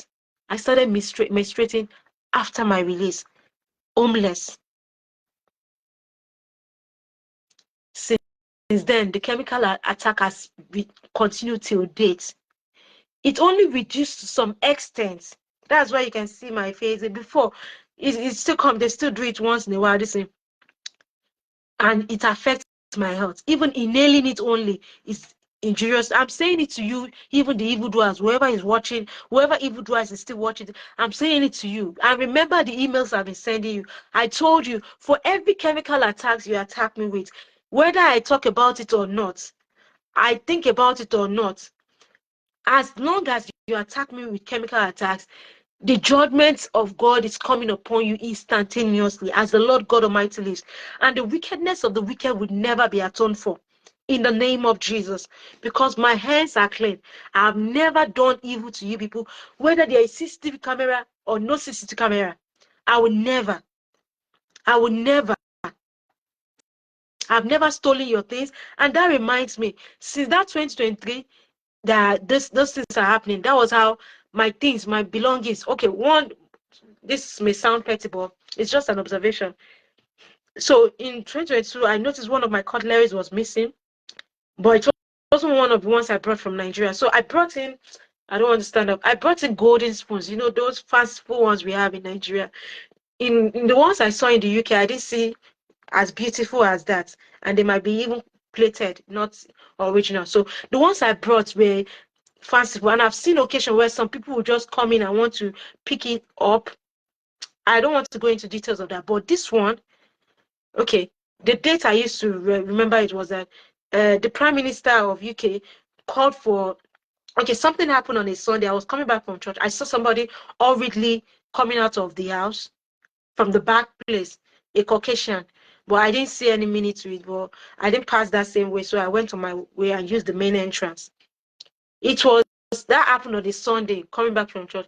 I think it was on a Tuesday. I realized that I brought 2 tablespoons, 1 teaspoon, and 1 fork of that gold in this thing.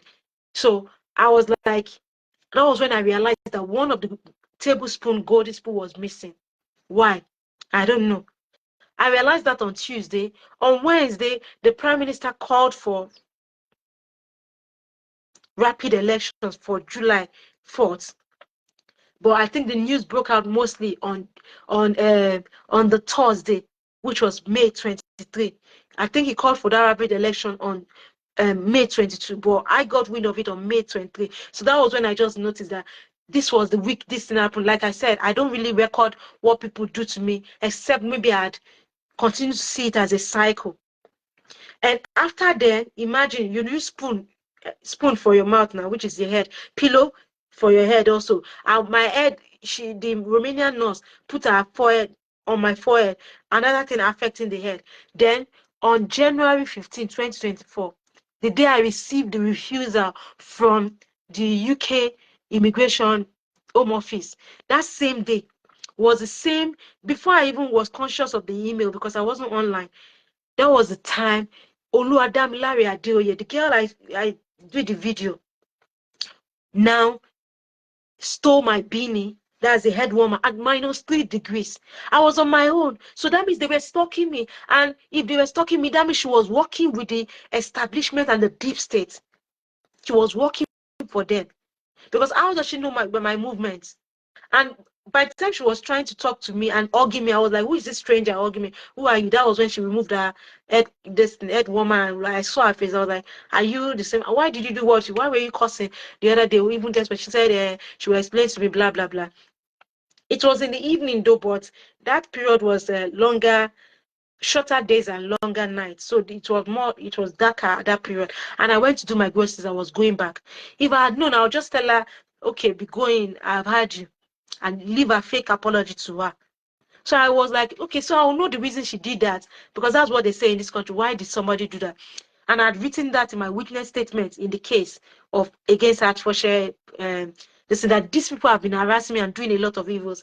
Do you know that was when she distracted my attention? I said I should greet that one, her friend, that one too. That one just look haggard. God forgive me.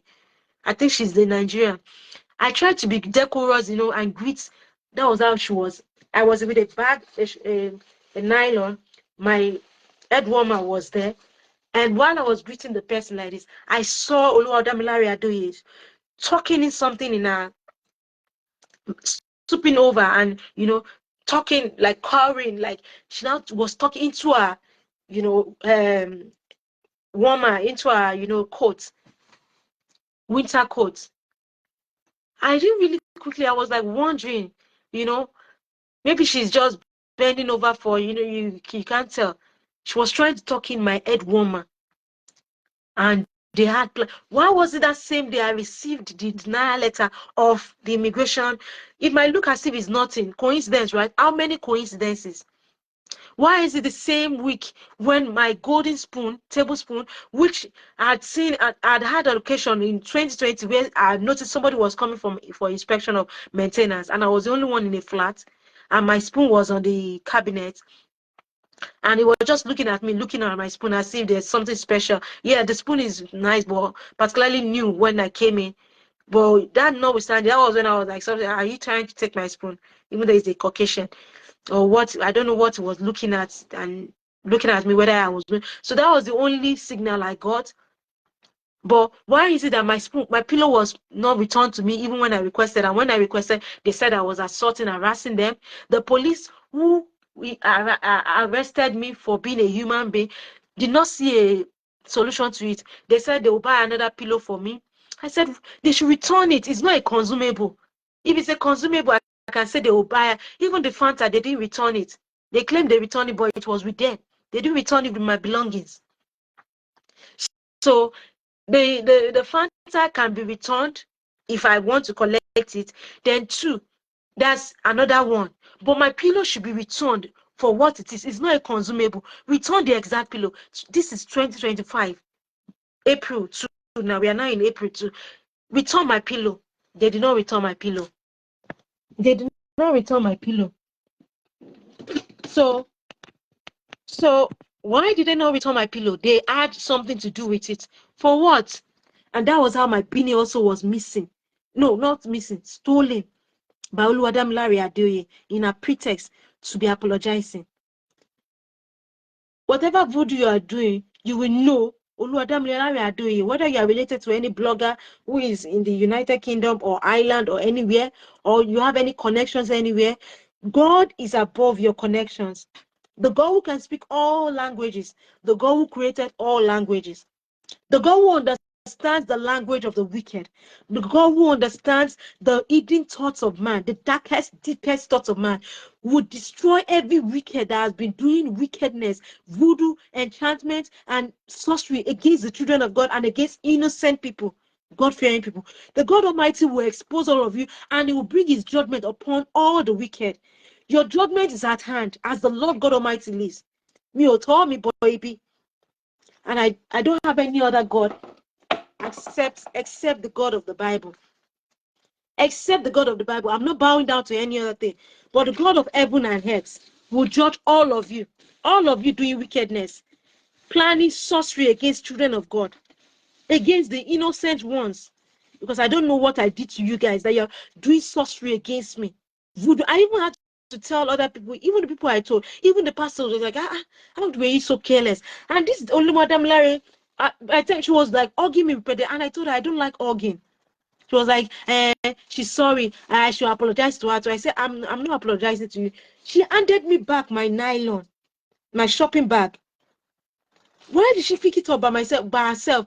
I was wondering, but I was still on the realm. I was in that atmosphere of forgiveness. Because the trauma of the videos I played to you, the 5 videos, it was so much because it was workplace, it was not, it doesn't even make sense. And nobody reported it. So I was like, I don't know.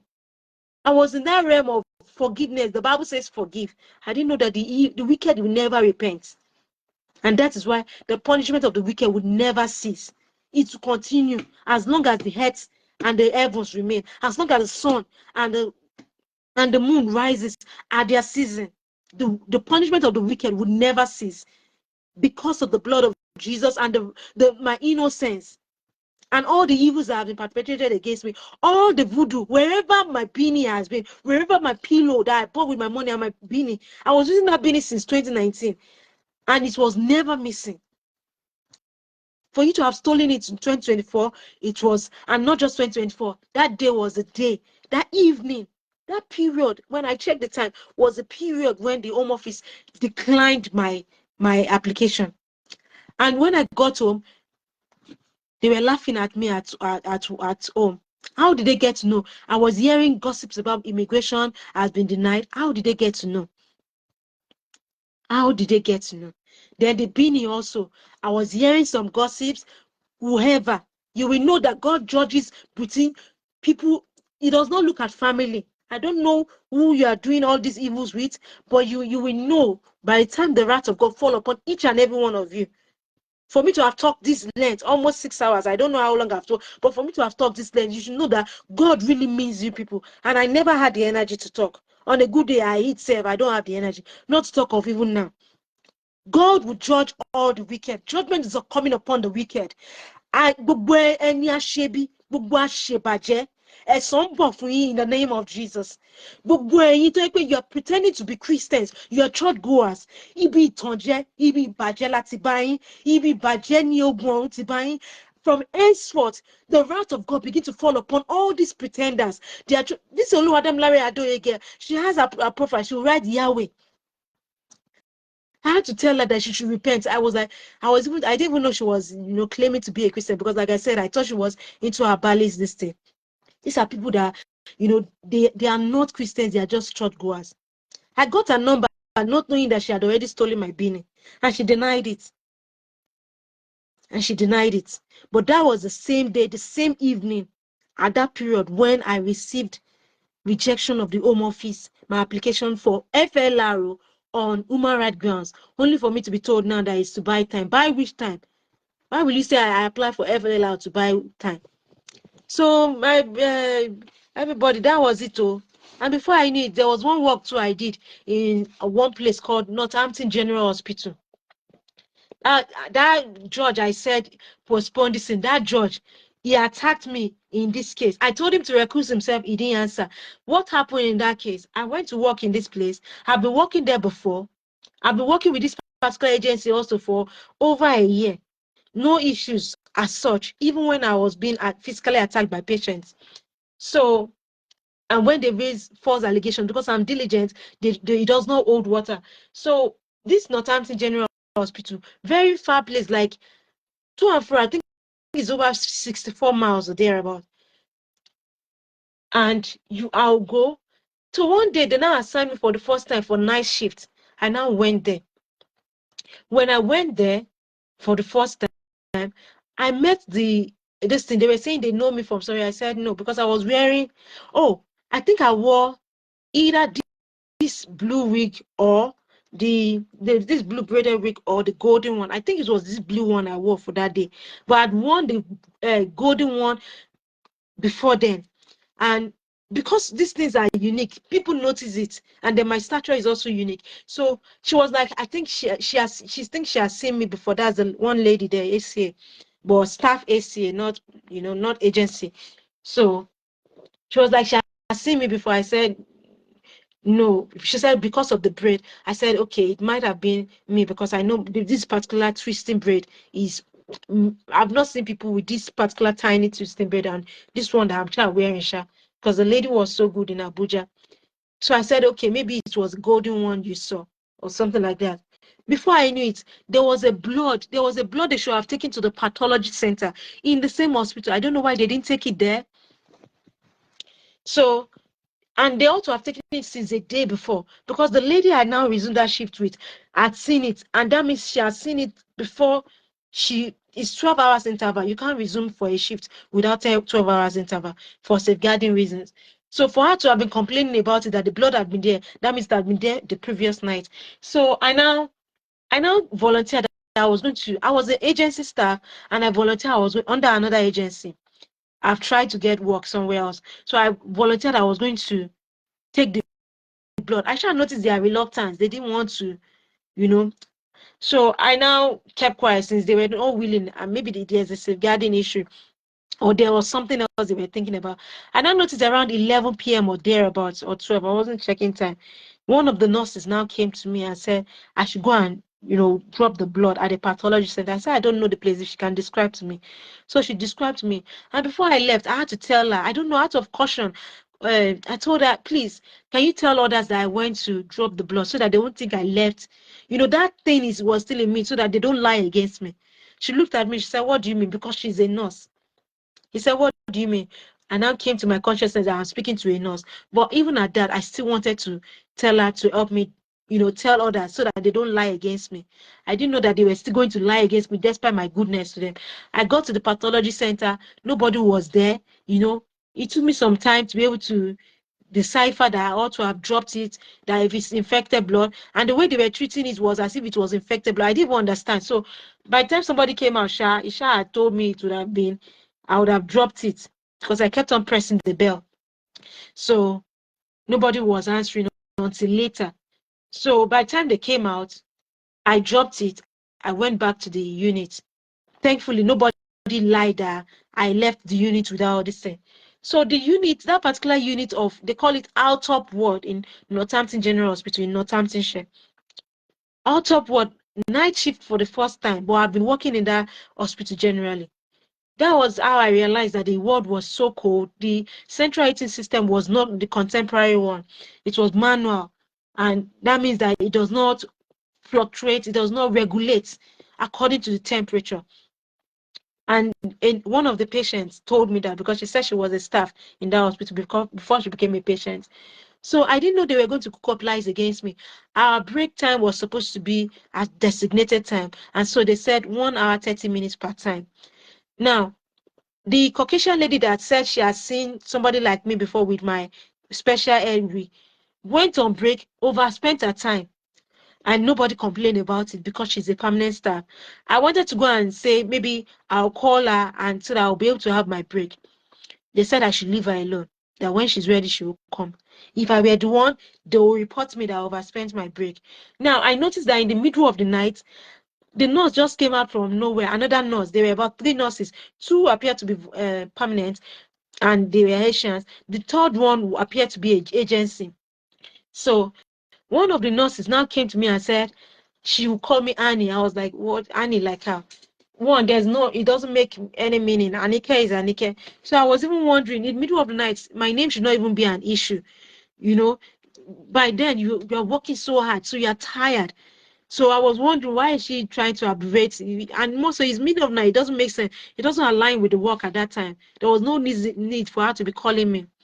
I think she now got angry for whatever reason. So I went on my break. The ward was so cold, and I never knew that the ward was that cold. And the ward was close to the garbage, this thing, and which is exposed to the atmosphere. So it made it even colder. And the staff room also. So I could not even relax during the break. I came back shivering with cold. So I wore a sweater. Initially, I wore my winter coat, and they said we can't, and I have to resume work. It was so cold that afterwards, do you know that the nurse that sent me to the pathological center, the names are on record, but they will not investigate because I'm a Nigerian and they are Indians and they are nurses also. So there's no parity between me and the system as such. So the nurse that said I should go to drop the blood, that finally said I should go to the pathology to drop the blood sample of the patient, was sleeping right beside me like this after a break. After they didn't investigate it, they now lied against me that I did not do my work very well. Me that I was working like no man's business. There's something they call they use phone, something like phone that they used to record this thing. As at then, I was not excessively versed on it, but I was partially versed in it because I've been put through in it in some places. But this one was now like updated. You deal with multiple patients and it will be showing red at some point, if you're not compliant, yellow warning, and things like that. It will show you alerts first, then yellow. I shall try to meet up and things like that. In the process of trying to connect with the other nurse and telling her, what I've done. There was a part I actually made mistake. I entered in another patient's details and I found out the mistake by myself and I redid it for both of them. That's I swapped in patient details. So I told the nurse. Before I knew it, she, instead of entering, there was something that happened. Instead of just putting me through, she just entered this thing without even listening to me, and she made a mistake by entering it. And I told her she now couldn't revert because she knows she was one in error. I worked so hard in this place that I even did the work of other people, as they claim that they did my work because I was working more. The other lady, we were two ACAs, so to say. The other lady was being helped by the agency nurse. I was not being helped, except for the lady that now, so the way I was now struggling because of the workload, she now came to help me at some point. They now use that as a leverage complaint against me at our top ward on this thing, November. I think it was November 13.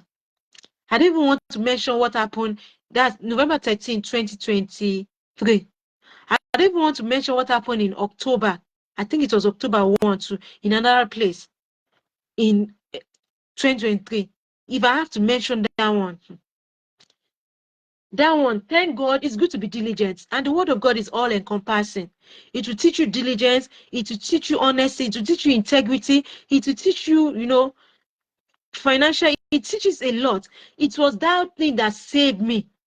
They told me to be sleeping at one particular work, like they said I can sleep on the chair, and the same people that will tell you that thing will be the same people that will now snap your picture and now report you. Thankfully, I did not eat to that. That was the October one. I think October 1, this thing. That one to night shift. They told me I should sleep on the sofa that is dirty, where I see a lot of stains, Then they now say I should cover myself with the towel of patient, towel that multiple patients have, they've used it to clean their body. People don't see this as anything. They're covering clothes. They say I should use it to. They say I say I can't. Then apart from the using it to clean their hair body, then also sometimes they defecate on this, they urinate on this. Even if it is washed, it still does not. And that was I couldn't do that. And also, I can't even be sleeping on this because I know, one, is not right. It doesn't portray a Christ-like person. Two, a diligent Christ-like person. Two, on the other hand, these same people that are telling you to sleep on duty the reason they told me to sleep on duty, I asked for my break hour. They said they don't give break hour in that particular night shift. They call the place Little Birmingham or Little Brown, something little something farm like that, somewhere in Luton here. I did the shift. That was how they said they won't pay me for my missed break. I said, I requested for break. These people denied me, and they said I should sleep even on duty. They now lied against me that I was sleeping on duty. I said I even declined sleeping.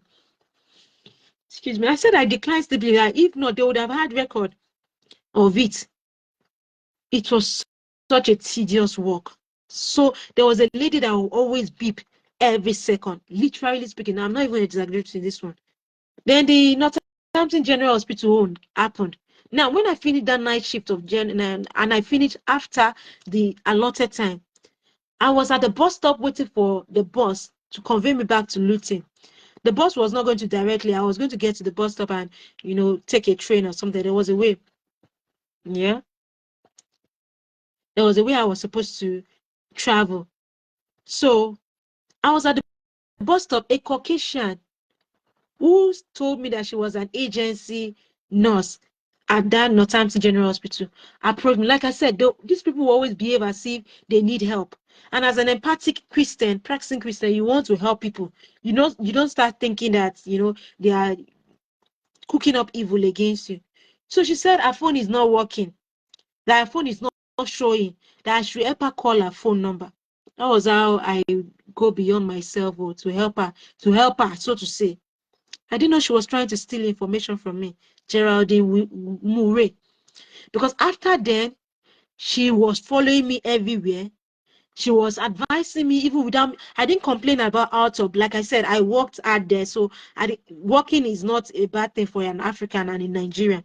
I know about Nigerians and Yoruba. We are taught to work hard.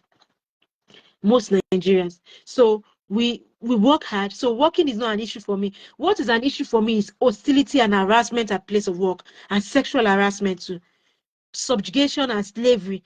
If it's work, I'll work. If you give me even more work than you give Caucasian, I'll still work, provided you pay me and you don't know. That was how she stole my information, my phone number. The next thing, that was November 13th. The next thing I had, they were still requesting me that I should give my availability, that I should come and work November 14th. I was like, because of that shift was so tedious, I could not work the next day. So by 15th, that was how I had that. They said I did not work. I was like, in a place where people were even sleeping. Nurses were sleeping on duty and they did not report themselves. In a place where I even did the work of the other lady, I did that work for her. And people were scarcely helping me. She had another help, who was the agency nurse. I raised these comparators at the employment tribunal. Do you know that the employment tribunal judge Tynan went on a frolic because I asked him to recuse himself from ab initio? He went on a frolic and started attacking me, saying I have mental health issues.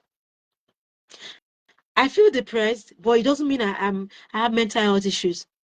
Because all these things that have happened, you attest. I've been talking for hours now. You attest that is what, the challenge is, but God is with me. But it's not like you now start compounding issues and saying that I am having, and all these things are documented. They are trying. I must not expose some things because some people are trying to say I'm delusional. But if I expose the secret about that, it will look as if I'm, but there is a reason. The person thinks it's, you cannot help me by attacking my mental. You can never.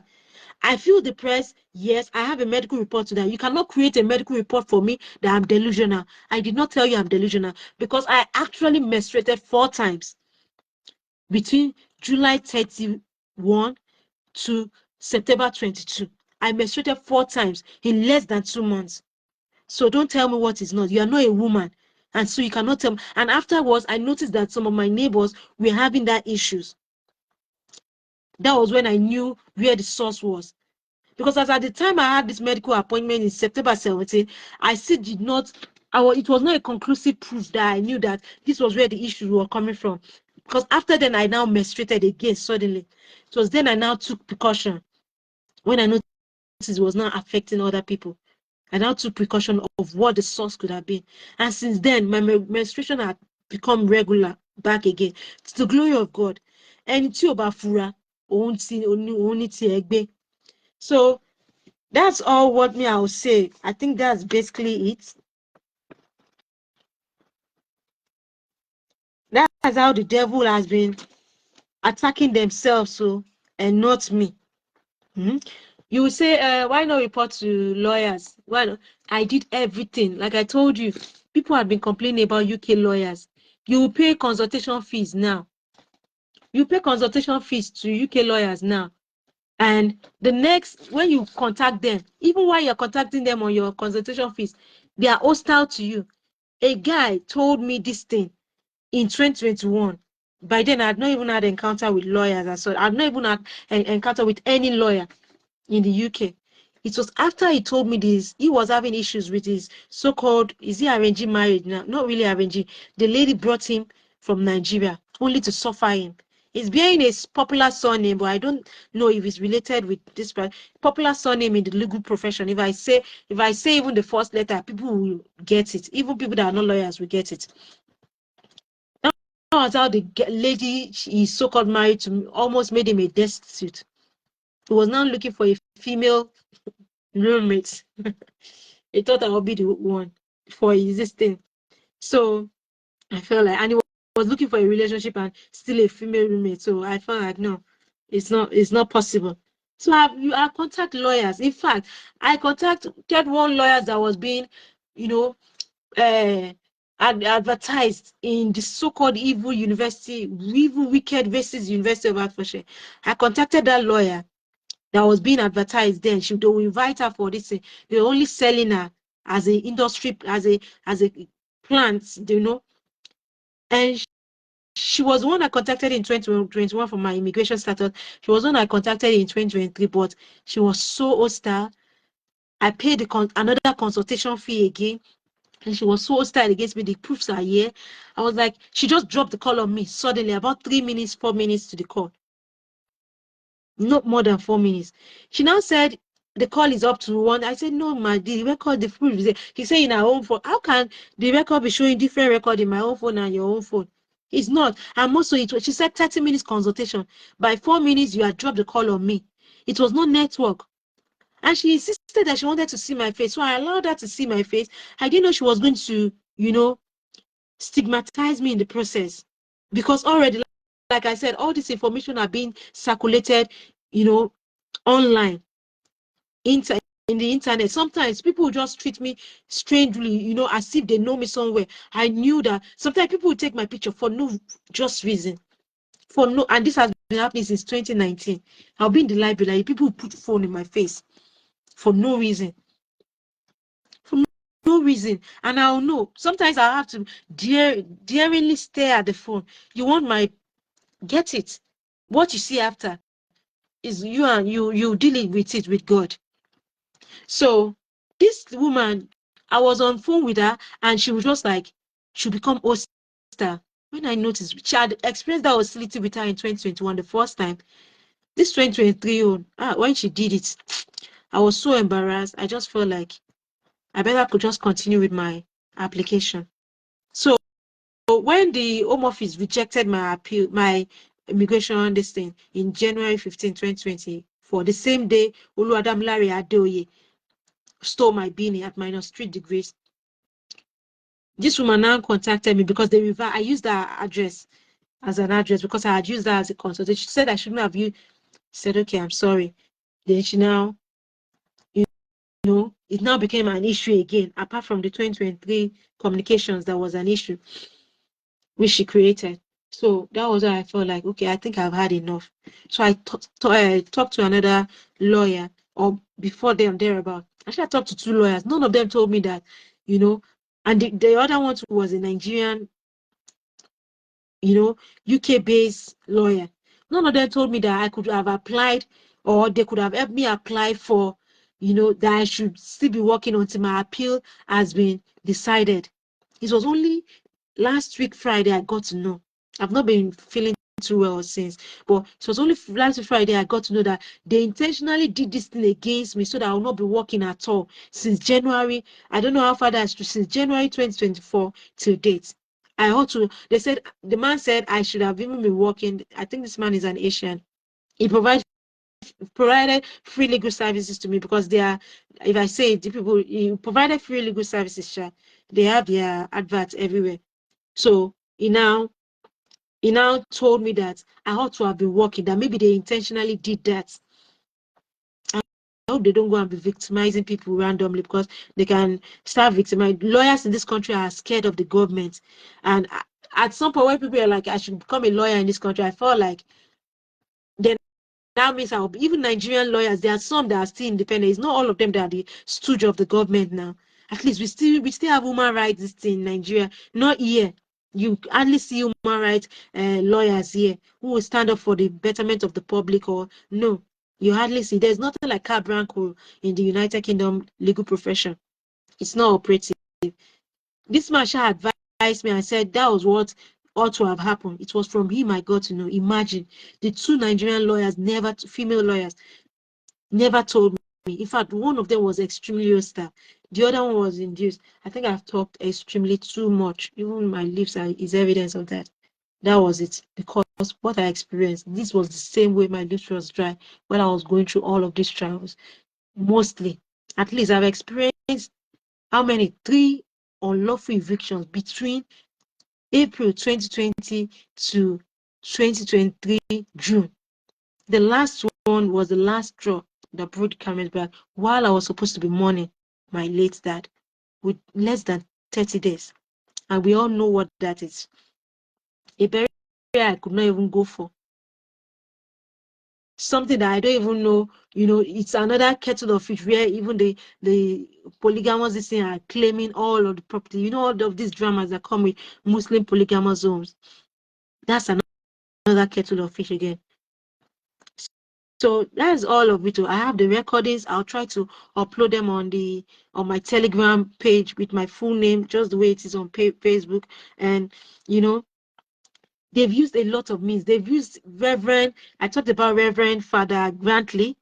I can say his name because he was assaulting me physically, touching me and requesting that he wants to enter my room. Not that he was homeless. If he needed help, like I said, I will always help people. But in the absence of his wife may be in this car now. He will say me and him to go inside he wants to, he started attending the church. I don't know how it happened, but when I started attending that church, I didn't see him in that place. It was after when they noticed that I was consistently, attending. Maybe they now planted him or so there. He now started coming, they now started becoming friendly. I thought initially they were friendly until he started attacking me with chemicals. The proofs are there. Reverend Father Grantley. Because of him, I take precaution not even attend the church again. I try to attend once in a while. And at some point, they were now bullying me and harassing me and almost using me as I was like, thank God, I'm not a loose woman. I'm not a loose woman.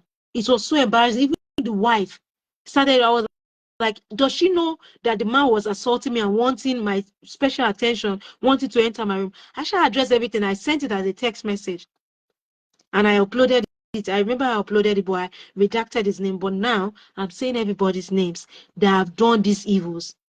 He's a Jamaican man and such an evil man. He was supposed to be a grandfather.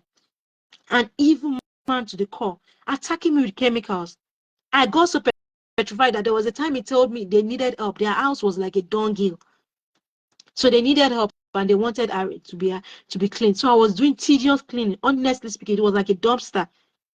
I had to go to be helping them to clean, not knowing that they were going to be using chemicals against me. So I was falling sick. The evidence are there. I sent them text messages. These things you are doing, you are attacking me with chemicals. Before I knew it, I'll fall sick because of that. You now say, which medication do I want? I'll now say, I barely take medication. I take fruit. You now say, you buy the fruit. You not buy the fruit. Then lace it with chemical again. Even though I said it in the video, I said, I had the intuition of the Holy Spirit, and I said, you should not worry about the fruits anymore before he even brought it. So after I finished cleaning with, he didn't mention it. He just said he would drop me back home. And even though it's not far, they will keep on insisting. And so I have to give in. He took me back home only for him to bring the fruit out. And the fruit will not start smelling immediately when they give it to you. I'm just at the entrance, enter my room. The thing will just be smelling. Up to the point of garlic. I only tasted the garlic, like I even spray it out. The fact that I wash my mouth, that I drink water afterwards, my stomach, I had serious cramp. I don't know if my animal would have died if I had eaten the garlic. I want to thank God for the opportunity to even speak this far. No. This is almost 8 hours. 7 hours, 43 minutes. Even 1 hour, I'm always tired. And I want to thank God for the opportunity to speak this far and expose all of these things. Because I don't know how much I could have exposed. But above all of these things, the wickedness of the wicked will never be atoned for. Now is the time of God's vengeance upon the wicked. Now is the day of salvation for the children of the Most High God, the true children of the Most High God, the God-fearing children of the Most High God, the practicing Christians. There are some people who revere the Lord they may not yet be Christians, but they revere the Lord. Now is God's judgment against the wicked that have been oppressing me and oppressing every genuine child of God worldwide. Because I know some Christians are actually going through not just little affliction, but a lot. And so I call upon again the God of all judgments, the God of all truths. Ọlọ́run tá a gbọ́dọ̀ pè jẹ́rìí rọ́. Ọlọ́run tá a gbọ́dọ̀ pè jẹ́rìí èké. I call on the God who was before the beginning, who will continue to be even after the ending. Because there is no ending with him. There is no end of days with him. He is the ancient of days. I call on the God of the heaven, the earth, the seas, the skies, and everything in them.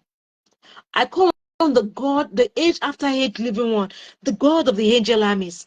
I call upon the beginning and the end, the first and the last. I call upon the God of the day and the night. I call upon the God of the mornings and the evenings. I call upon the God who created the earth, the sun, the moon, the stars, the constellations, the God of the winter, the God of the rain, the God of the heat, the God of the harmattan, the God of the summer, the God of the autumn, the God of the spring. I call upon the God with whom there is no shadow of turning. I call upon the God who does not show favoritism, and I call upon the God of the spirit of all flesh. I call upon the God of all righteousness, the God of all truth, the God of all purity, the God who created and understands all languages, including the language spoken in darkness, the God who sees what is done in palpable darkness and knows the darkest thoughts of the wicked, the God who is the impartial judge. Ọlọ́run tí ò ní gbé ẹ̀bí fáláre tí ò dẹ̀ ní gbé àrè fẹ́lẹ́bí, the God who does not accept bribe, ọba tí kì í gbà bẹ́tẹ́lẹ̀. I call upon the God who is no respecter of persons. I call upon the God who does not respect race, skin color, language, the God who avenges and repays the wicked for their evils, the God of Psalm 73, the God who fights for his children, the God who says, vengeance is mine, I will repay. I call upon the God who defeats all the oppressors of the innocent victims, and the God who sees the low estate of his children, including myself, the oppressed, the contrite in heart, the broken-hearted, the God who will judge. I said, this God will judge all of the wicked that have done all of this wickedness against me. He will judge even Bedfordshire police and every police that have been doing evil against me, and he'll judge as many that have done this oppression, because they didn't do it by the name of the Lord. No, it's like I said, it's only God that can turn evil to good. The wicked can never turn evil to good, because people have died in the process.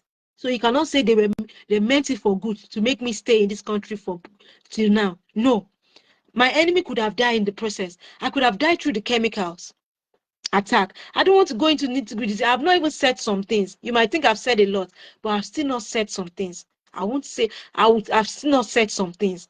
It's beyond. The conspiracy is more. Chemical attacks at the gym, chemical attacks at library, chemical attacks at public toilets, chemical attacks, you don't know. Chemical attacks on my meals. I addressed it at some point. They were claiming that they were touching, it was their hand that touched chemical, and they will open my meals like this. Not in the place I'm living on, where it is, because when I was evicted unlawfully, I had to like choose a particular place, a charity organization. They will open my meals and spray chemical into it.